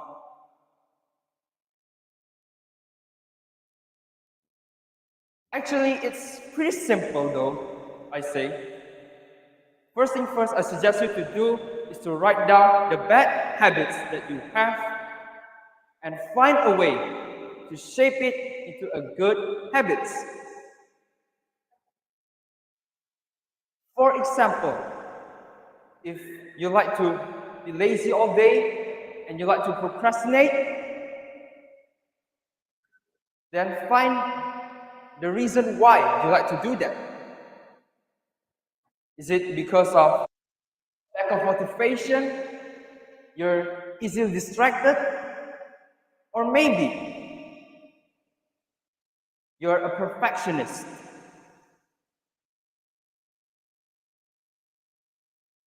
And if you find out the reason why you like to be procrastinate, you like to be lazy, and you take action to transform it into a good habits, then congratulations.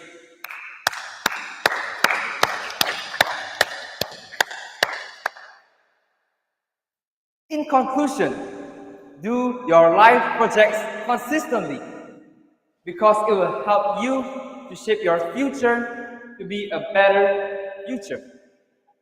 Just like the SML1 motto said, making you better you. To end my speech, I want to ask you one last question. Will you do your life project after this speech?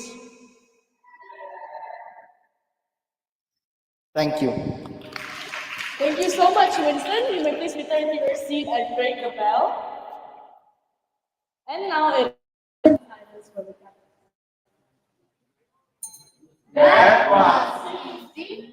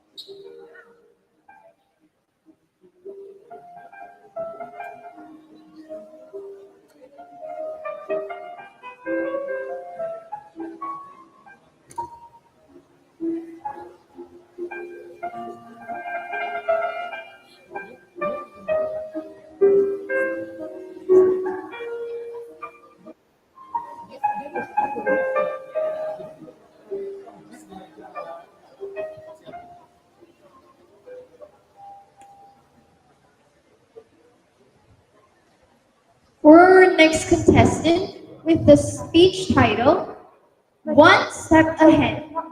Let us welcome Jesselyn Osei-Wijaya. Let us give a round of applause, ladies and gentlemen. Jesselyn Osei-Wijaya, one step ahead, Jesselyn Osei-Wijaya. Good luck. Thank you. Ladies and gentlemen, let's be honest. How many of you plan to go to a gym, but ended up sticking with it for only a day? Please raise up your hand. Thank you. As a grade 9 student, the first thing I plan to do after my exam is going to the gym. I'm 160 centimeters tall, and my goal is going to senior high school with 170 centimeters high. On the first day of my holiday, I asked myself, Jesselyn, what's your goal? To be tall. I went to the gym for 2 hours. I hope this can be done every single day on my holiday. But the next day, when I was chatting with my friend, hi, do you have any new recommendation? Because I'm super bored. Then she suggested me to watch a Chinese drama named Yangping. It has 50 episodes. I watched it for days and nights, and I forgot what my goal was. 5 days have passed, and I finally finished watching a drama, and again, I felt bored. But I was too lazy to go to the gym. So, I had this brilliant idea. We named everyone John, Jane, Zoe, but why don't we name rooms in our house? I named my bedroom Gym. J-I-M Gym. When my cousin visited me, Jesselyn, what have you done on your first week of your holiday? I was very confident. Do you know that I was in the gym for the whole time? But deep down, I knew I wasn't in the gym. I was in gym, my bedroom, and that's when it hit me. The future isn't built by big dreams alone. It's built by small daily choices and the will to keep going. We youngsters have big goals. We want to be leaders, curators, change makers. But just like me, we let distraction pull us away from our goal. The truth is, the future begins the moment you take action. It's choosing to get up instead of staying in comfort. Choosing to focus instead of giving into distraction. Choosing to do something, even when it's hard. We don't need to do everything at once. We just need to take one step, then another, and keep moving forward. And if you've been spending too much time in gym, the bedroom, that's okay, because what matters is what we do next. It's something we create, one honest, focused step at a time. So, ladies and gentlemen, take that step and keep going. Thank you. Thank you so much. Now you can return to your seat and bring. Now it is 1 minute of silence for the judges. That was easy.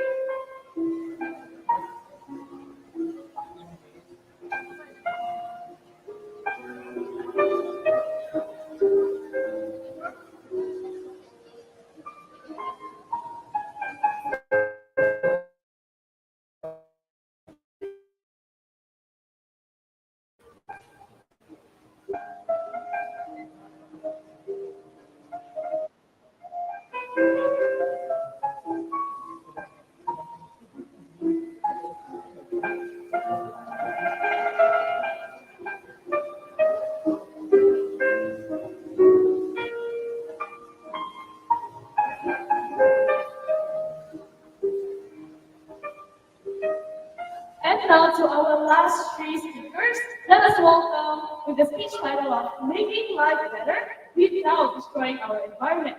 Let us welcome Tisha Kania Ramaditya.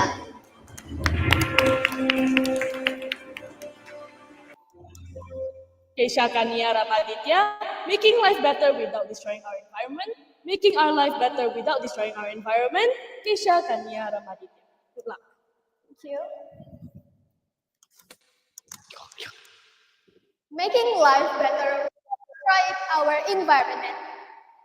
Ladies and gentlemen, as we all know, that environment is the place where we live that provides the air we breathe, the food we eat, and the resources we use daily. And that's why it is important for us to take care and protect it. Because we must remember that preserving the planet for the future generation isn't just an ethical obligation, but also a necessity for our survival. Ladies and gentlemen, did you know that development that is rapid and unregulated can significantly harm our environment? Well, the impact can reach 20 to 50% of change in local environmental conditions. Well, in general, development is a continuous process for change to improve our life quality and welfare of society.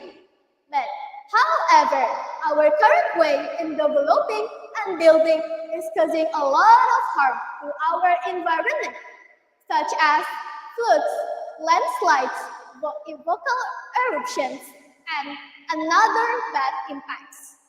That's why we should find a way to grow and succeed without hurting our environment. The question is, how? Well, the key is environmentally sustainable development. Environmentally sustainable development is development that fulfills the present needs without compromising and sacrificing the future generation's ability in fulfilling their needs. For example, in Green School in Bali, that built entirely from bamboo and they use renewable energy. Green School Bali proves that education can sustain leading sustainability, using great practices and hands-on learning to inspire the future eco-leaders. The second is ecotourism, for example, in Pangkahan, North Sumatra.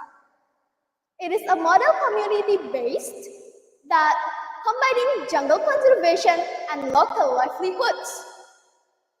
The impact can reduce illegal logging and also can make forests has finally stabilized and regenerate due to reduced human pressure.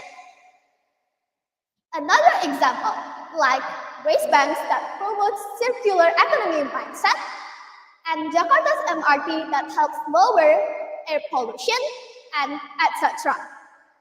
Well, ladies and gentlemen, all of the youngsters here, we also have an important role in supporting the environmentally sustainable development. The first is the importance of awareness. We all, as the youngsters, should have the awareness to protect our environment. Because when we did something great, somebody will also be motivated by us. Amaze others with your effort and inspire them to achieve their own greatness. The second is have an environmentally sustainable, friendly lifestyle. How? Well, the example, like reduce the use of plastic. Example, when we're going out, we can bring our own reusable. Talking about this reminds me when my friends and I going out for shopping. At the cashier asked me, "Do you want a plastic bag?" I smiled and said, "No, I bring my own reusable bag." At that time, my friend was very surprised. "Do you always bring your own plastic bag?" Yes, plastic bags pollute the environment. and take years to break down. That's why I bring my own reusable bag to reduce the waste. Soon, all of my friends started to bring their own reusable bag. Well, it all began with your simple choice and a little conversation. The next, last but not least, is we can join an environmental positive activities such as reforestation, recycling, planting trees, and etc.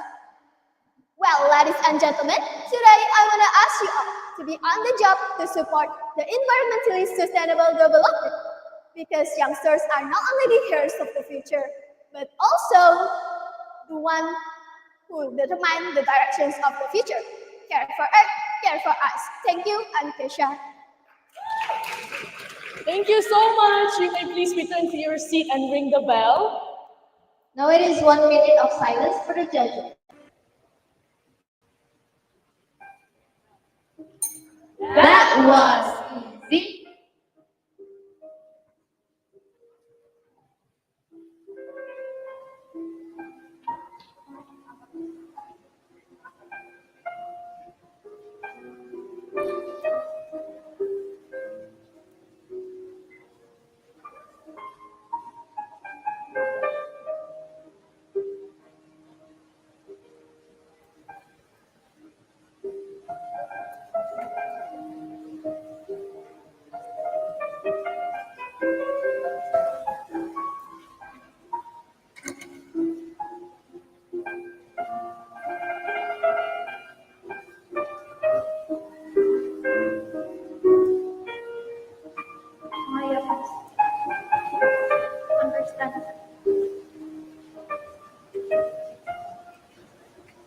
Now moving on to the second last contestant with the speech title, Change Makers. Let us welcome Jessica Sharon.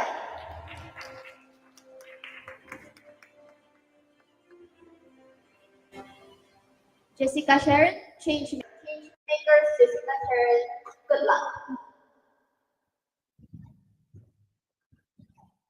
Hello everyone! You guys must be boring, right? But today I want to ask you to open your imagination. Let's imagine about our future 10, 11, 15 years from now. Who is leading? Who is innovating? Eventually, who is creating? When I ask myself about this question, I have a simple answer that comes to my mind. My answer is myself. So how exactly can young people make a big impact for the future? What if I said, young people have incredible skills that the world needs, intelligence, logical skills that our world needs right now and the future? We often hear praise called, the youth are the future. But I said, the youth are not just the future, but the present. So, like I said, young people have a lot of intelligence, logical skills, incredible skills that our world needs.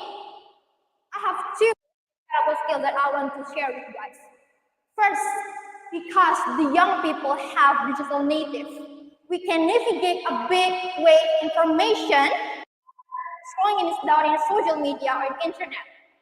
According to Hotspot report from 2021, it said that the number of media, social, and internet users is dominated by the Gen Z, or young people in this generation. That means we can access many information instantaneously. So this action called digital fluency. Digital fluency, it can be a powerful tool for changes in the future. Second, because the young people have open-minded and adaptable. According to from Wikipedia, it said that this generation is very adaptive with the new challenges and new solutions. That means when other people running from the challenges, this young generation seek for challenges and happy to find the solution. But for all those reasons, there must be negative impact for it. Maybe addiction, bullying, negative information, or anything else. But again, this negative impact cannot stop our ways. So I have a few little action that can inspire the changes. First, be informed critically. Don't just consume the information, but you have to analyze it. Understand the nuances of the issue that you consume. Before you share it, you better start reading it and analyze it. Second, innovate and create. Use your logical power, intelligence, the incredible skill that you already had to make an action that inspires the changes. Third, practice small kindness, empathy, and sympathy. Make an action, a small little positive action that you want to see in this world, maybe today or tomorrow. Imagine a small, consistent positive action that millions of young people doing right now. It can be a big impact for the future. Future is not like the abstract concept, but it's like being a canvas that wants to be painted, and the young people holding the brushes. So everyone, let's paint the canvas together. Use our intelligence and incredible skills for our world. The future is not just waiting for you, but being shaped by you. Thank you. Please return to your seat, ring the bell, and it's 1 minute of silence for the Karis.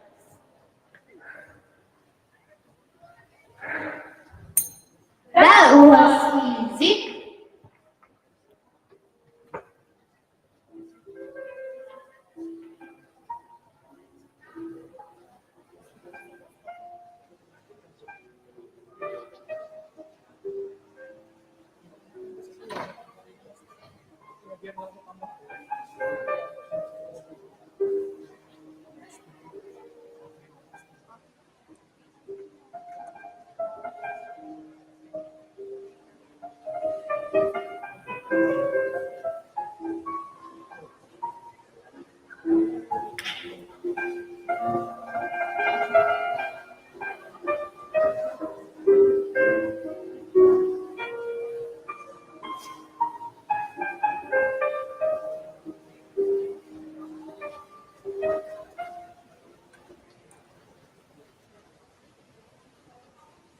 And now, ladies and gentlemen, we have reached our last speaker of the day with a speech title of 1,000 Words in One Book.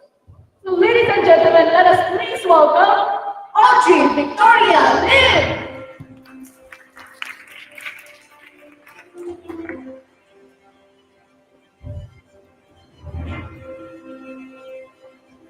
Victoria Lim, 1,000 words in one book. 1,000 words in one book, Audrey Victoria Lim. Good luck. Thank you.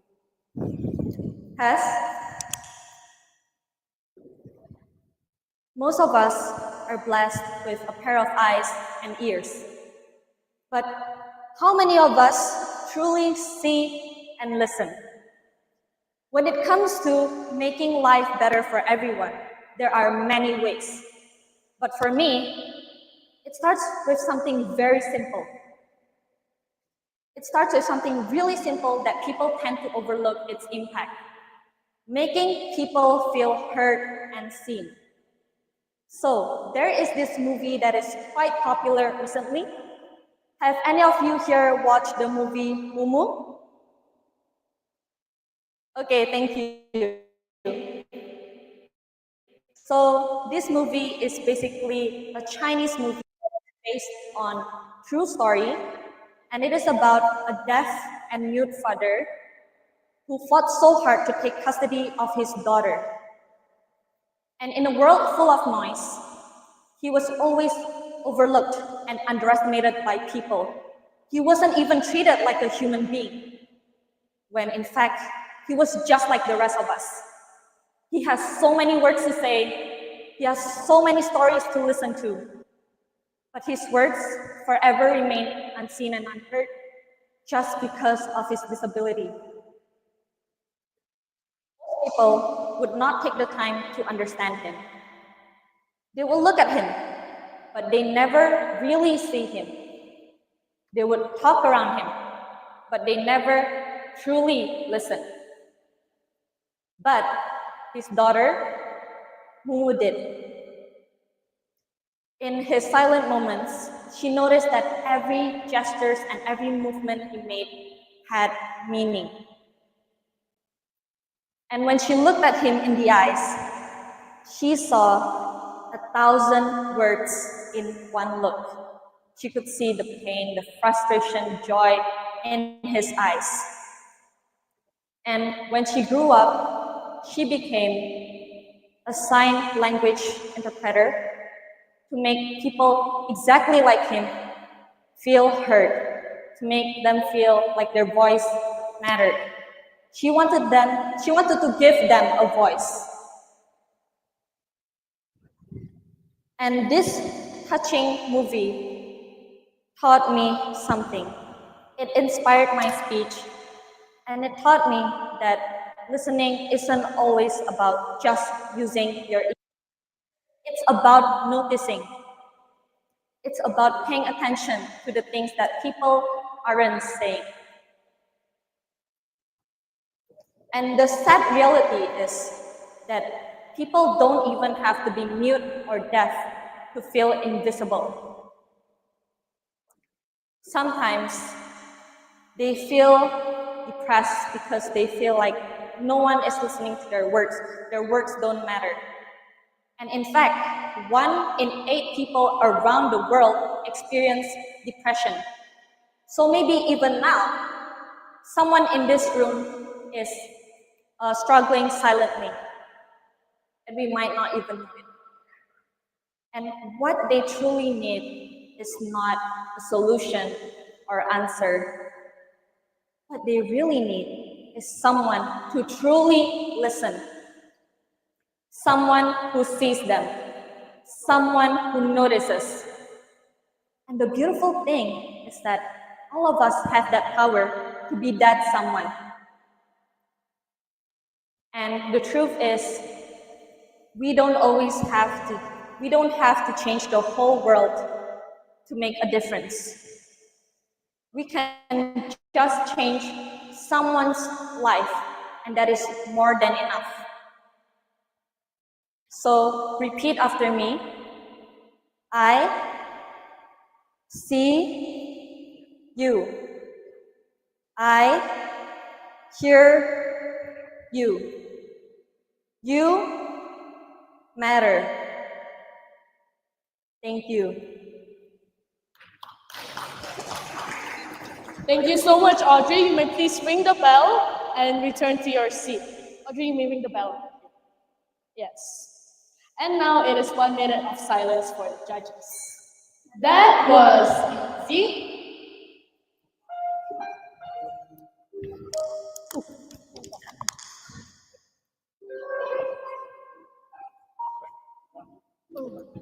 Wait. Okay.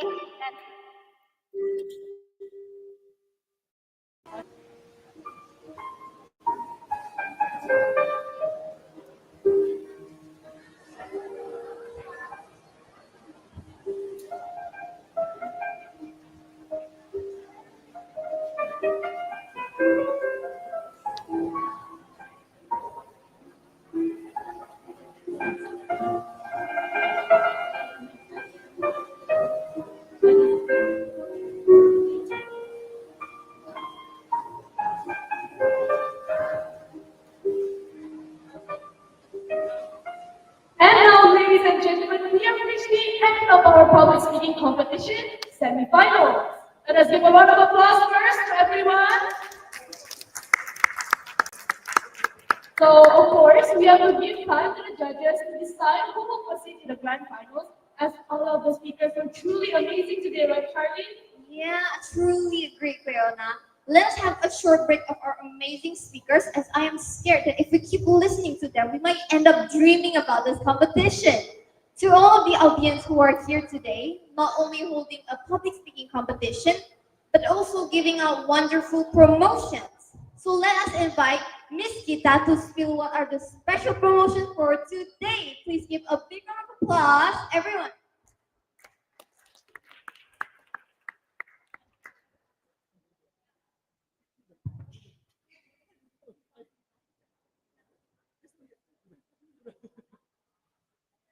Selamat sore Bapak-Bapak semuanya. Perkenalkan, saya Sophia yang di Asri, di mana kita juga ada Miss Aurel di cabang Tridura dan Miss Jovita di cabang Center Point. Di sini kami sangat senang sekali melihat Bapak Mama masih antusias dari pagi hingga sekarang.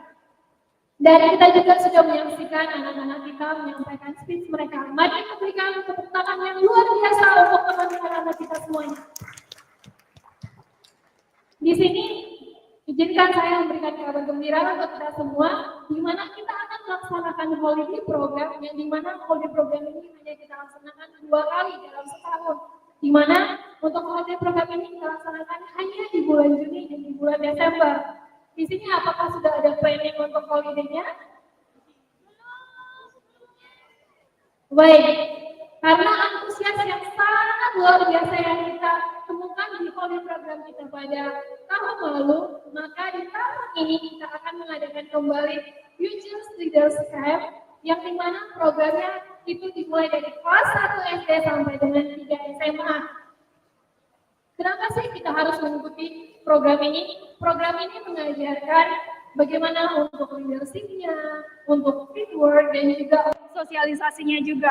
Nah, dalam program ini kita selama 2 hari berturut, dan kita akan berikan juga untuk makan siang 2 kali, dan coffee break sama 2 kali, dan juga akan kita berikan berupa merchandise, jaket seperti yang digunakan MC, tetapi dengan different colors. Untuk itu, mari kita lihat apa kata mereka tentang Future Leaders Camp.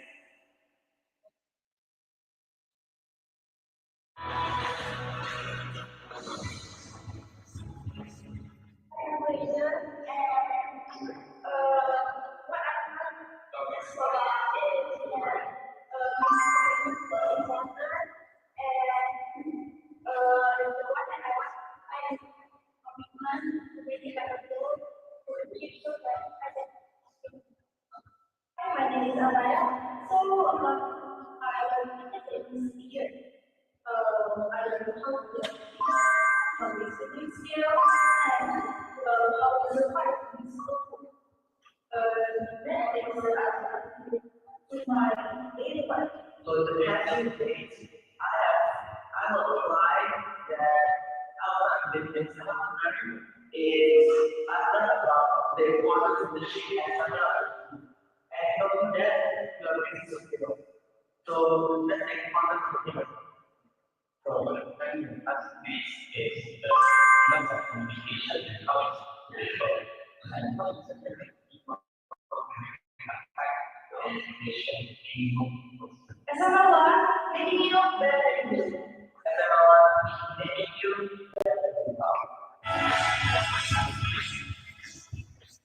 Nah, bagaimana Bapak Mama? Menarik sekali bukan? Khusus di hari ini kita sedang ada promo yang sangat menarik, di mana dengan harga Rp3.499.000 itu dengan 3 peserta. Apakah boleh pesertanya hanya di SMA 1 atau di luar SMA 1?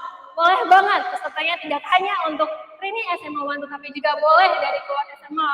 Nah, untuk Bapak Mama yang tertarik mengikuti program ini, namun masih 1 orang, di sini kita bisa bantu, khusus untuk hari ini bisa kita bantu ya Mama Papa, dan boleh bisa bertemu dengan kita. Dan yang kedua, kita juga ada only program Orator 101. Apa sih untuk Orator 101 ini? Nah, jika Papa Mama ada keluarga yang masih ingin belajar gimana sih public speaking itu, tapi dia masih gugup, masih banyak tidak mengerti gimana cara berdiri di depan panggung, membuat speech, jangan khawatir.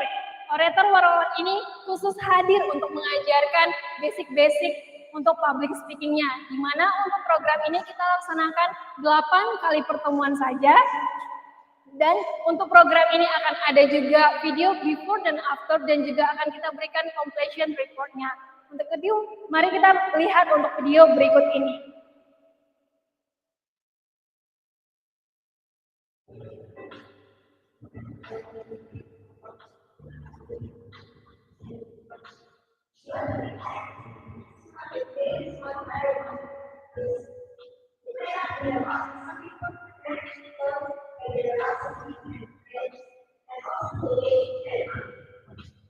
Orator 101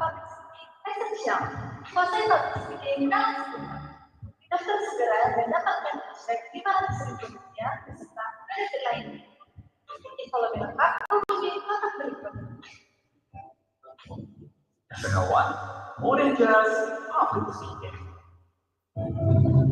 Nah, berikut untuk orator 101 dengan harga Rp1.799.000 itu sudah include dengan 8 kali pertemuan dan juga akan kita berikan video before dan afternya juga dan berupa completion reportnya.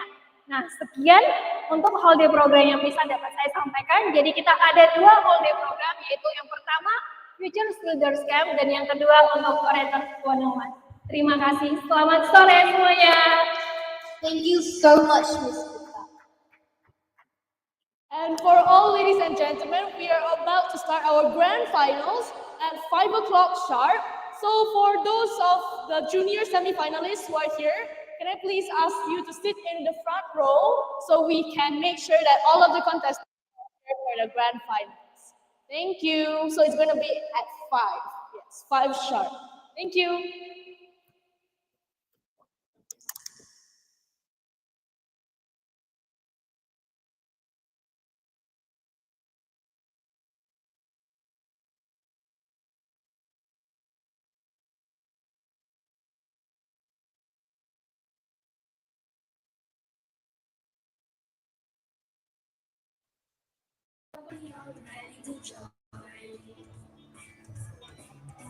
As someone will never let you down. As someone will guide you through the extra.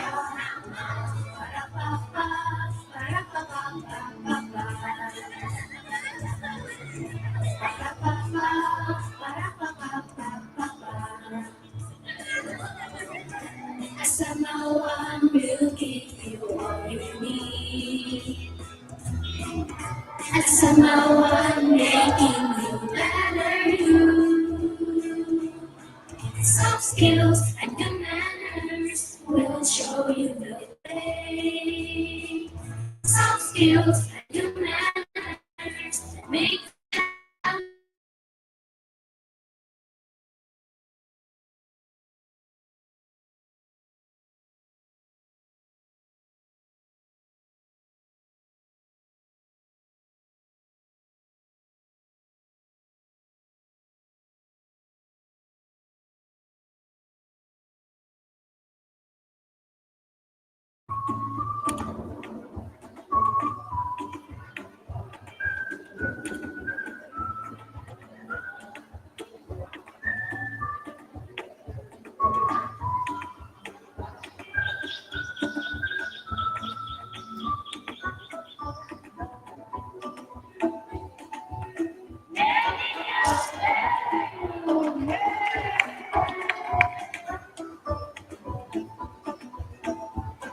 Who are we?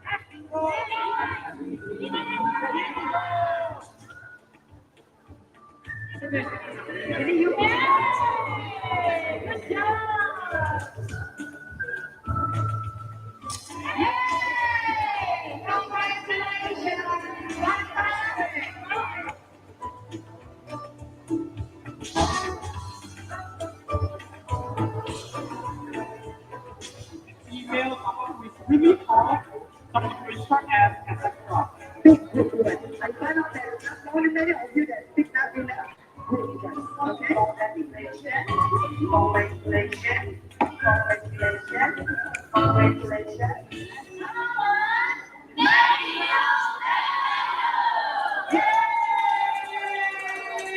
All right.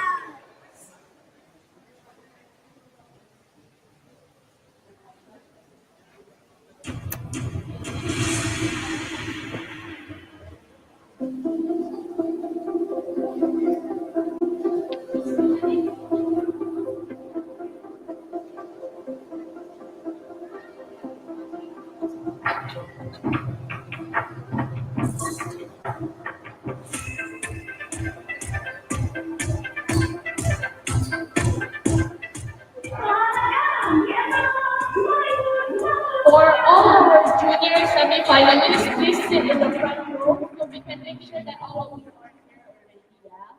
Thank you.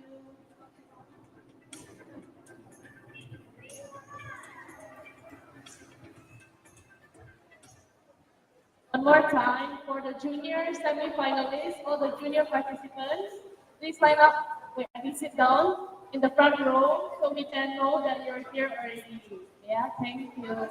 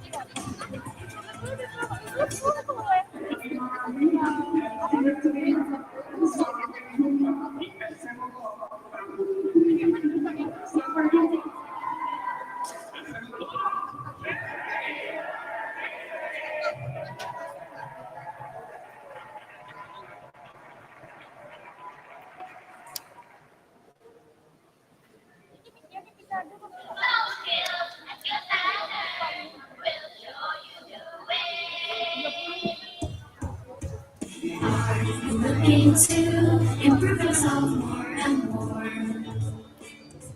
We'll show you how whenever you're ready to join. SML1 will never let you down. SML1 will guide you through the extra.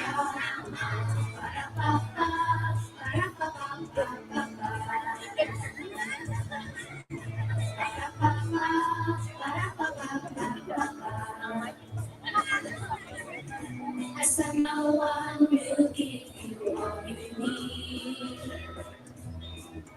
SML1 making you better you. Soft skills and your manners will show you the way. Soft skills and your manners. For our junior finalists, semi-finalists, please sit in the front row, and for the youth, please sit at the row behind them. At the second row for all our youth participants. So junior is the first row, and youth is the second row.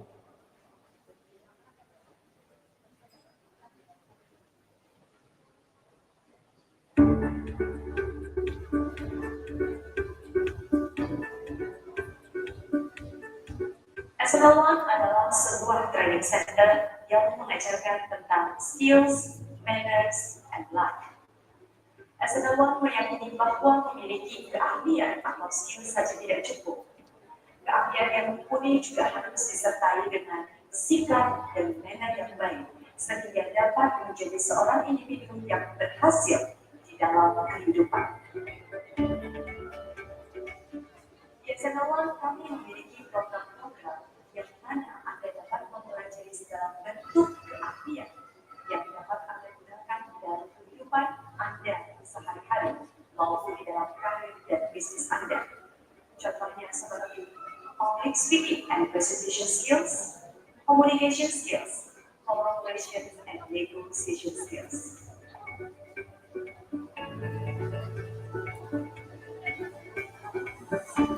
Pelatihan di SN1 berbeda dengan pelatihan lainnya karena kami menggunakan metode explore, discover, actualize, sehingga pengalaman pembelajaran dapat langsung disampaikan.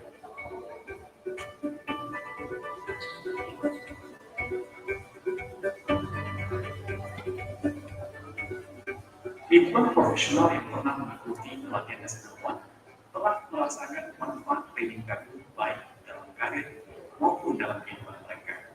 Karena training kami bukan hanya sekedar mengasah keahlian, namun juga membina karakter sehingga menjadi pribadi yang lebih baik. Karena SN1 making you better you.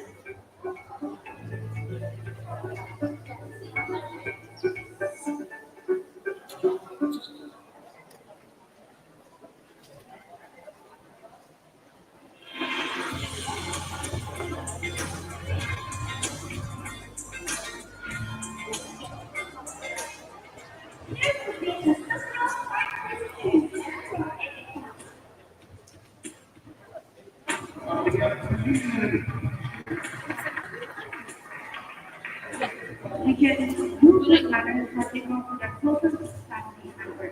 It's a simple tool, but with great. To care from into a family.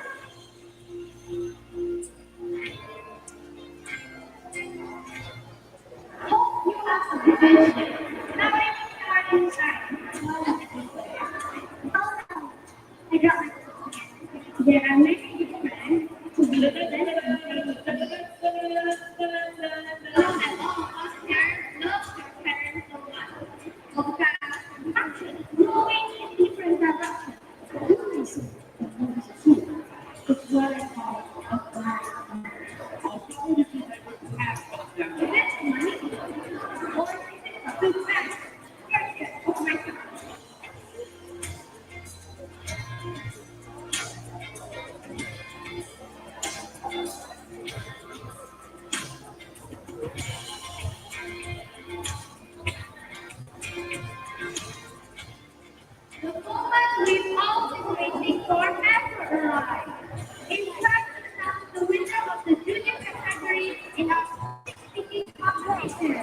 So, audience, we will be starting our grand finals in 4 minutes. Thank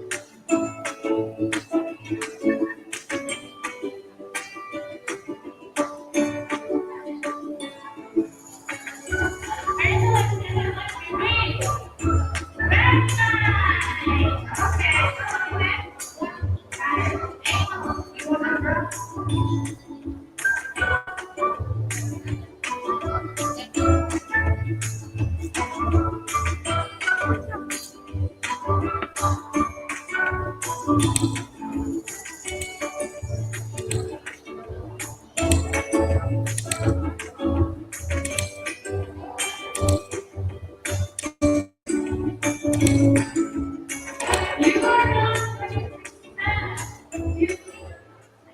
To all judges as well, please return to your seats now. Thank you.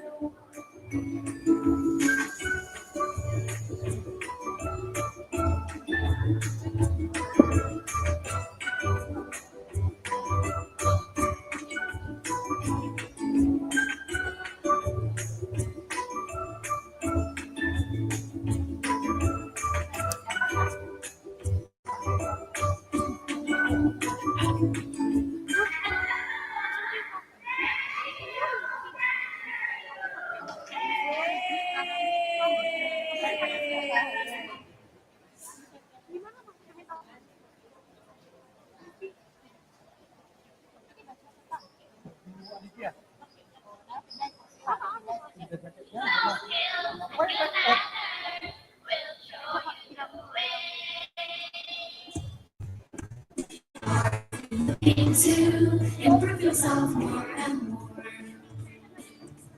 We'll show you how whenever you're ready to join. SML1 will never let you down. SML1 will guide you through the extra.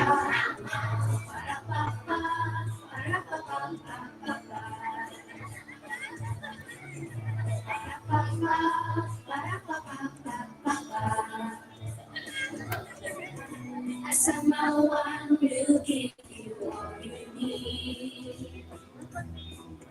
SML1 making you better you. Soft skills and new manners will show you the way. Soft skills and new manners make them part of your day. So come on, and don't be shy. Together reach the sky. Soft skills and good manners make them part of your day.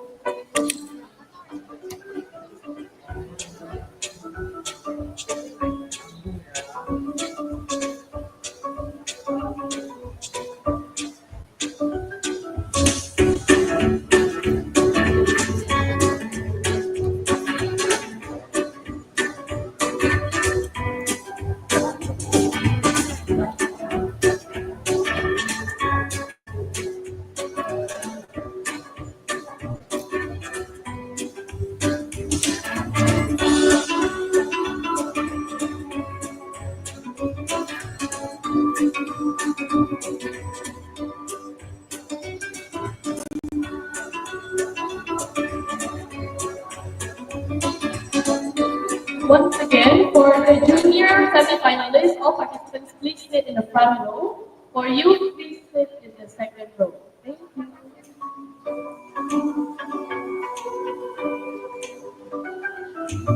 you.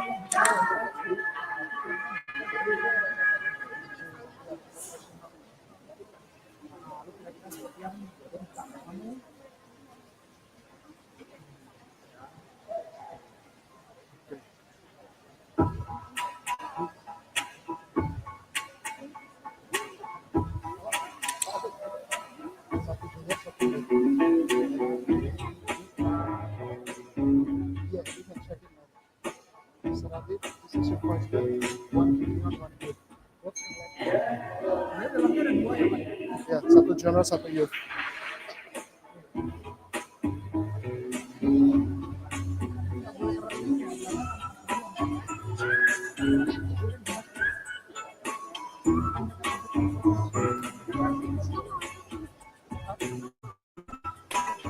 Tadi sama Pinkle, cuman apa?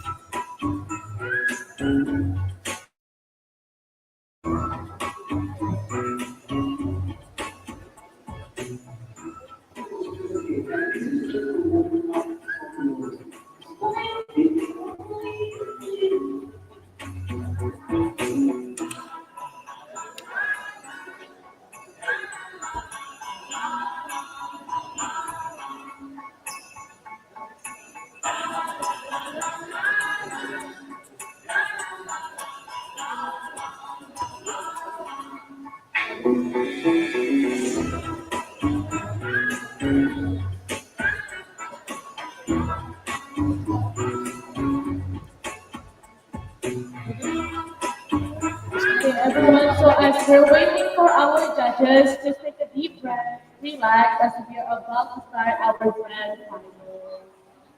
Thank you.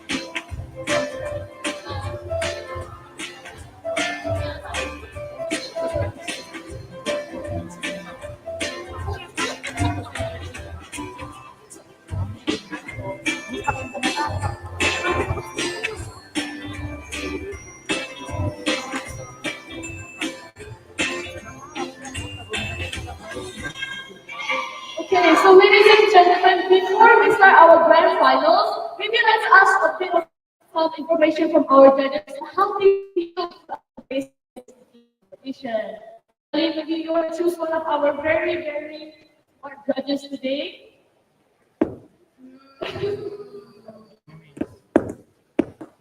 Okay, maybe can we ask Miss Yenny? Miss Yenny, would you please mind sharing how you feel on today's public speaking competition? Can we have a mic, please?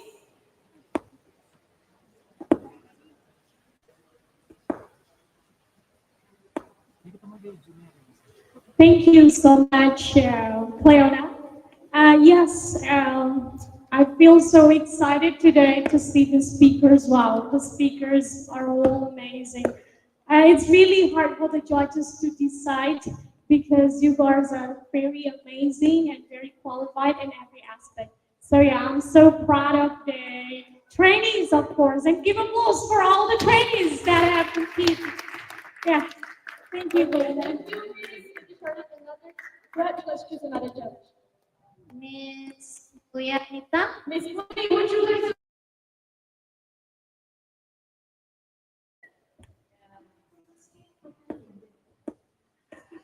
Thank you, MCs, for the question. And I think today's competition is really tight because everyone must be prepared, so well prepared. And I'm even, wow, very well. And even they do much better than the class one. That's what made me amazed by the trainee up here. And I was so excited I was gonna win. Yes, very well. Because today is a very tough match, right, Miss Moni? Yeah, are you guys excited? Are you guys excited or nervous? Maybe we're nervous. I think they're nervous. Yes, okay, thank you, Miss. Maybe Charlene, after you ask the judges, let us ask some of the contestants here today. So, anyone want to volunteer to share their experience? Come on, guys. Already a lot of people block so they think, so they won't get chosen. Okay, Charlene, let's go down and choose several participants. Okay, so maybe just share a few sentences on how you feel of today's public speaking competition. Okay, Enrico, you wanna share your thoughts? So what do you feel on today's public speaking competition? You stand up first.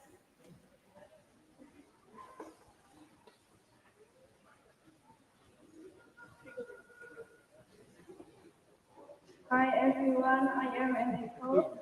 So today is very fun because I can eat, drink, and speaking is fun. Okay, thank you so much, Enrico. Can we give a round of applause? Yay, thank you. Can we pick another one first? From the youth division, maybe? Youth division, anyone want to volunteer? Youth division. Okay, let's go around first. Okay. I think Richmond here is very energetic. Celine, would you like to give him the mic? Okay, Richmond, can you please stand up and face the audience? Share a bit about what you think about today's competition. How do you feel? Well, I feel great after delivering my speech final. It's my first time actually. Wow, first time. Okay, so are you still nervous now? Yeah, pretty nervous. I want to go see the final. And I hope Okay, then let's just go up there and say something. I think everyone here is both nervous but excited at the same time. As me and Charlene, we have the junior finalists right here in our hands. So I think everyone should be nervous, right? So ladies and gentlemen, we finally arrived at the session all of us are waiting for. The announcement of The grand finalists of Public Speaking Competition 2025. After the fiery semifinals this afternoon, we have gotten the results of who will continue to the grand finals. Are you guys ready to find out who? Yeah. Okay. So we're going to start with the junior category first. But before we jump into our grand finals, I would like to remind everyone that if you don't make it to the grand finals, it doesn't mean you have lost, as you have done really well today. So don't go anywhere first, guys. And for our contestants who are coming to the grand final, good luck, and we hope you practice enough in your weekly exam sessions in class.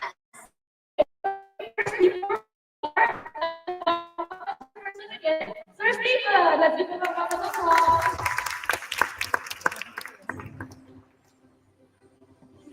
Thank you very much, our beloved MCs, all the participants. Are you nervous? Sorry, wrong question. Are you ready?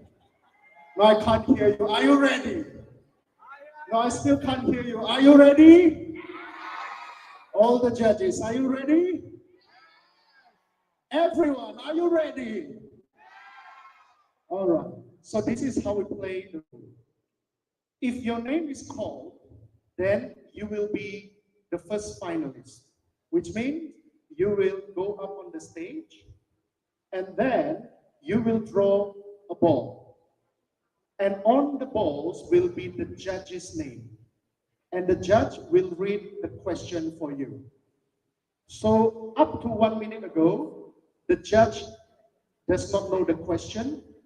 Nobody knows who made it to the final. Only 2 people in this room know who made it to the final. One is, of course, me, and another one is another telecounter. All right? So if your name is called, be happy for like 3 seconds, and then go up on the stage and get ready to answer the question. Your 1 to 2 minutes. So 1 minute, the green light will be on. 1.5 minutes, the amber light will be on, and 2 minutes, the red light will be on. After red light is on, after the red light is on, you have 30 seconds to conclude your speech. All right? Okay. Is there any question from the participants? If no, I will give the control back to the MCs, and in the envelope, they also don't know who will get it to the final. So here we go. This is the final. Oh, one more thing. For junior level, there is no time qualification. Everyone made it. Congratulations. Thank you so much, Sir Stephen. So, ladies and gentlemen, for this year's grand final, it will be even more exciting as the contestants will have to give an extended speech with no preparation. This is going to test the speaker's ability to think on their feet and while giving it their best shot. Let us start with our first finalist of the day. So we have the names here. So Charlie, would you please do the honors using our first name? Our first finalist of the day is Delman Sudira.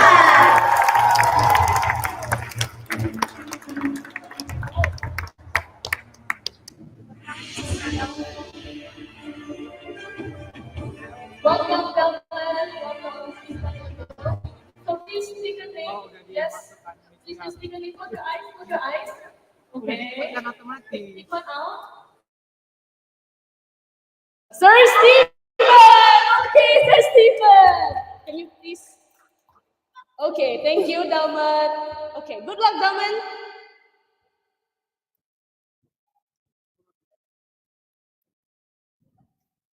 Hello, Delman.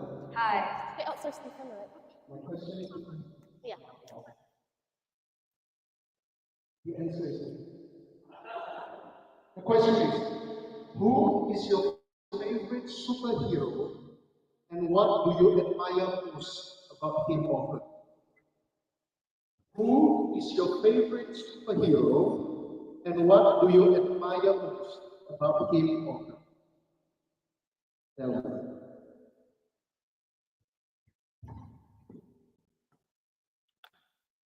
Superheroes are people who do good things to this world. But here's the thing. Superheroes are people with superpowers. But not all people in this world have superpowers. Am I right?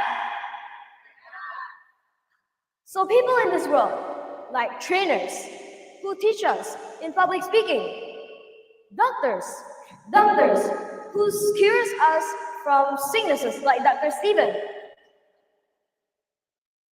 and policemen who catch criminals and do good deeds. So, my superhero is my mom.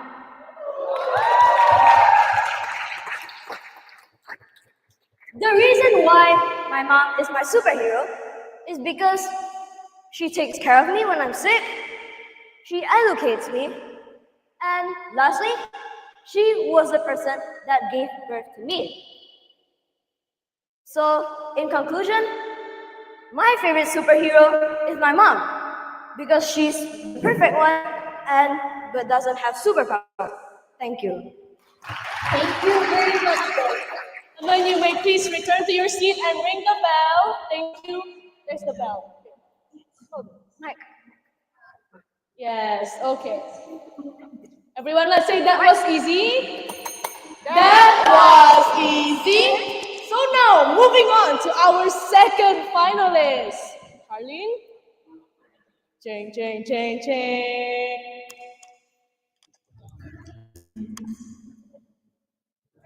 And our second finalist is Enrio Victoria. Woo! Why me? Okay, welcome Enrico to the very nervous stage. Yes, here with me. Okay, so can you please choose a name from the poll? Okay, don't look. Can you please read it? Sir Aditya. Okay, so Sir Aditya will be giving his question. Good luck.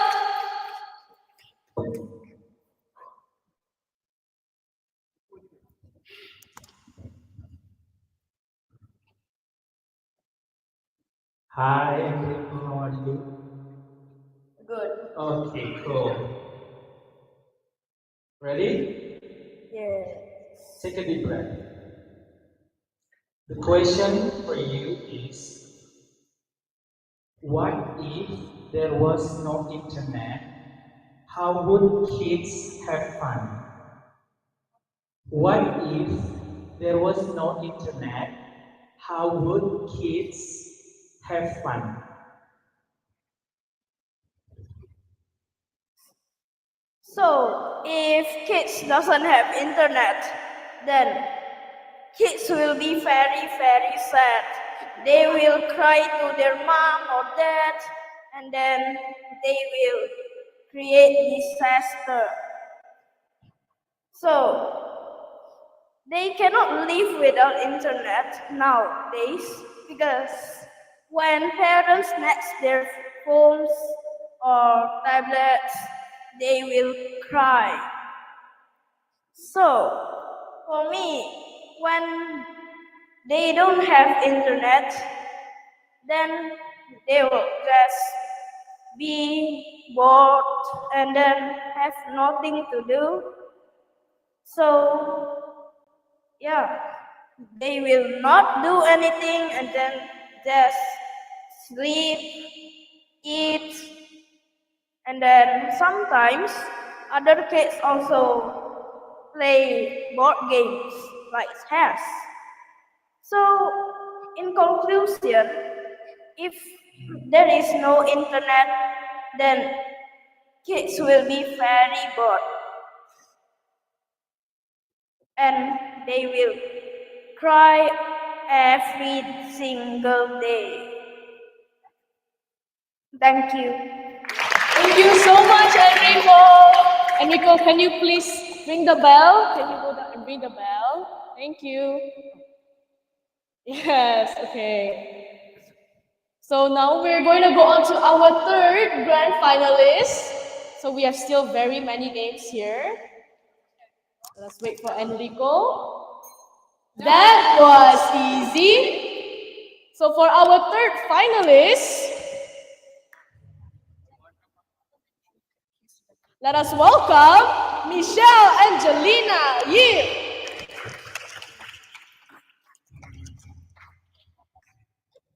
How?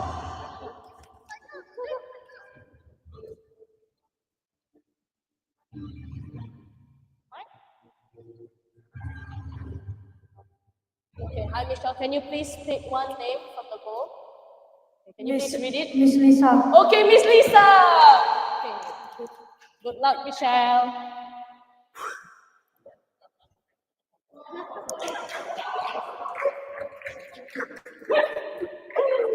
Okay. Hi, Michelle. Hi, Miss. The question is, if you could have any superpower, what would you choose and how would you use it? Michelle, if you could have any superpower, what would you choose and how would you use it? Michelle.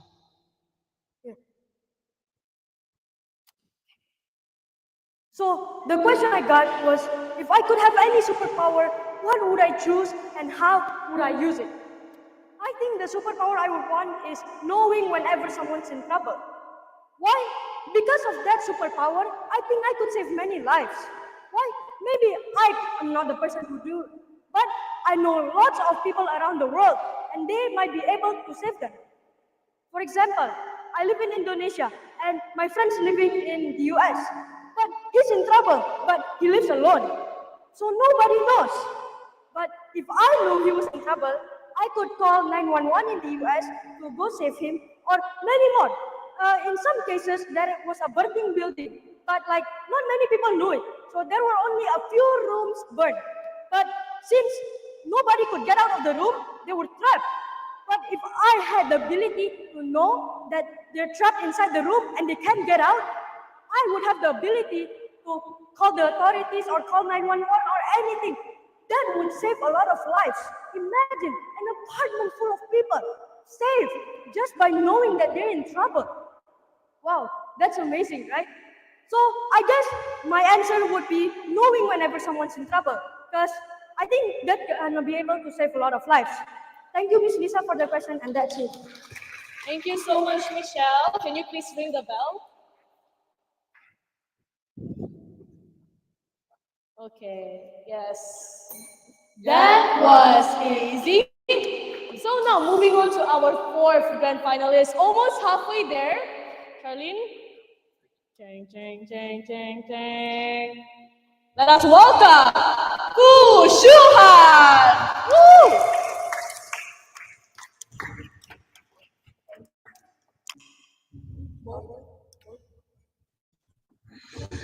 Okay, hi Shuhan, can you please be the middle?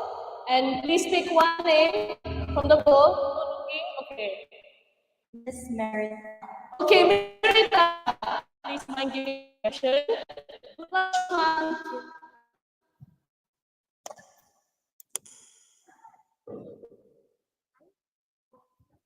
Hi, Miss.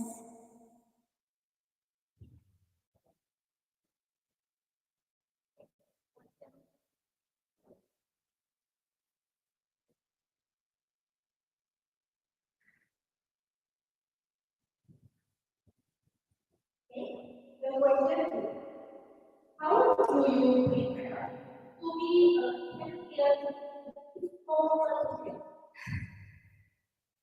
Okay, again. How do you prepare to be a champion for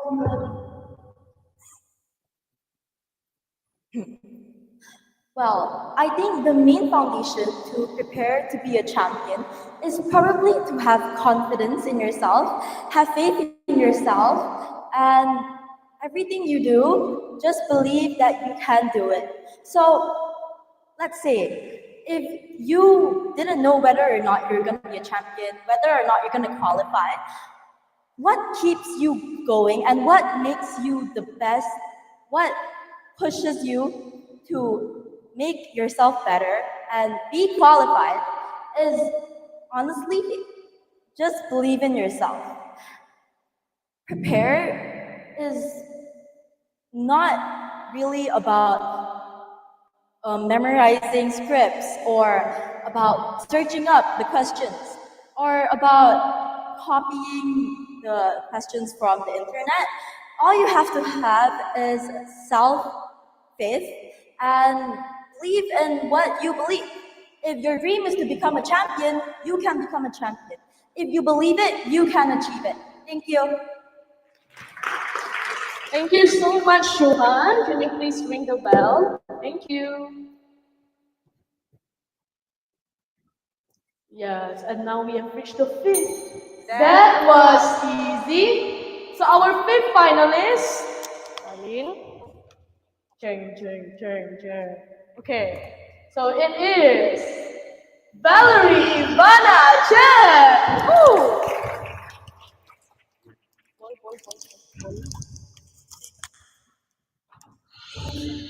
Okay, welcome, Valerie. Welcome. Here's your mic. Can you please pick a name? Close your eyes, close your eyes. Okay. Can you please read it? Miss Angeline. Okay, Miss Angeline. Good luck. Yes. Hi, Valerie. Hi, Miss. Okay. So, this is what if you take what would be and what. Okay. If you could take what would be and what. So if I could create my own school subject, I would pick cooking, because cooking is not just a talent. It's a skill you need in life. And I know that a lot of kids think I'm young, so I don't need to learn how to cook. But everyone, they need to learn how to cook eventually. And the sooner it is, the better. Cooking is a life skill that everyone has to master.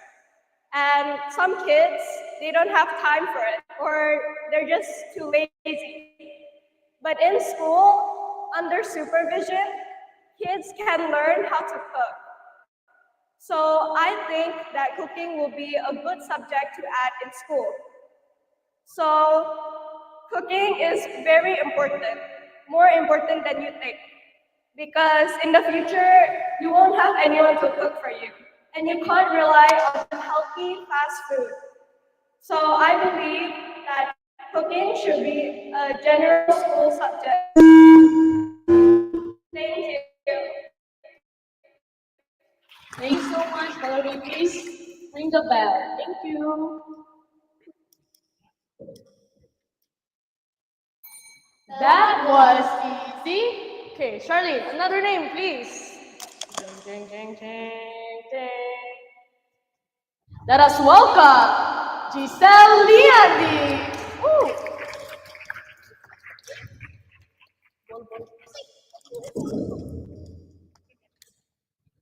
Welcome, Giselle. Welcome. Here is your mic. Can you pick a name? Close your eyes. Okay. Okay, can you please read it? Miss Maylin. Miss Maylin. Okay. Good luck.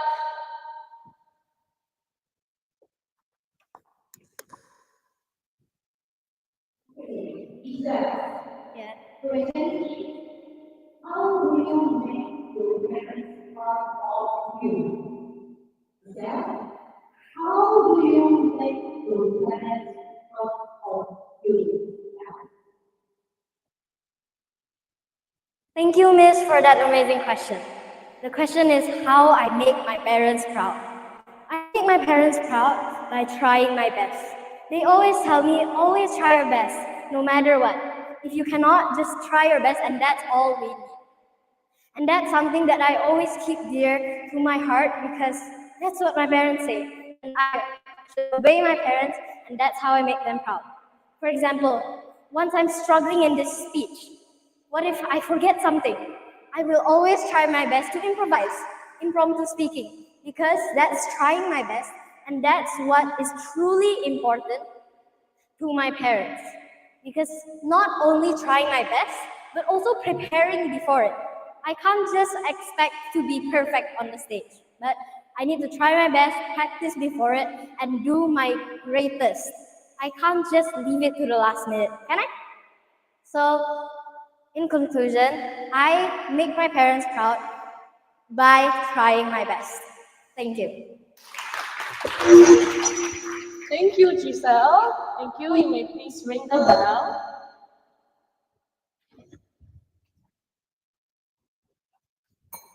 That was easy. So moving on again with our next finalist. Ding, ding. Let us welcome Marsha, Abel, Kayla.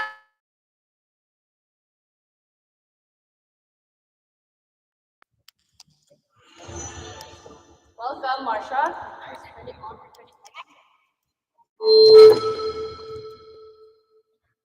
Please pick a name. Okay, can you please read? Sir Nico. Okay, Sir Nico. Good luck. Thank you.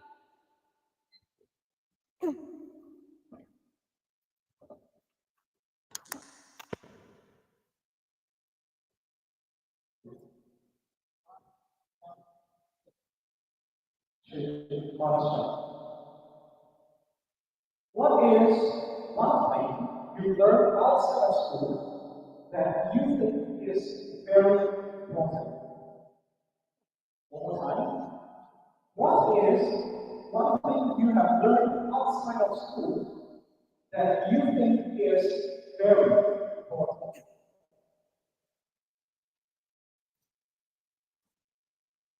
The thing I learned from outside of school that is very important according to me is manners, which is, I was taught by my parents to always have good manners since I was younger. And here's how. The first is to do the basic 3 magic words.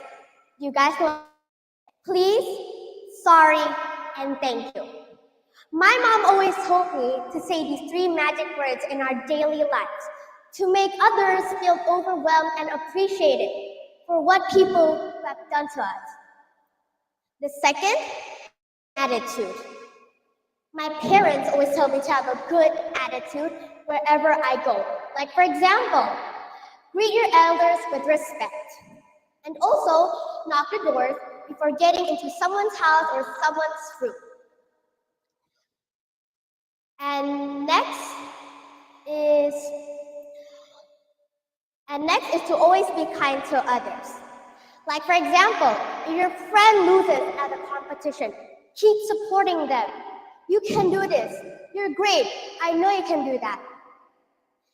That is all from me. Thank you, sir. And once again, the most important thing I learned out of school is manners from my parents. Thank you. Thank you. Thank you, Marsha. You can please go down and ring the bell first. Yes, thank you.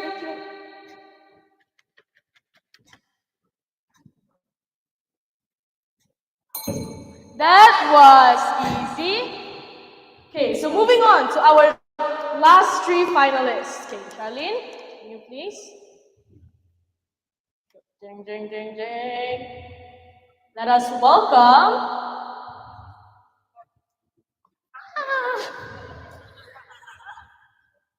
MC juga nervous ya, guys. Okay, 1, Victoria Yak.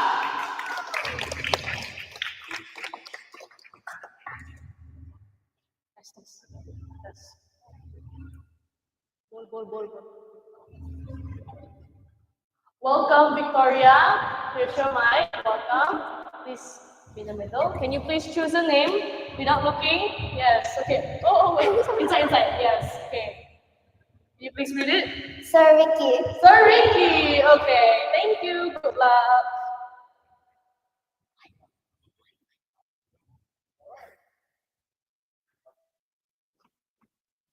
Check. All right. Victoria, your question is, I'll be saying it twice, so listen carefully. What will you do if you did not become the winner in this competition? What will you do if you did not become the winner in this competition? I know.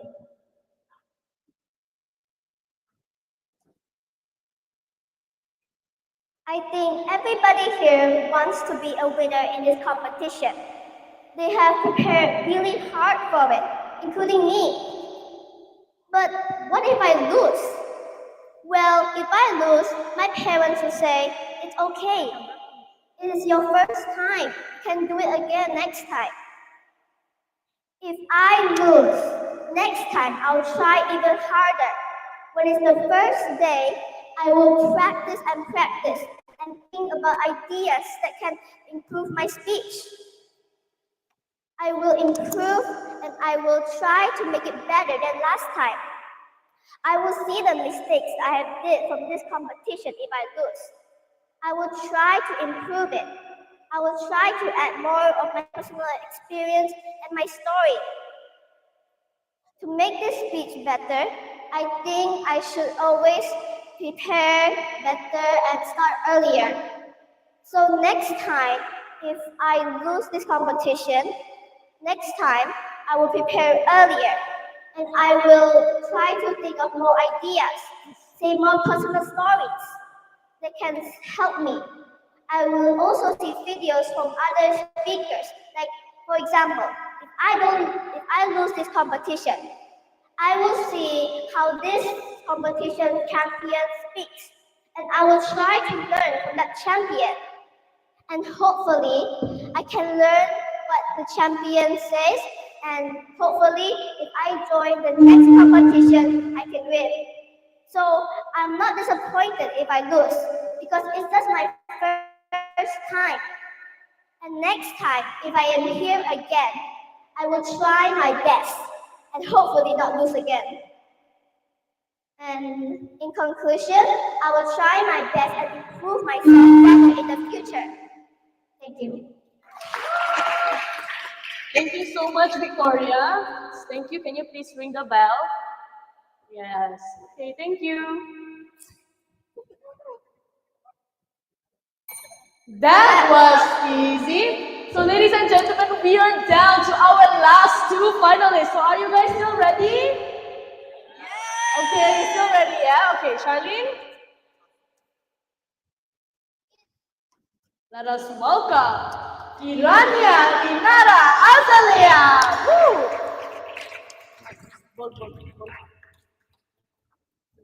Thank you, Miss. Welcome, Inaria. Please stand here. Here is your mic. Thank you. Please choose a bowl. Please choose a name. Okay, can you please read it? Miss Molianita. Okay, Miss Molly. Okay, good luck. Thank you.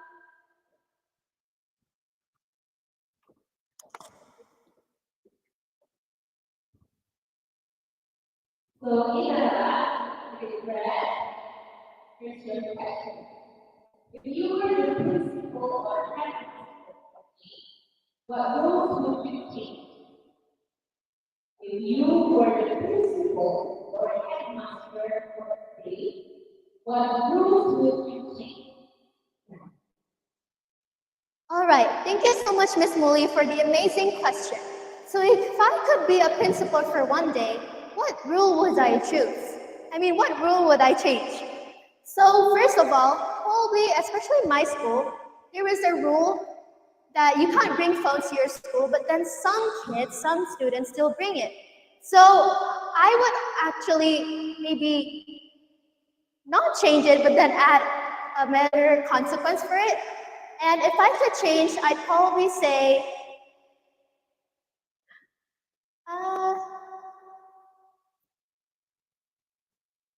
probably no running around the schools when during break time, especially to the lobby, since sometimes guests come there and they might be annoyed, especially when they're like talking to the teachers, asking some questions about the school, like, hey, what is this school? Like, how good is it? And then students just run over them and like, that is annoying. So if I could change one rule, then I would probably choose that rule. Since, yeah, you don't want students running around the school, especially in the lobbies during the break time. And I think that's all. Thank you. Thank you, Kirania. You may please ring the bell. Thank you.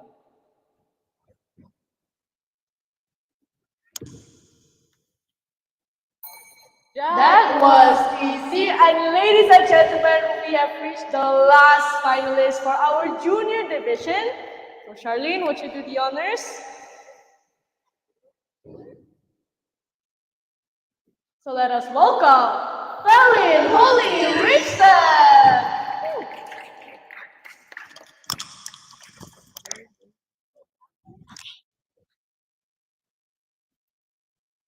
Hi, Felen. This is your mic. Okay, can you please be in the middle? Okay. Oh, we only have one ball left, so can you please read the name? Miss Yenny. Okay, Miss Yenny. Okay, good luck, Felen.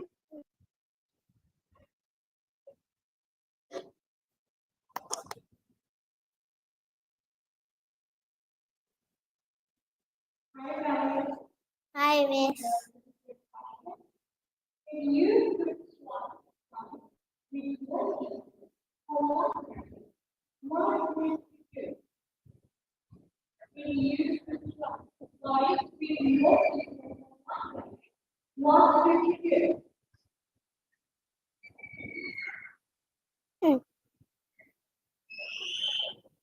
If I took swap with the teacher, I will definitely teach because a teacher teach, right? So a teacher doesn't catch criminals like a police. So yeah, I'm obviously gonna teach. So what if I become a teacher? I will teach nicely. Even though if the kids is gonna be like naughty, yeah, I will just breathe out, breathe in. Yeah, I will do that. Well, if a teacher, I know being a teacher is hard. It's super duper hard because my teacher because when I ask my teacher, teacher, is it fun being a teacher? My teacher say, no, not really.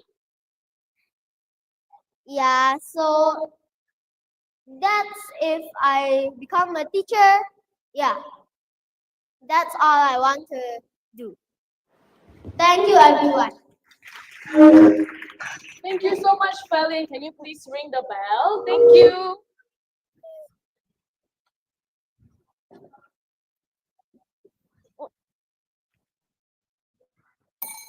That was easy. So, ladies and gentlemen, we have officially reached the end of our junior grand finals. So now let us move on to the youth category. So we have the youth category names right here. It's still sealed, guys. Okay, Charlene. Oh, okay, wait. Before we announce our first youth finalists, let us give 2 minutes of silence for the judges to process first. Thank you.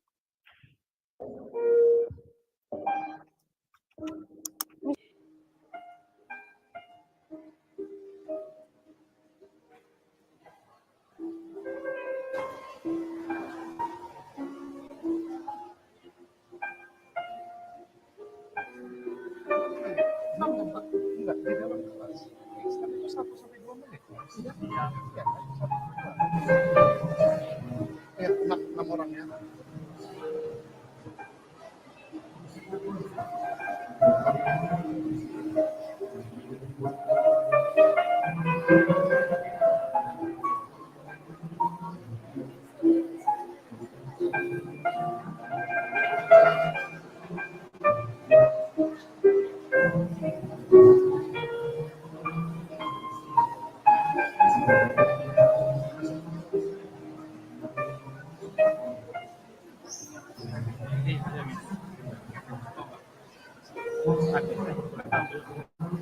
Yang penting kandinya aja di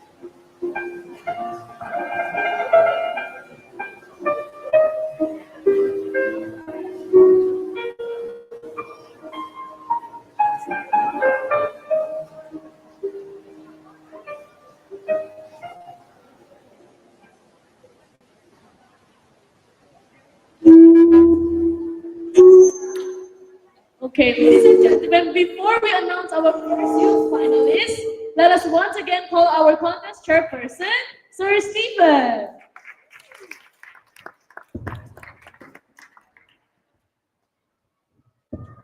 Hello everyone, welcome back again to me, Sir Stephen. So I'm just here to congratulate all of you. Like I've mentioned before, I think all of you deserve to be the grand finalists because like you were that good. I was so lucky I was not in the judging panel for the semi-final because it was very difficult. All right. So next session, the final round, it will be extend session for the final questions. Just like the junior one, your time is 1 to 2 minutes.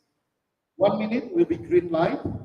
1 minute and 30 seconds will be amber light, and then red light will show 2 minutes. Afterwards, you have 30 seconds to conclude your speech before disqualification. All right. Unfortunately, for the semi-final session, there was one time disqualification. So one person could not move to the grand final. But then again, nobody knows the name, and the MC will announce the grand finalists one by one. Get ready. Good luck. Thank you, Sir Stephen. We would also like to remind for all the junior semi-finalists who didn't make it to the grand finals, it's okay because you won the very big competition already, which is competing with yourself as you are a much better person than you were before. Okay, so let us move on with our first youth finalist of the day. Ding, ding, ding. Charlene, would you please open it? Let us welcome Abel, Pinkle!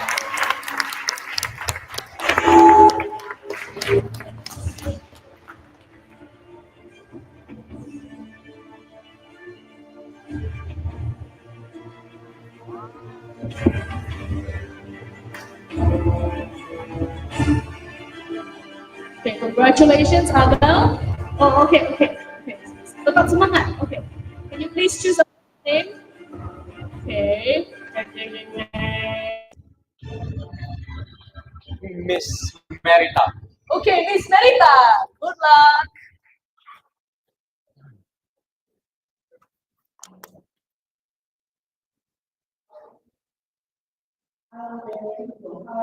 I am great, thanks.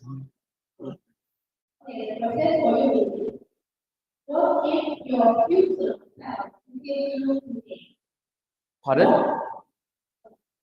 Again. Again. What is your future self thinking today? What advice do you think he or she would give? And repeat once again. What is your future self thinking today? What advice do you think he or she would give?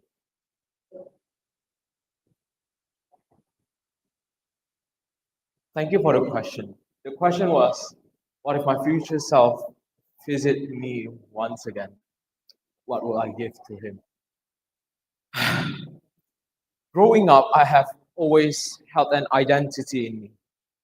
An identity where I was not confident. I doubted myself every single sentence that I wanted to give out. And that identity has pushed me inside so much that it stopped me from becoming the future version of me. So if there's one thing I could go back and tell my future self is let go. To let go of that identity. Because that identity you have created has blamed others, that others have pushed me inside, but no. Listen, Abel, listen. It is you who is pushing yourself inside and not letting a space for the future version of you. So one lesson is let go. Let your identity go and grow further. And that is one lesson that I wished I could go back and tell myself. Thank you very much. Thank you so much, Abel. You may please ring the bell. Oh, I did not know. That was easy. Okay, moving on to our next finalist, Charlene. Okay. Sophia, Fendi, oh! Congratulations, Sophia.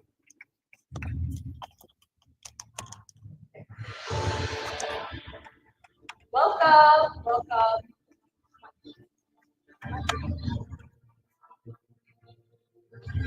Can you please choose a name? Yes. Can you please read it out? Miss Maylin. Miss Maylin. Okay. Thank you. Good luck.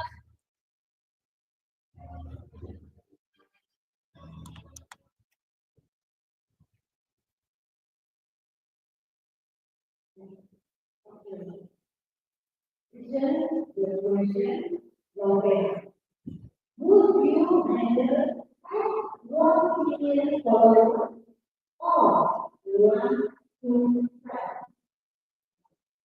Would you rather have 1 million followers or one true friend?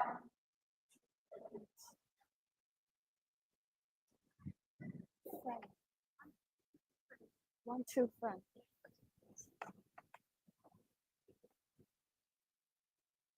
Would I rather choose 1 million followers or one true friends? For me, popularity is not everything. What does it mean if I don't feel happy? For me personally, I will choose one true friends because what truly matters for me is the relationships, how I can build the chemistry, how I can feel comfortable be around that people. So for me personally, having a lot of followers doesn't mean that you will be happy. But what truly matters in life is that you have a supportive friends, you have everything you want. So, ladies and gentlemen, please remember that popularity is not the last contest. It doesn't mean that if you have 1 million followers, you win in this life. But when you have supportive people, when you have a family, a friends that you can share about your opinion, about your experience, you can make you push yourself to be the better version of yourself. Step out of your comfort zone. That is what truly matters. I'm Livia Fanica. Thank you. Thank you, Sophia. Can you please ring the bell? Yes. Thank you. Sorry. Thank you. Okay, so Charlene, before we move on to our next finalist, let's ask you first. How do you feel right now after all our finalists? That was did very well, right? Yes, indeed. We still have a few finalists left, which I think will be even more wow again. So, should we move on? Let's go.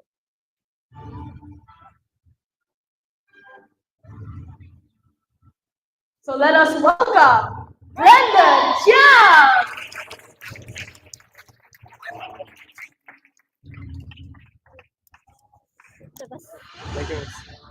Welcome, Brandon. Congratulations. Yes. Okay, can you please stay in the middle? Okay, Brandon, close your eyes. Okay. Take a name. Yes, yes. Oh, okay. Can you please read it? Miss Lisa. Okay. Good luck, Brandon.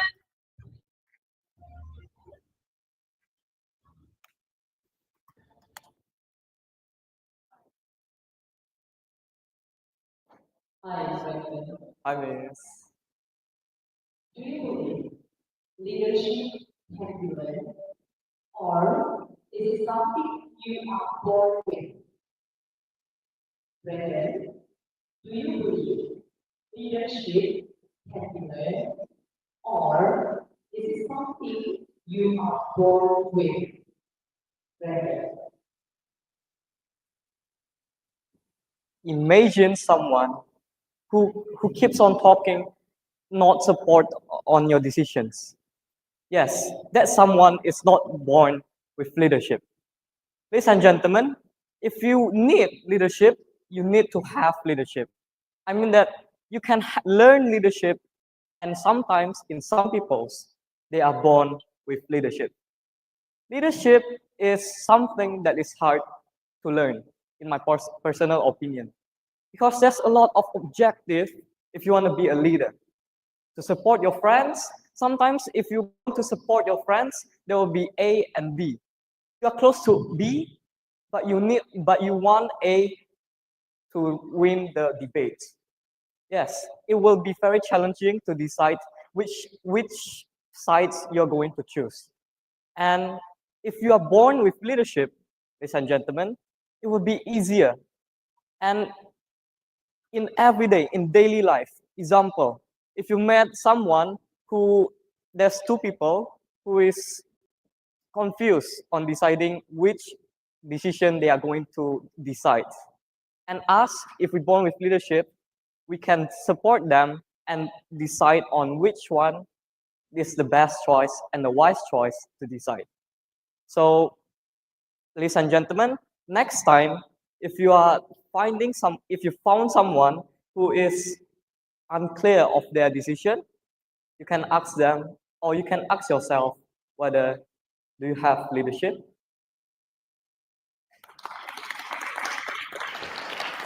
Thank you, Brandon. Can you please ring the bell? Thank you. Thank you, Miss. That was easy. Okay, so we have, let's see, Charlene, how many do we have left? We have about 7 left. Okay, 7. So let us move on to our fourth finalist. Thank you. Let us welcome Richmond Ocean Sudiran. Congratulations, Richmond. Congratulations. Welcome, Richmond. Thank you. Yes. Okay. Can you please speak the name? Okay. Sir Ricky. Sir Ricky, good luck.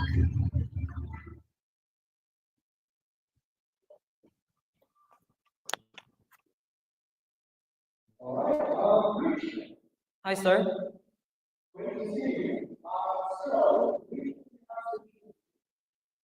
Sorry? Social media. Yeah.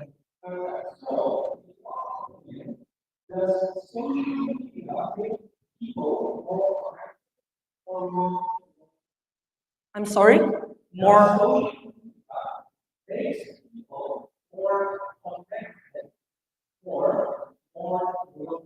connected.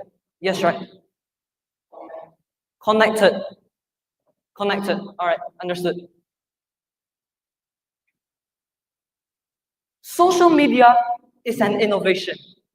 An innovation aimed to connect people from all around the world.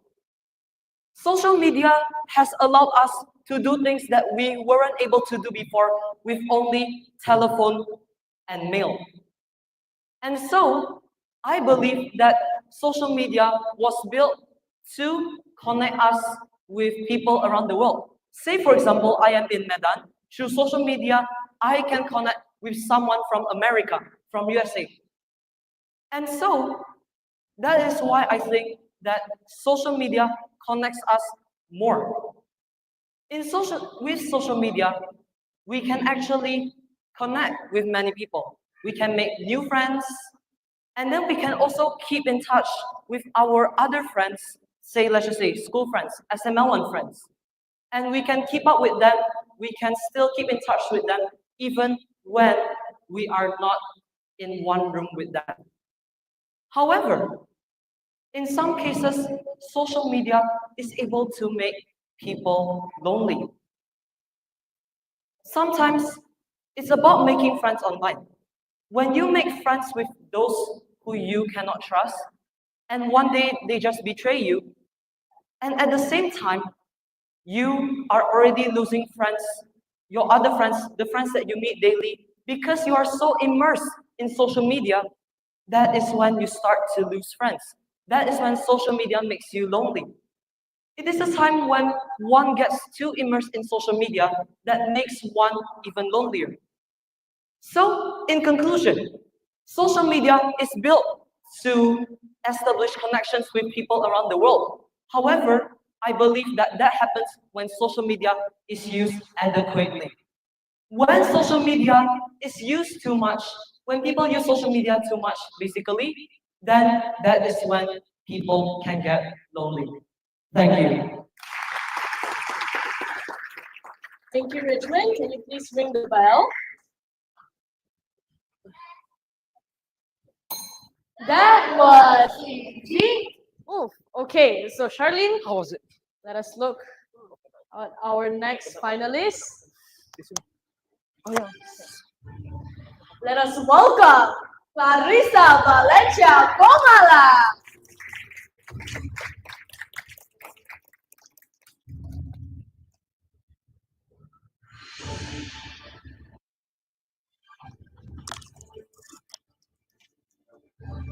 Congratulations, Clarissa. Welcome to the stage.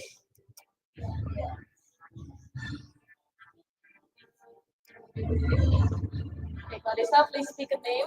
Close your eyes. Sir Stephen. Okay, Sir Stephen. Good luck, Clarissa. Thank you. Okay, Clarissa, this is the most difficult question of the year. Is success in school a guarantee of success in life? Is success in school a guarantee of success in life? Clarissa. Thank you, sir.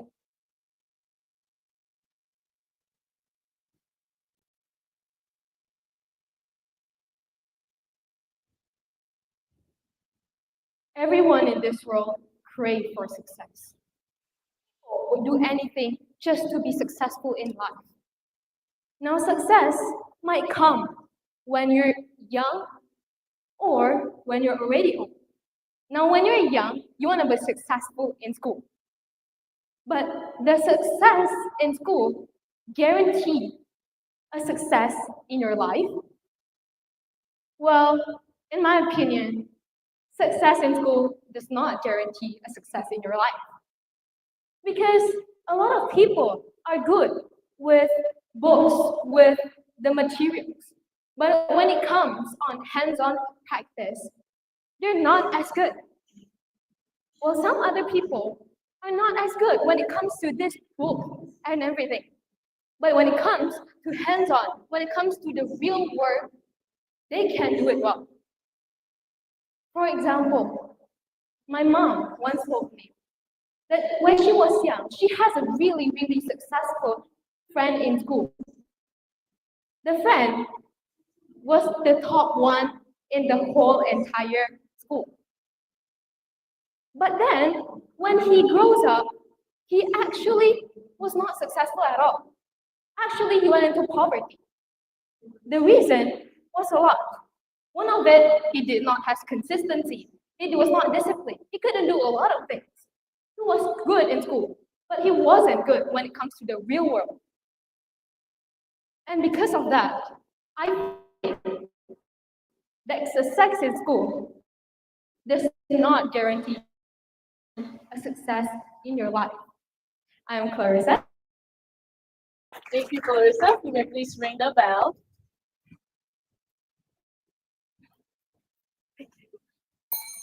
That was easy. Okay, so we have gone through half of our youth finalists today.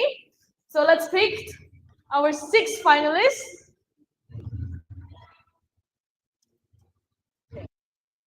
Let us welcome Sharelle Anthony.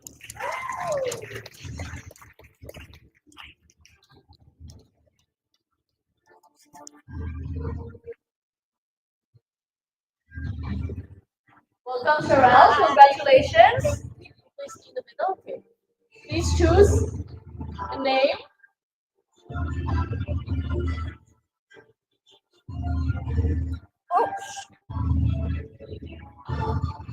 Sir Nico. Okay, congratulations. Good luck. Thank you.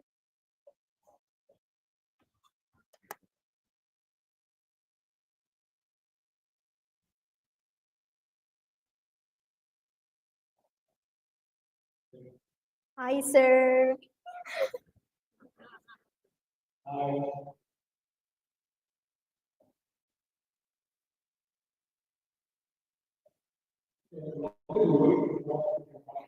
So, sir, what is the questions? What if you could erase one memory? What memory would you erase? What if you could erase one memory? What memory would you erase? Sir, is it a happy one or a sad one? Or can be both? Okay. Me has experienced a lot of experiences in this life. And there's a lot of memories that I want to just forget it. For example, there's one time I went to Japan with my parents. But you know what? I picked a whole basket of snacks, fruits, and all of the things that I wanted to buy. So I find my dad. I walk away and find my dad. I give the handful of basket to my dad. But do you know what? He's not my dad. I don't know who is he. He's talking to me in Japanese, and I'm talking to him in English. We have a lot of miscommunications. But then he's really kind. He took the basket and he wanted to pay for it. And I was really shocked, but embarrassed at the same time. But I think it's also really bad because I just took the basket, say sorry, and then just run away. And then I tried to find my dad. And I feel like I want to forget this moment. It's not because I give the handful basket to him, but because I'm not saying sorry to him properly. Because why do I run for him? I can just stand with him, tell story why and why I did it. So in the end, if I can't forget one memory, it's one of the most embarrassment memories, which is recognize the wrong person. My name is Sharon Anthony, and thank you very much. Thank you, Cheryl. Please ring the bell.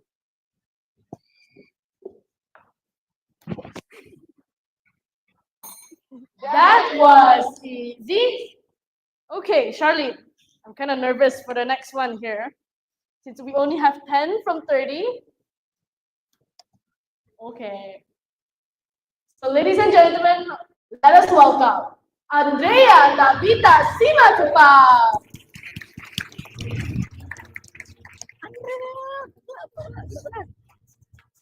Okay. Congratulations, Andrea. Welcome. Yes, welcome. Can you please speak a name? Can you close your eyes? Yes. Miss Yenny. Okay, Miss Yenny. Good luck.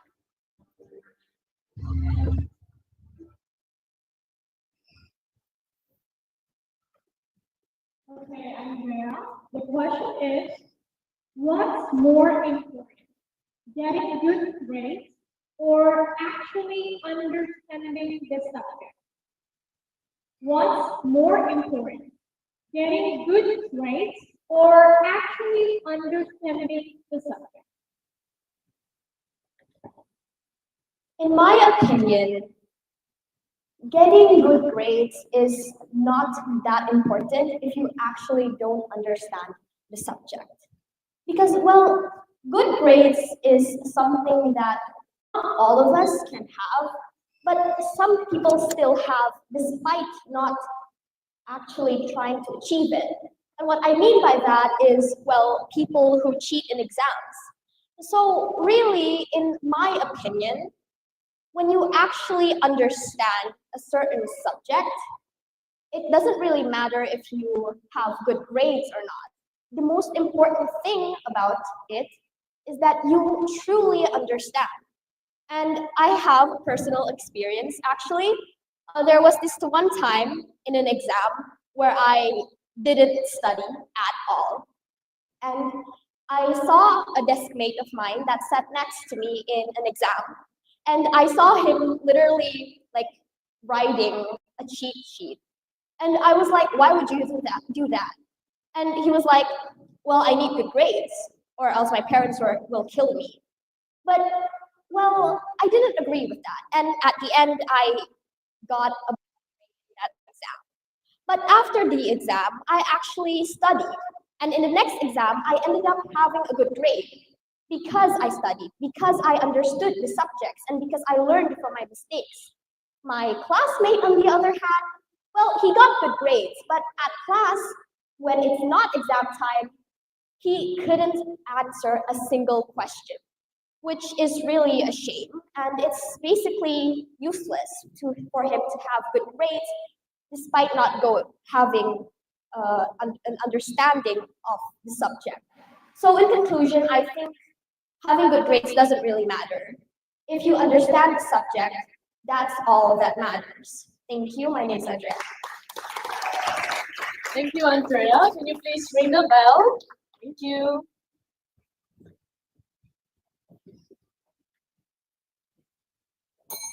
That was easy. So we are down to our three last youth finalists. Our last one, our third last. Let us welcome Dina Muntazila.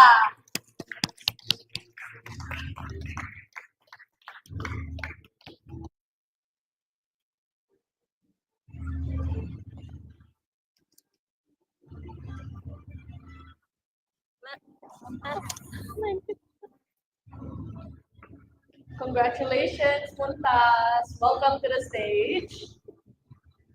Welcome.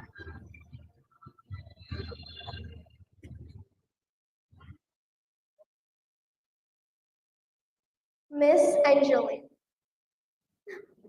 Okay, good luck, Muntaz. Thank you.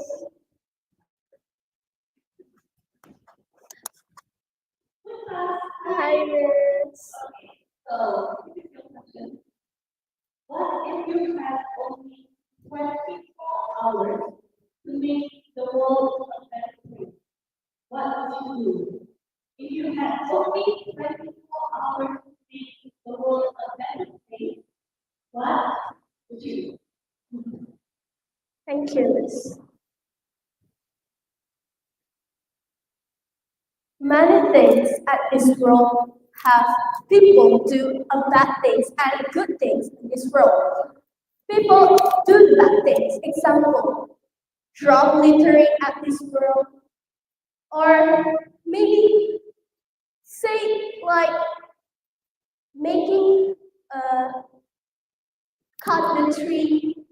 And how about the good things? For the good things is planting a plant and caring animals at the forest.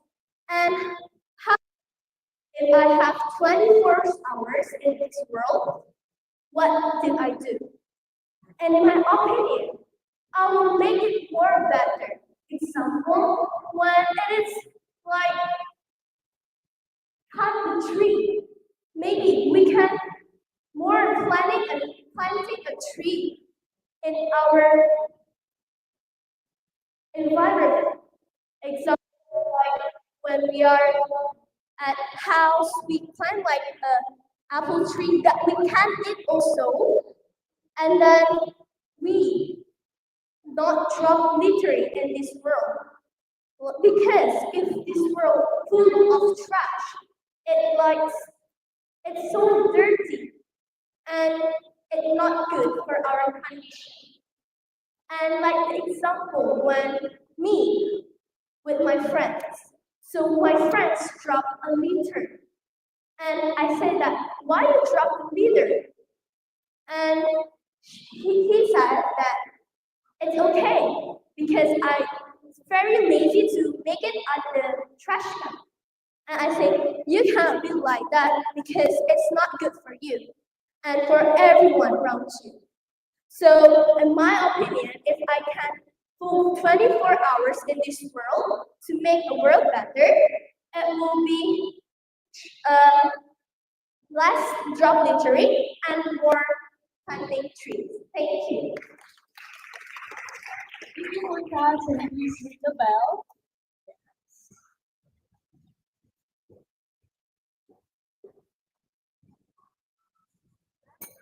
That was easy. Let us let the audience choose. They want left or right. Okay, ready? Okay, everyone, let's choose. Who can we call first? Okay, let your hand be saying, raise your hand and say left. So, okay, how about right? How about right? Okay, then I think we'll be going with left. Charlie, would you please open the left one?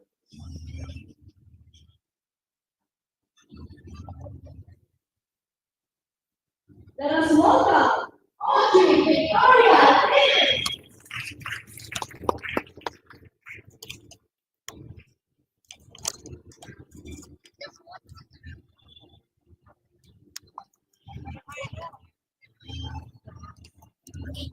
Congratulations, Audrey. Welcome. Thank you. Please pick one out of the last two trainers we have. Okay, close your eyes. Sir Aditya. Okay, Sir Adi. Good luck on you.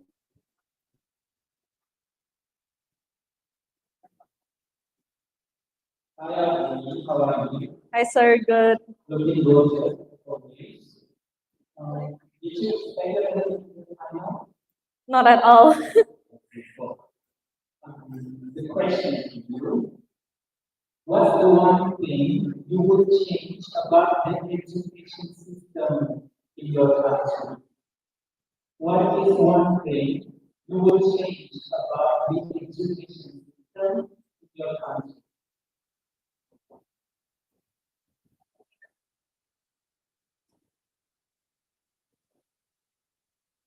In my school in Sutama, we are restricted to only learn few subjects. Oh, we are restricted to learn these subjects that we don't even want to study, like social studies, science. We have to learn all of them.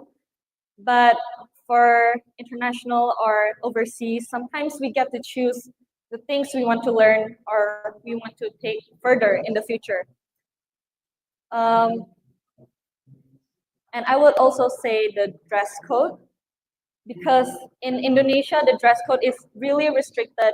You have to wear the same things, when I think everyone should be free to express themselves and to voice out their opinions.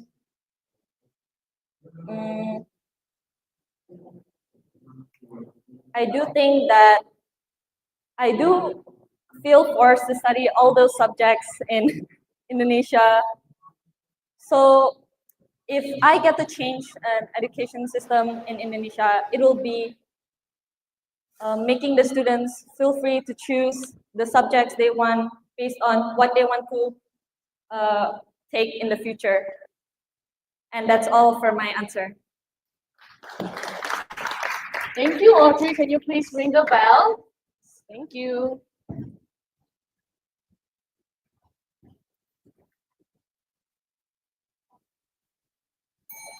That was easy. Okay, ladies and gentlemen, we are down to our last new finalists.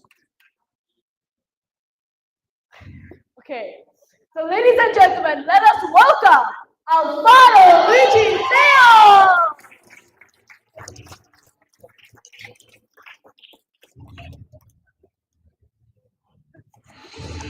Okay. Congratulations, Alvaro. Welcome. Lega, Alvaro? Lega? No, not really. Not really? Okay. Yes. Your last one. Can you please read it? So the person I get to give me this exam question will be Miss Mulyanita. Yay! Okay, good luck, Alvaro. Thank you. Bazingas.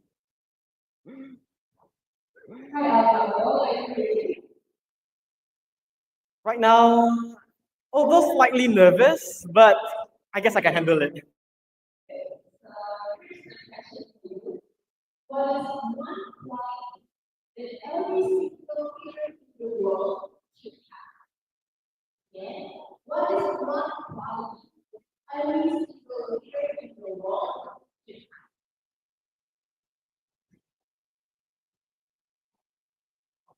Ladies and gentlemen, in 2023, there is this one speech competition that I joined.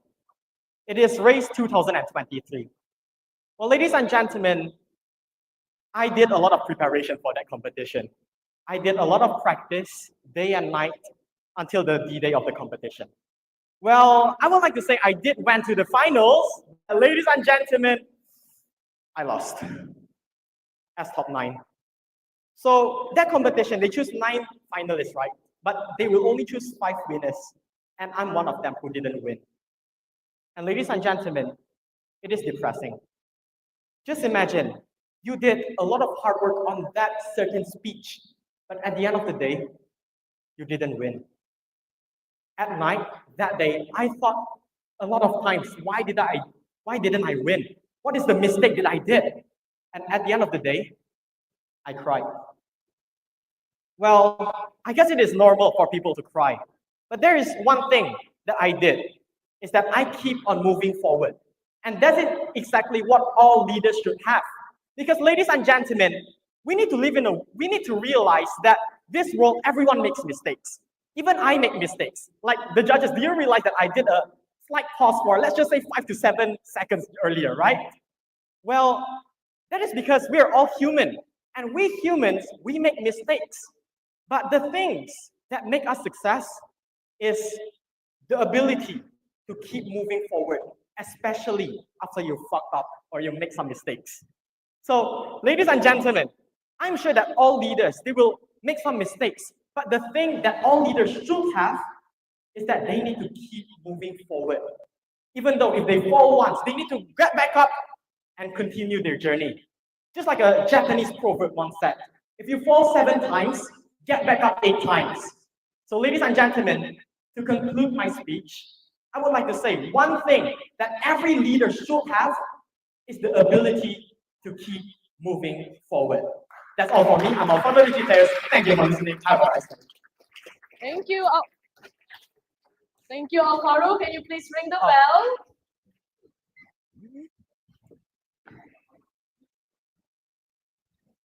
That was easy. Well, we have reached the end of our grand final today. I did one thing. First time. I swear. Unpurposely. Well said, Charlie. It just means that all their hard work in class has finally paid off. Can we please give all of them a round of applause?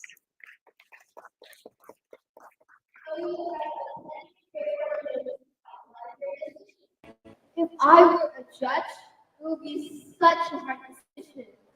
Good luck, judges. Thank you. Are you looking to improve yourself more and more?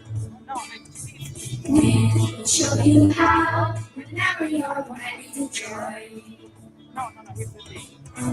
SML1 will never let you down. SML1 will guide you through the extra.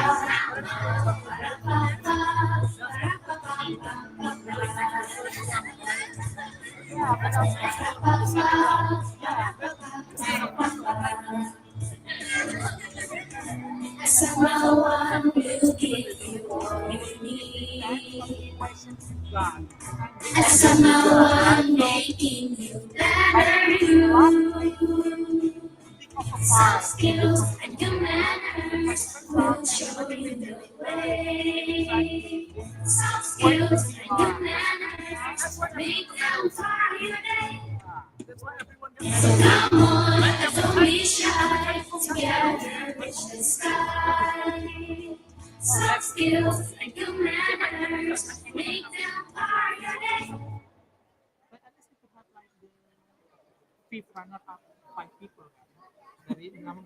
Ladies and gentlemen, welcome to the Family One Show. Team Red, are you guys ready? Yeah! Team Blue, are you ready? Yeah! Alright, so ladies and gentlemen, without further ado, let us start our games for today. Name as many Marvel movies that you know. Marvel movies. I think all of us here know Marvel movies, yeah? Oh, okay, let's go. Team Red, five. Avengers Endgame. Endgame. Spider-Man 3. Spider-Man. Iron Man 2. Okay, 3, 2 more. Thunderbolts. Thunderbolts, 1 more. Spider-Man 4. Okay, let's give them a round of applause.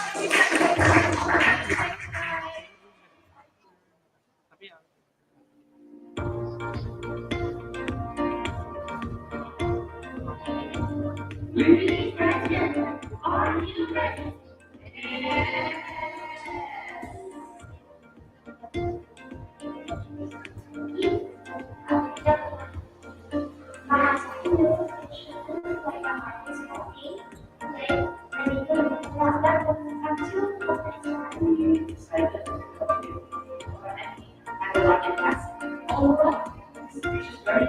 You see that this is like the real life. Put in here.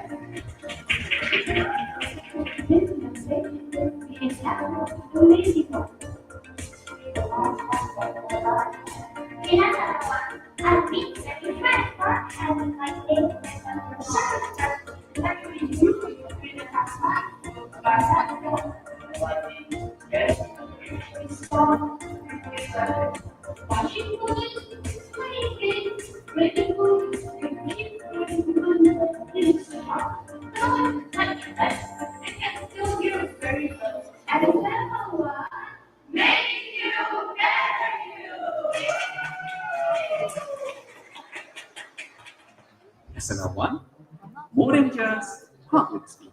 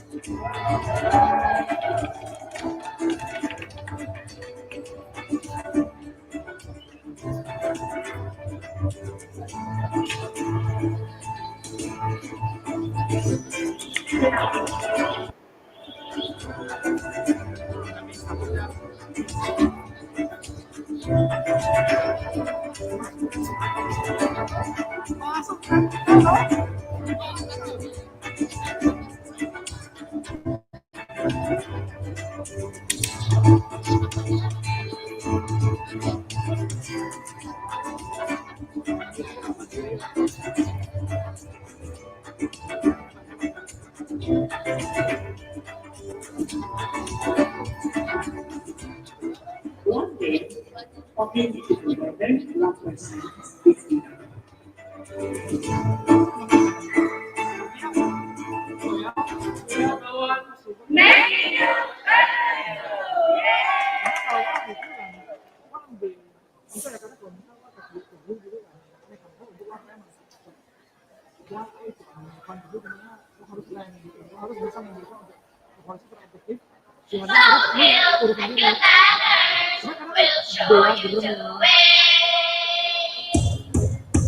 Are you looking to improve yourself more and more? We will show you how whenever you're ready to join. SML1 will never let you down. SML1 will guide you through the extra.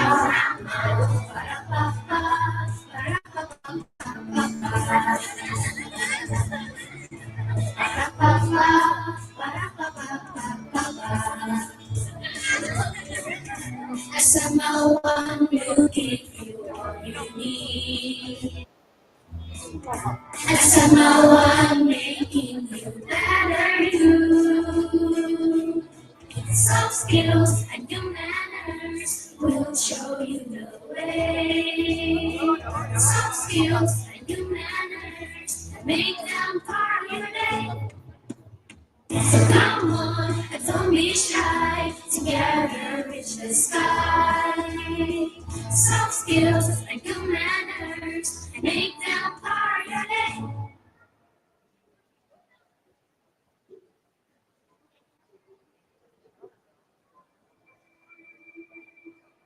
Setiap orang memiliki cerita dan keahlian yang bisa dibagikan.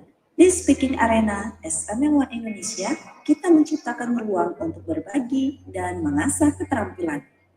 Speaking Arena adalah komunitas yang mengumpulkan para profesional dari berbagai latar belakang dan industri, di mana mereka dapat mengasah kepercayaan diri dan kemampuan berbicara mereka. Setiap peserta di sini berkesempatan untuk berbagi cerita melalui proyek pribadi pilihan mereka. menyuarakan pendapat, memberikan masukan, dan menerima feedback personal yang sangat berharga untuk perkembangan diri mereka. Setiap peran memberi kesempatan untuk belajar, melatih, dan menerima masukan yang sangat berharga. Didukung juga oleh komunitas dan trainer speaking arena yang siap membimbingnya. Para peserta merasakan perubahan dalam kepercayaan diri dan kemampuan berbicara mereka setelah mengikuti speaking arena. Nah, untuk kamu yang ingin terus upgrade diri dan meningkatkan kemampuan berbicara, yuk bergabung dengan Speaking Arena di SMM1 Indonesia. Jangan lewatkan kesempatan ini untuk menjadi bagian dari komunitas ini.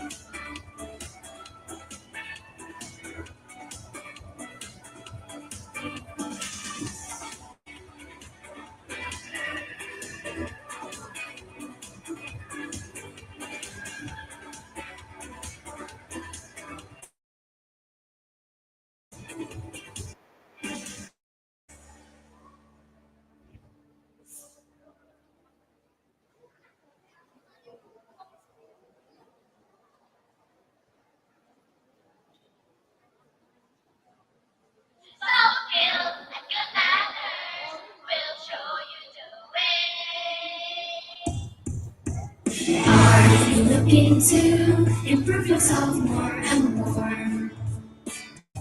We will show you how whenever you're ready to join. And someone will never let you down. And someone will guide you through the extra mile.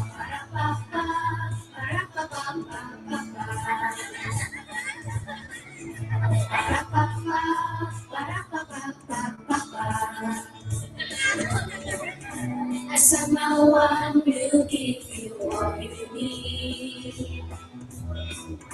And someone making you better you. Soft skills and good manners will show you the way. Soft skills and good manners make them part of your day. So come on, don't be shy. Together reach the sky. Soft skills and good manners make them part of your day.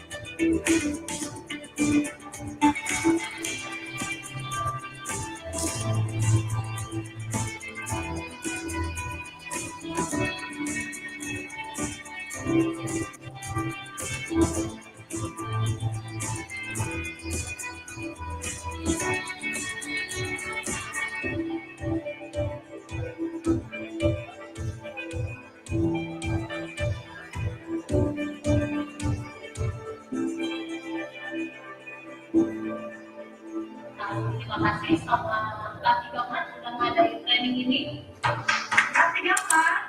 One day.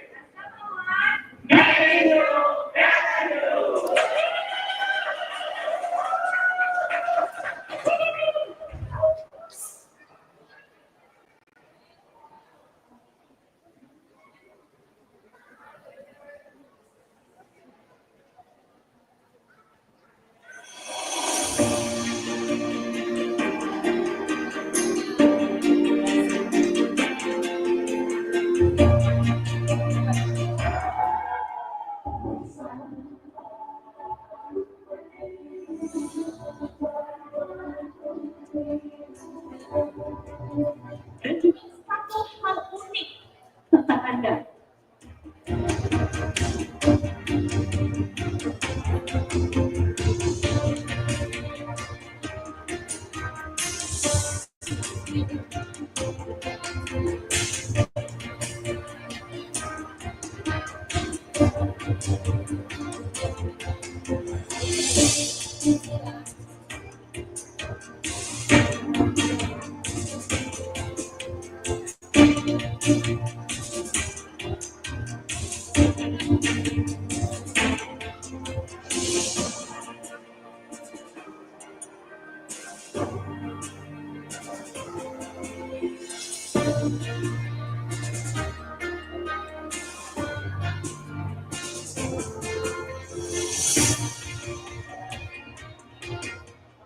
Latihan membuat Anda lebih kuat. Latihan membuat Anda menjadi juara.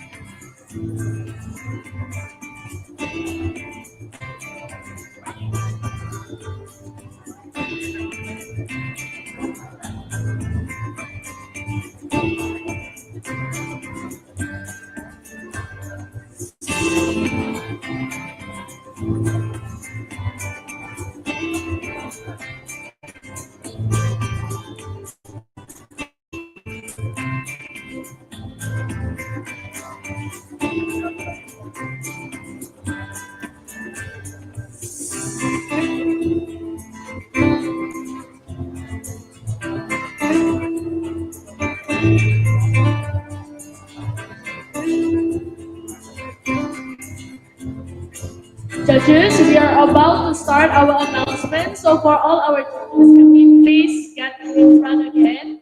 Thank you. Once again, for all our judges, please gather in front as we are about to start our announcement. Thank you.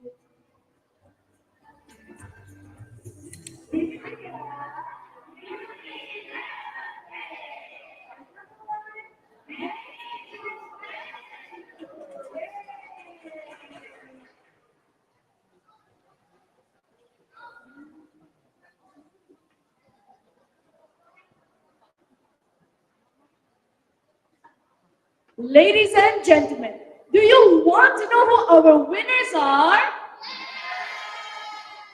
Okay, but before that, can we please ask all participants of the junior division to come on stage, starting from the smallest to biggest number, yeah?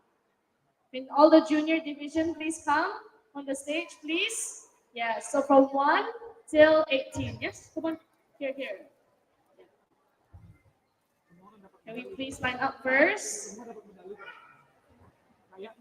From 1 to 18, yeah?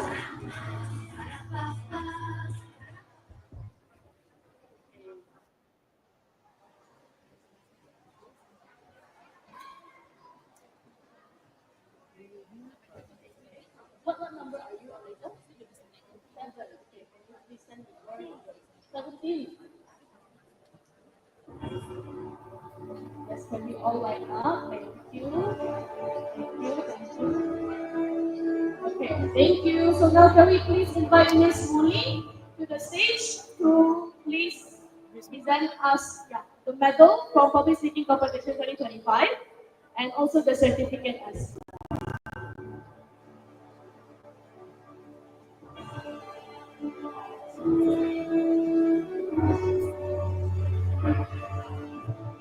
From 1 to 18.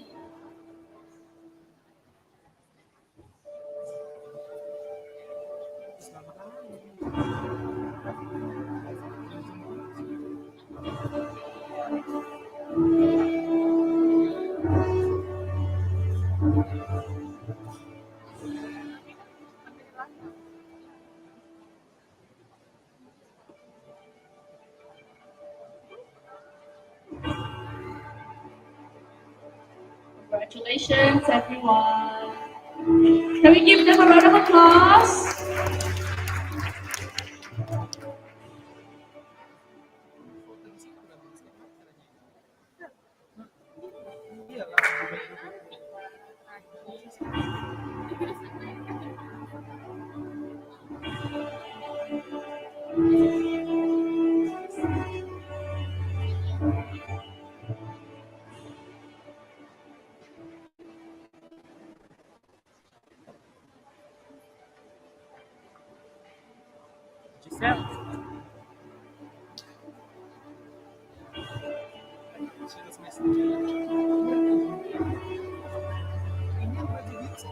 We'd also like to thank our supporting partners once again, to Sophia Grace and Time Zone, who have made today's event possible.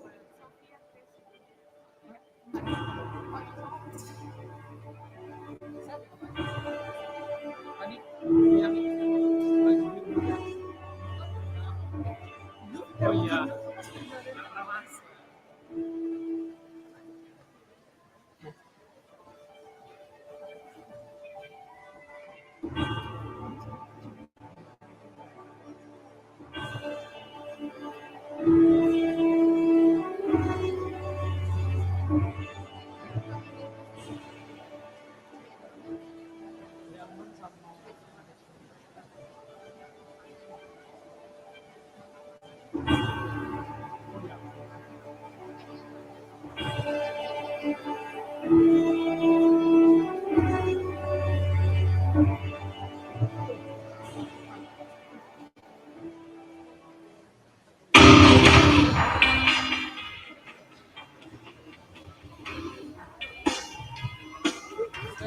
This ain't a song for the broken hearted.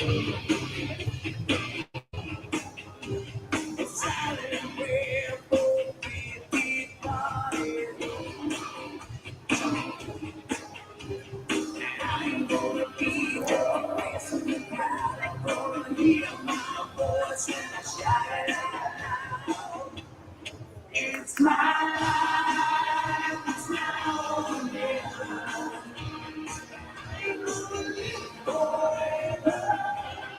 I just wanna live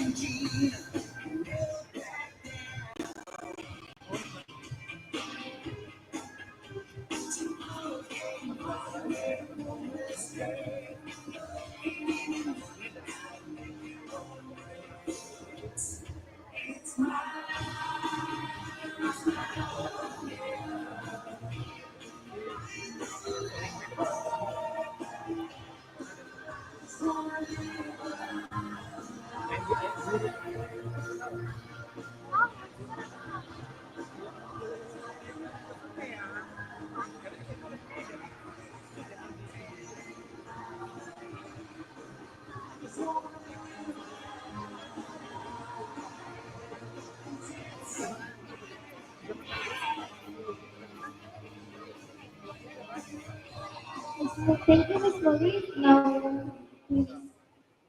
Okay, thank you, Miss Molly. Can you please take a photo first, Miss? Yes. Okay, Miss, thank you, Miss. All right, now let's move on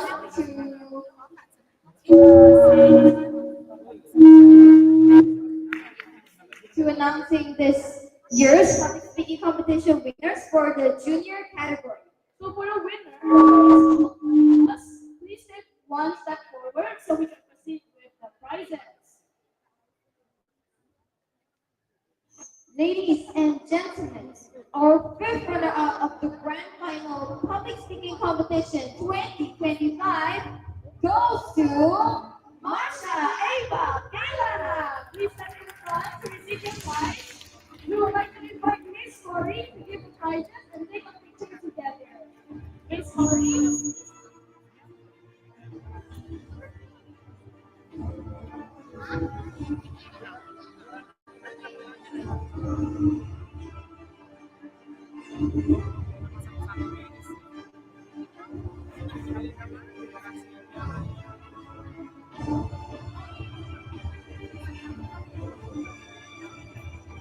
Thank you, Miss Corey.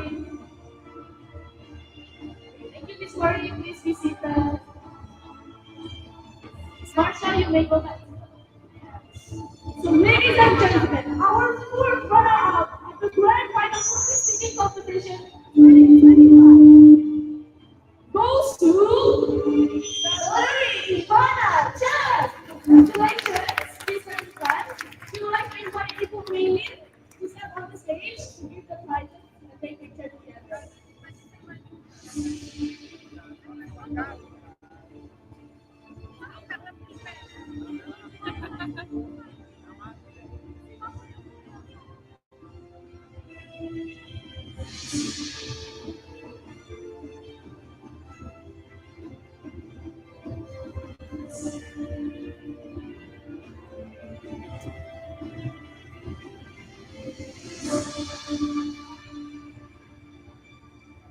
Thank you, Ms. Mary. Please be seated. Ladies and gentlemen, our third runner-up of the grand final public speaking competition 2025 goes to Michelle Angelina. Please step in front to receive the prize. We would please like to invite Sir Ricky to give the prizes and take the pictures.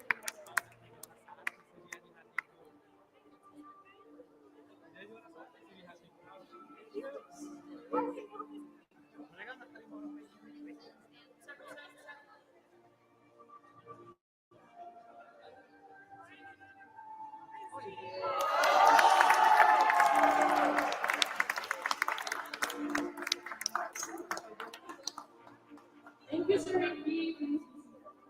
Ladies and gentlemen, our second runner-up of the grand final public speaking competition 2025 goes to Victoria. Yeah! Can you please come in front? May we invite Grace Angelina on the stage to give the prizes?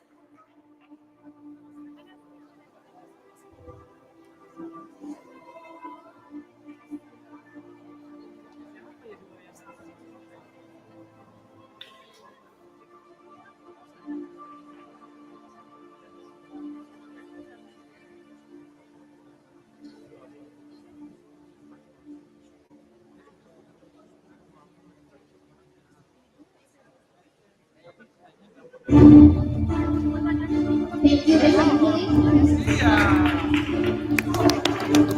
Our first runner-up, grand final public speaking competition 2025 goes to Jel Leardi. May we invite Miss Lisa on the stage to please give the prize?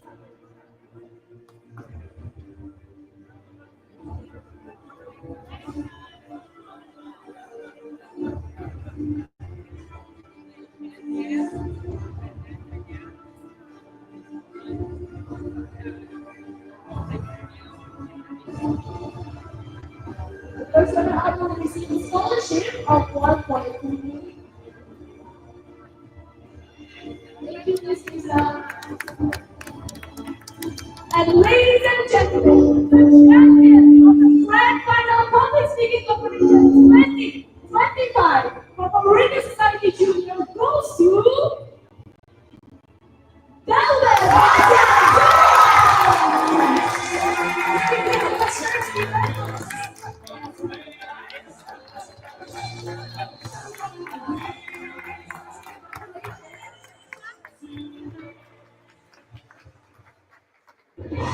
Congratulations, Delman.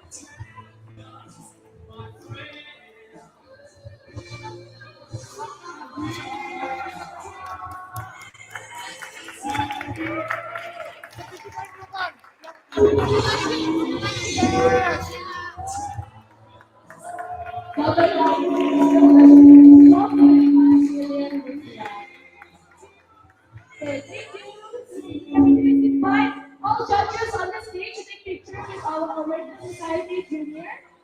Then all judges, can we please take a picture together?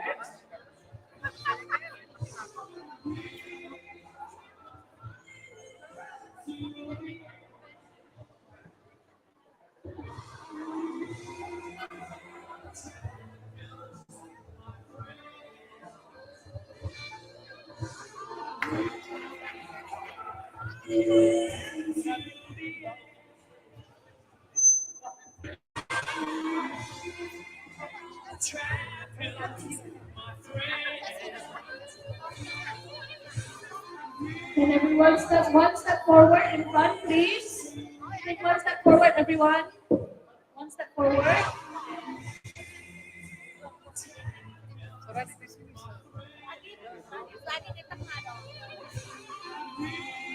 Congratulations, everyone.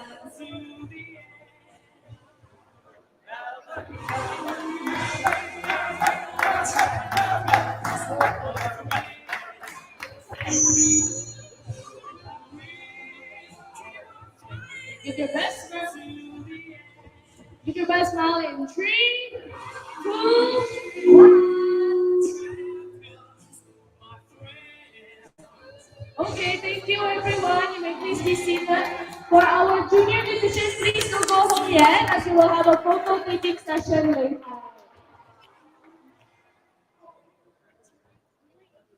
As now, we would like to proceed to our youth division.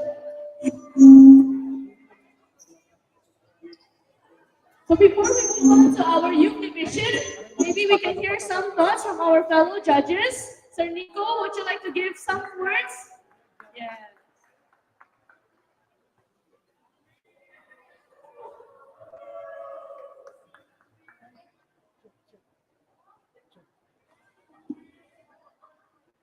I would like to say thank you for all the contestants, especially youth contestants for making my head hot. And it's really a tough decision for us judges because you're all great. Thank you. Thank you, Sir Nico. Now can we please ask all youth contestants to line up on stage, starting from number 1 up to number 30. Yes. Everyone, yeah.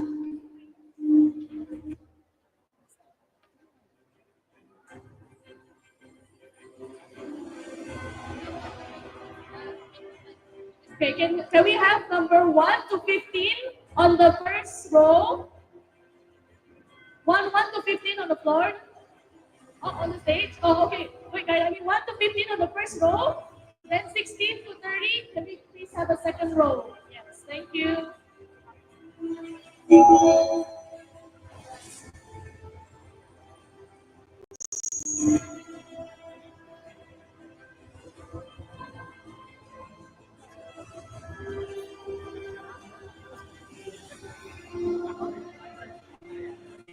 Okay, can we please invite Miss Yenny to go on stage to give out the prizes, as well as Miss Molly. Miss Molly, can you give the prizes as well?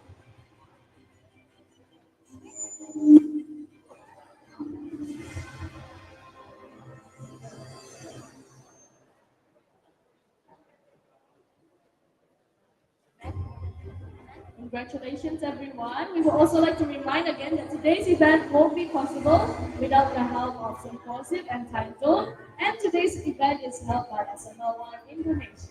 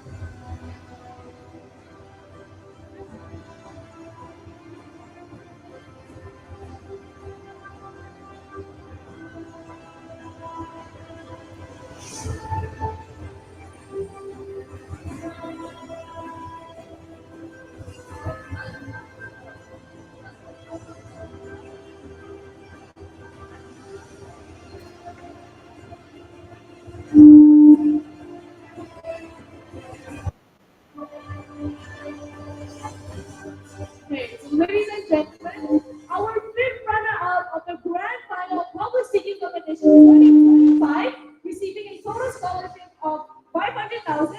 Let us give a round of applause to Sophia Grace. Can you please take one step forward? May we invite Miss Bonita to the stage to give the prize?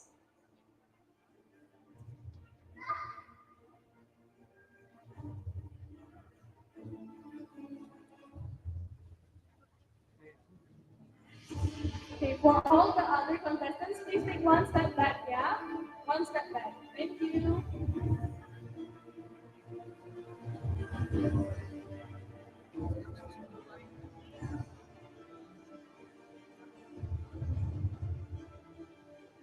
Can we take one more step back, please, guys? Thank you, Miss Bonita. Please be seated. Ladies and gentlemen, our fourth runner-up of the Grand Final Public Speaking Competition 2025 will receive a scholarship of 600,000 rupiah goes to Abel Pinkle. Can we please invite Mariam to the stage to give the prize?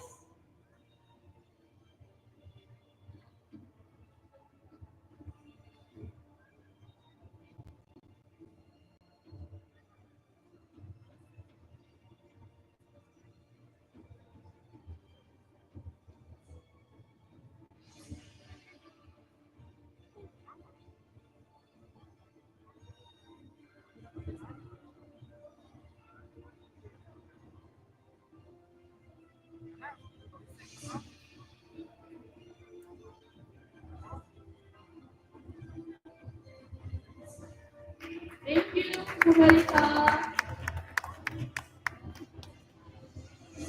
Ladies and gentlemen, our third runner-up of the Grand Final Public Speaking Competition 2025 will receive an 800,000 scholarship goes to Andrea Simatopang.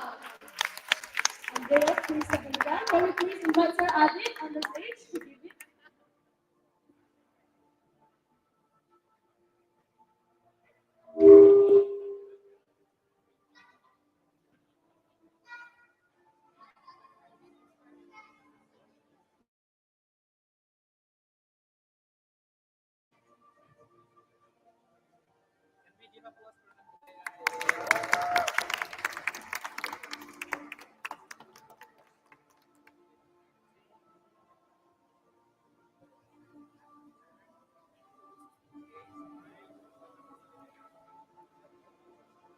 Thank you, Sir Adit. You may return to your seat.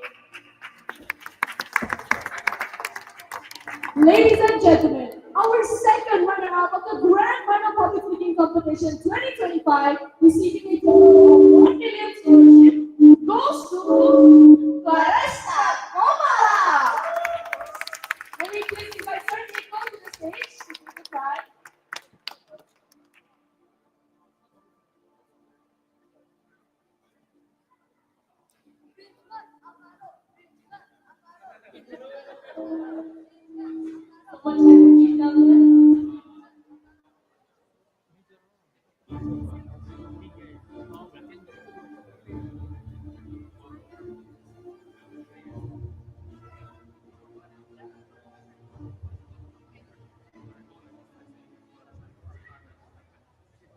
Thank you, Sir Nico. You may be seated. And ladies and gentlemen, our first runner-up of the Grand Final Public Speaking Competition 2025, receiving a total of 1.2 million rupiah of scholarship, goes to Richmond. Can we please invite Miss Lisa to the stage to give the prize?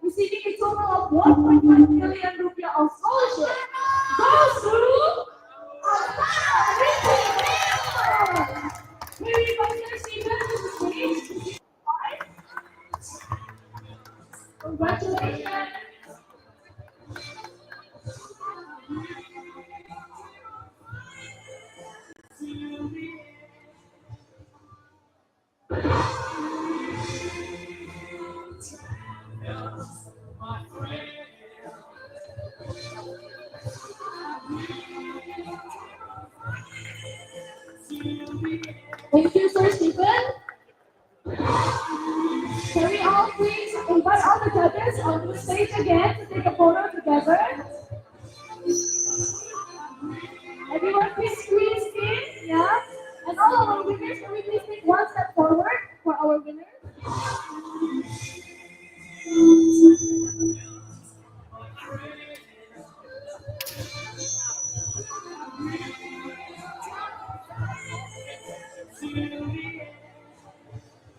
We would also like to invite all our trainers to go on stage as well.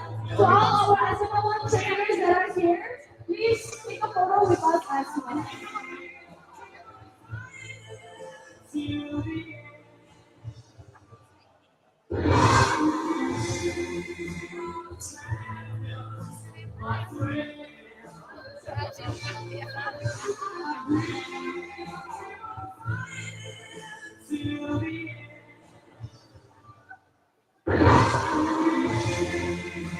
Also, can we please invite all our SMA1 trainers as well to go on stage?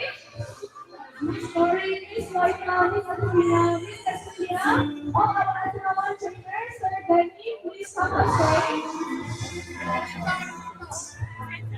Miss Angelina as well, can we all please get on stage?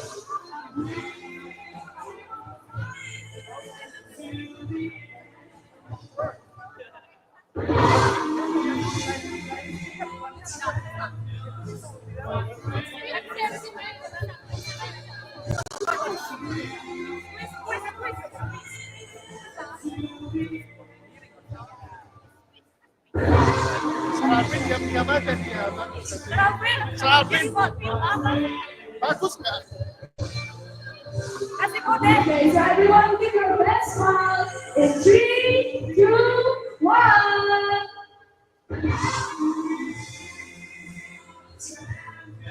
Okay, one more time. Give your best smile in 3, 2, 1. Thank you all for tuning in. Everyone.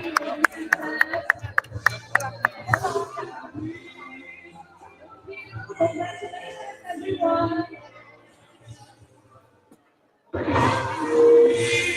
Thank you all once again. Congratulations. This event won't be possible without our supporting partners, Semua Tip and Time Zone. Thank you so much for your support, and this event is held by SMA1 Indonesia. So ladies and gentlemen, it is now time for us to sign out. So I am General Cleona Vivian Lim. And I am Colonel Charlene Taisya Lim. Charlene, since you started with a pantun, let's end with us as well. Okay. Mentari pagi bersinar cemerlang. Cakep. Wajah ceria, pede selalu. Cakep.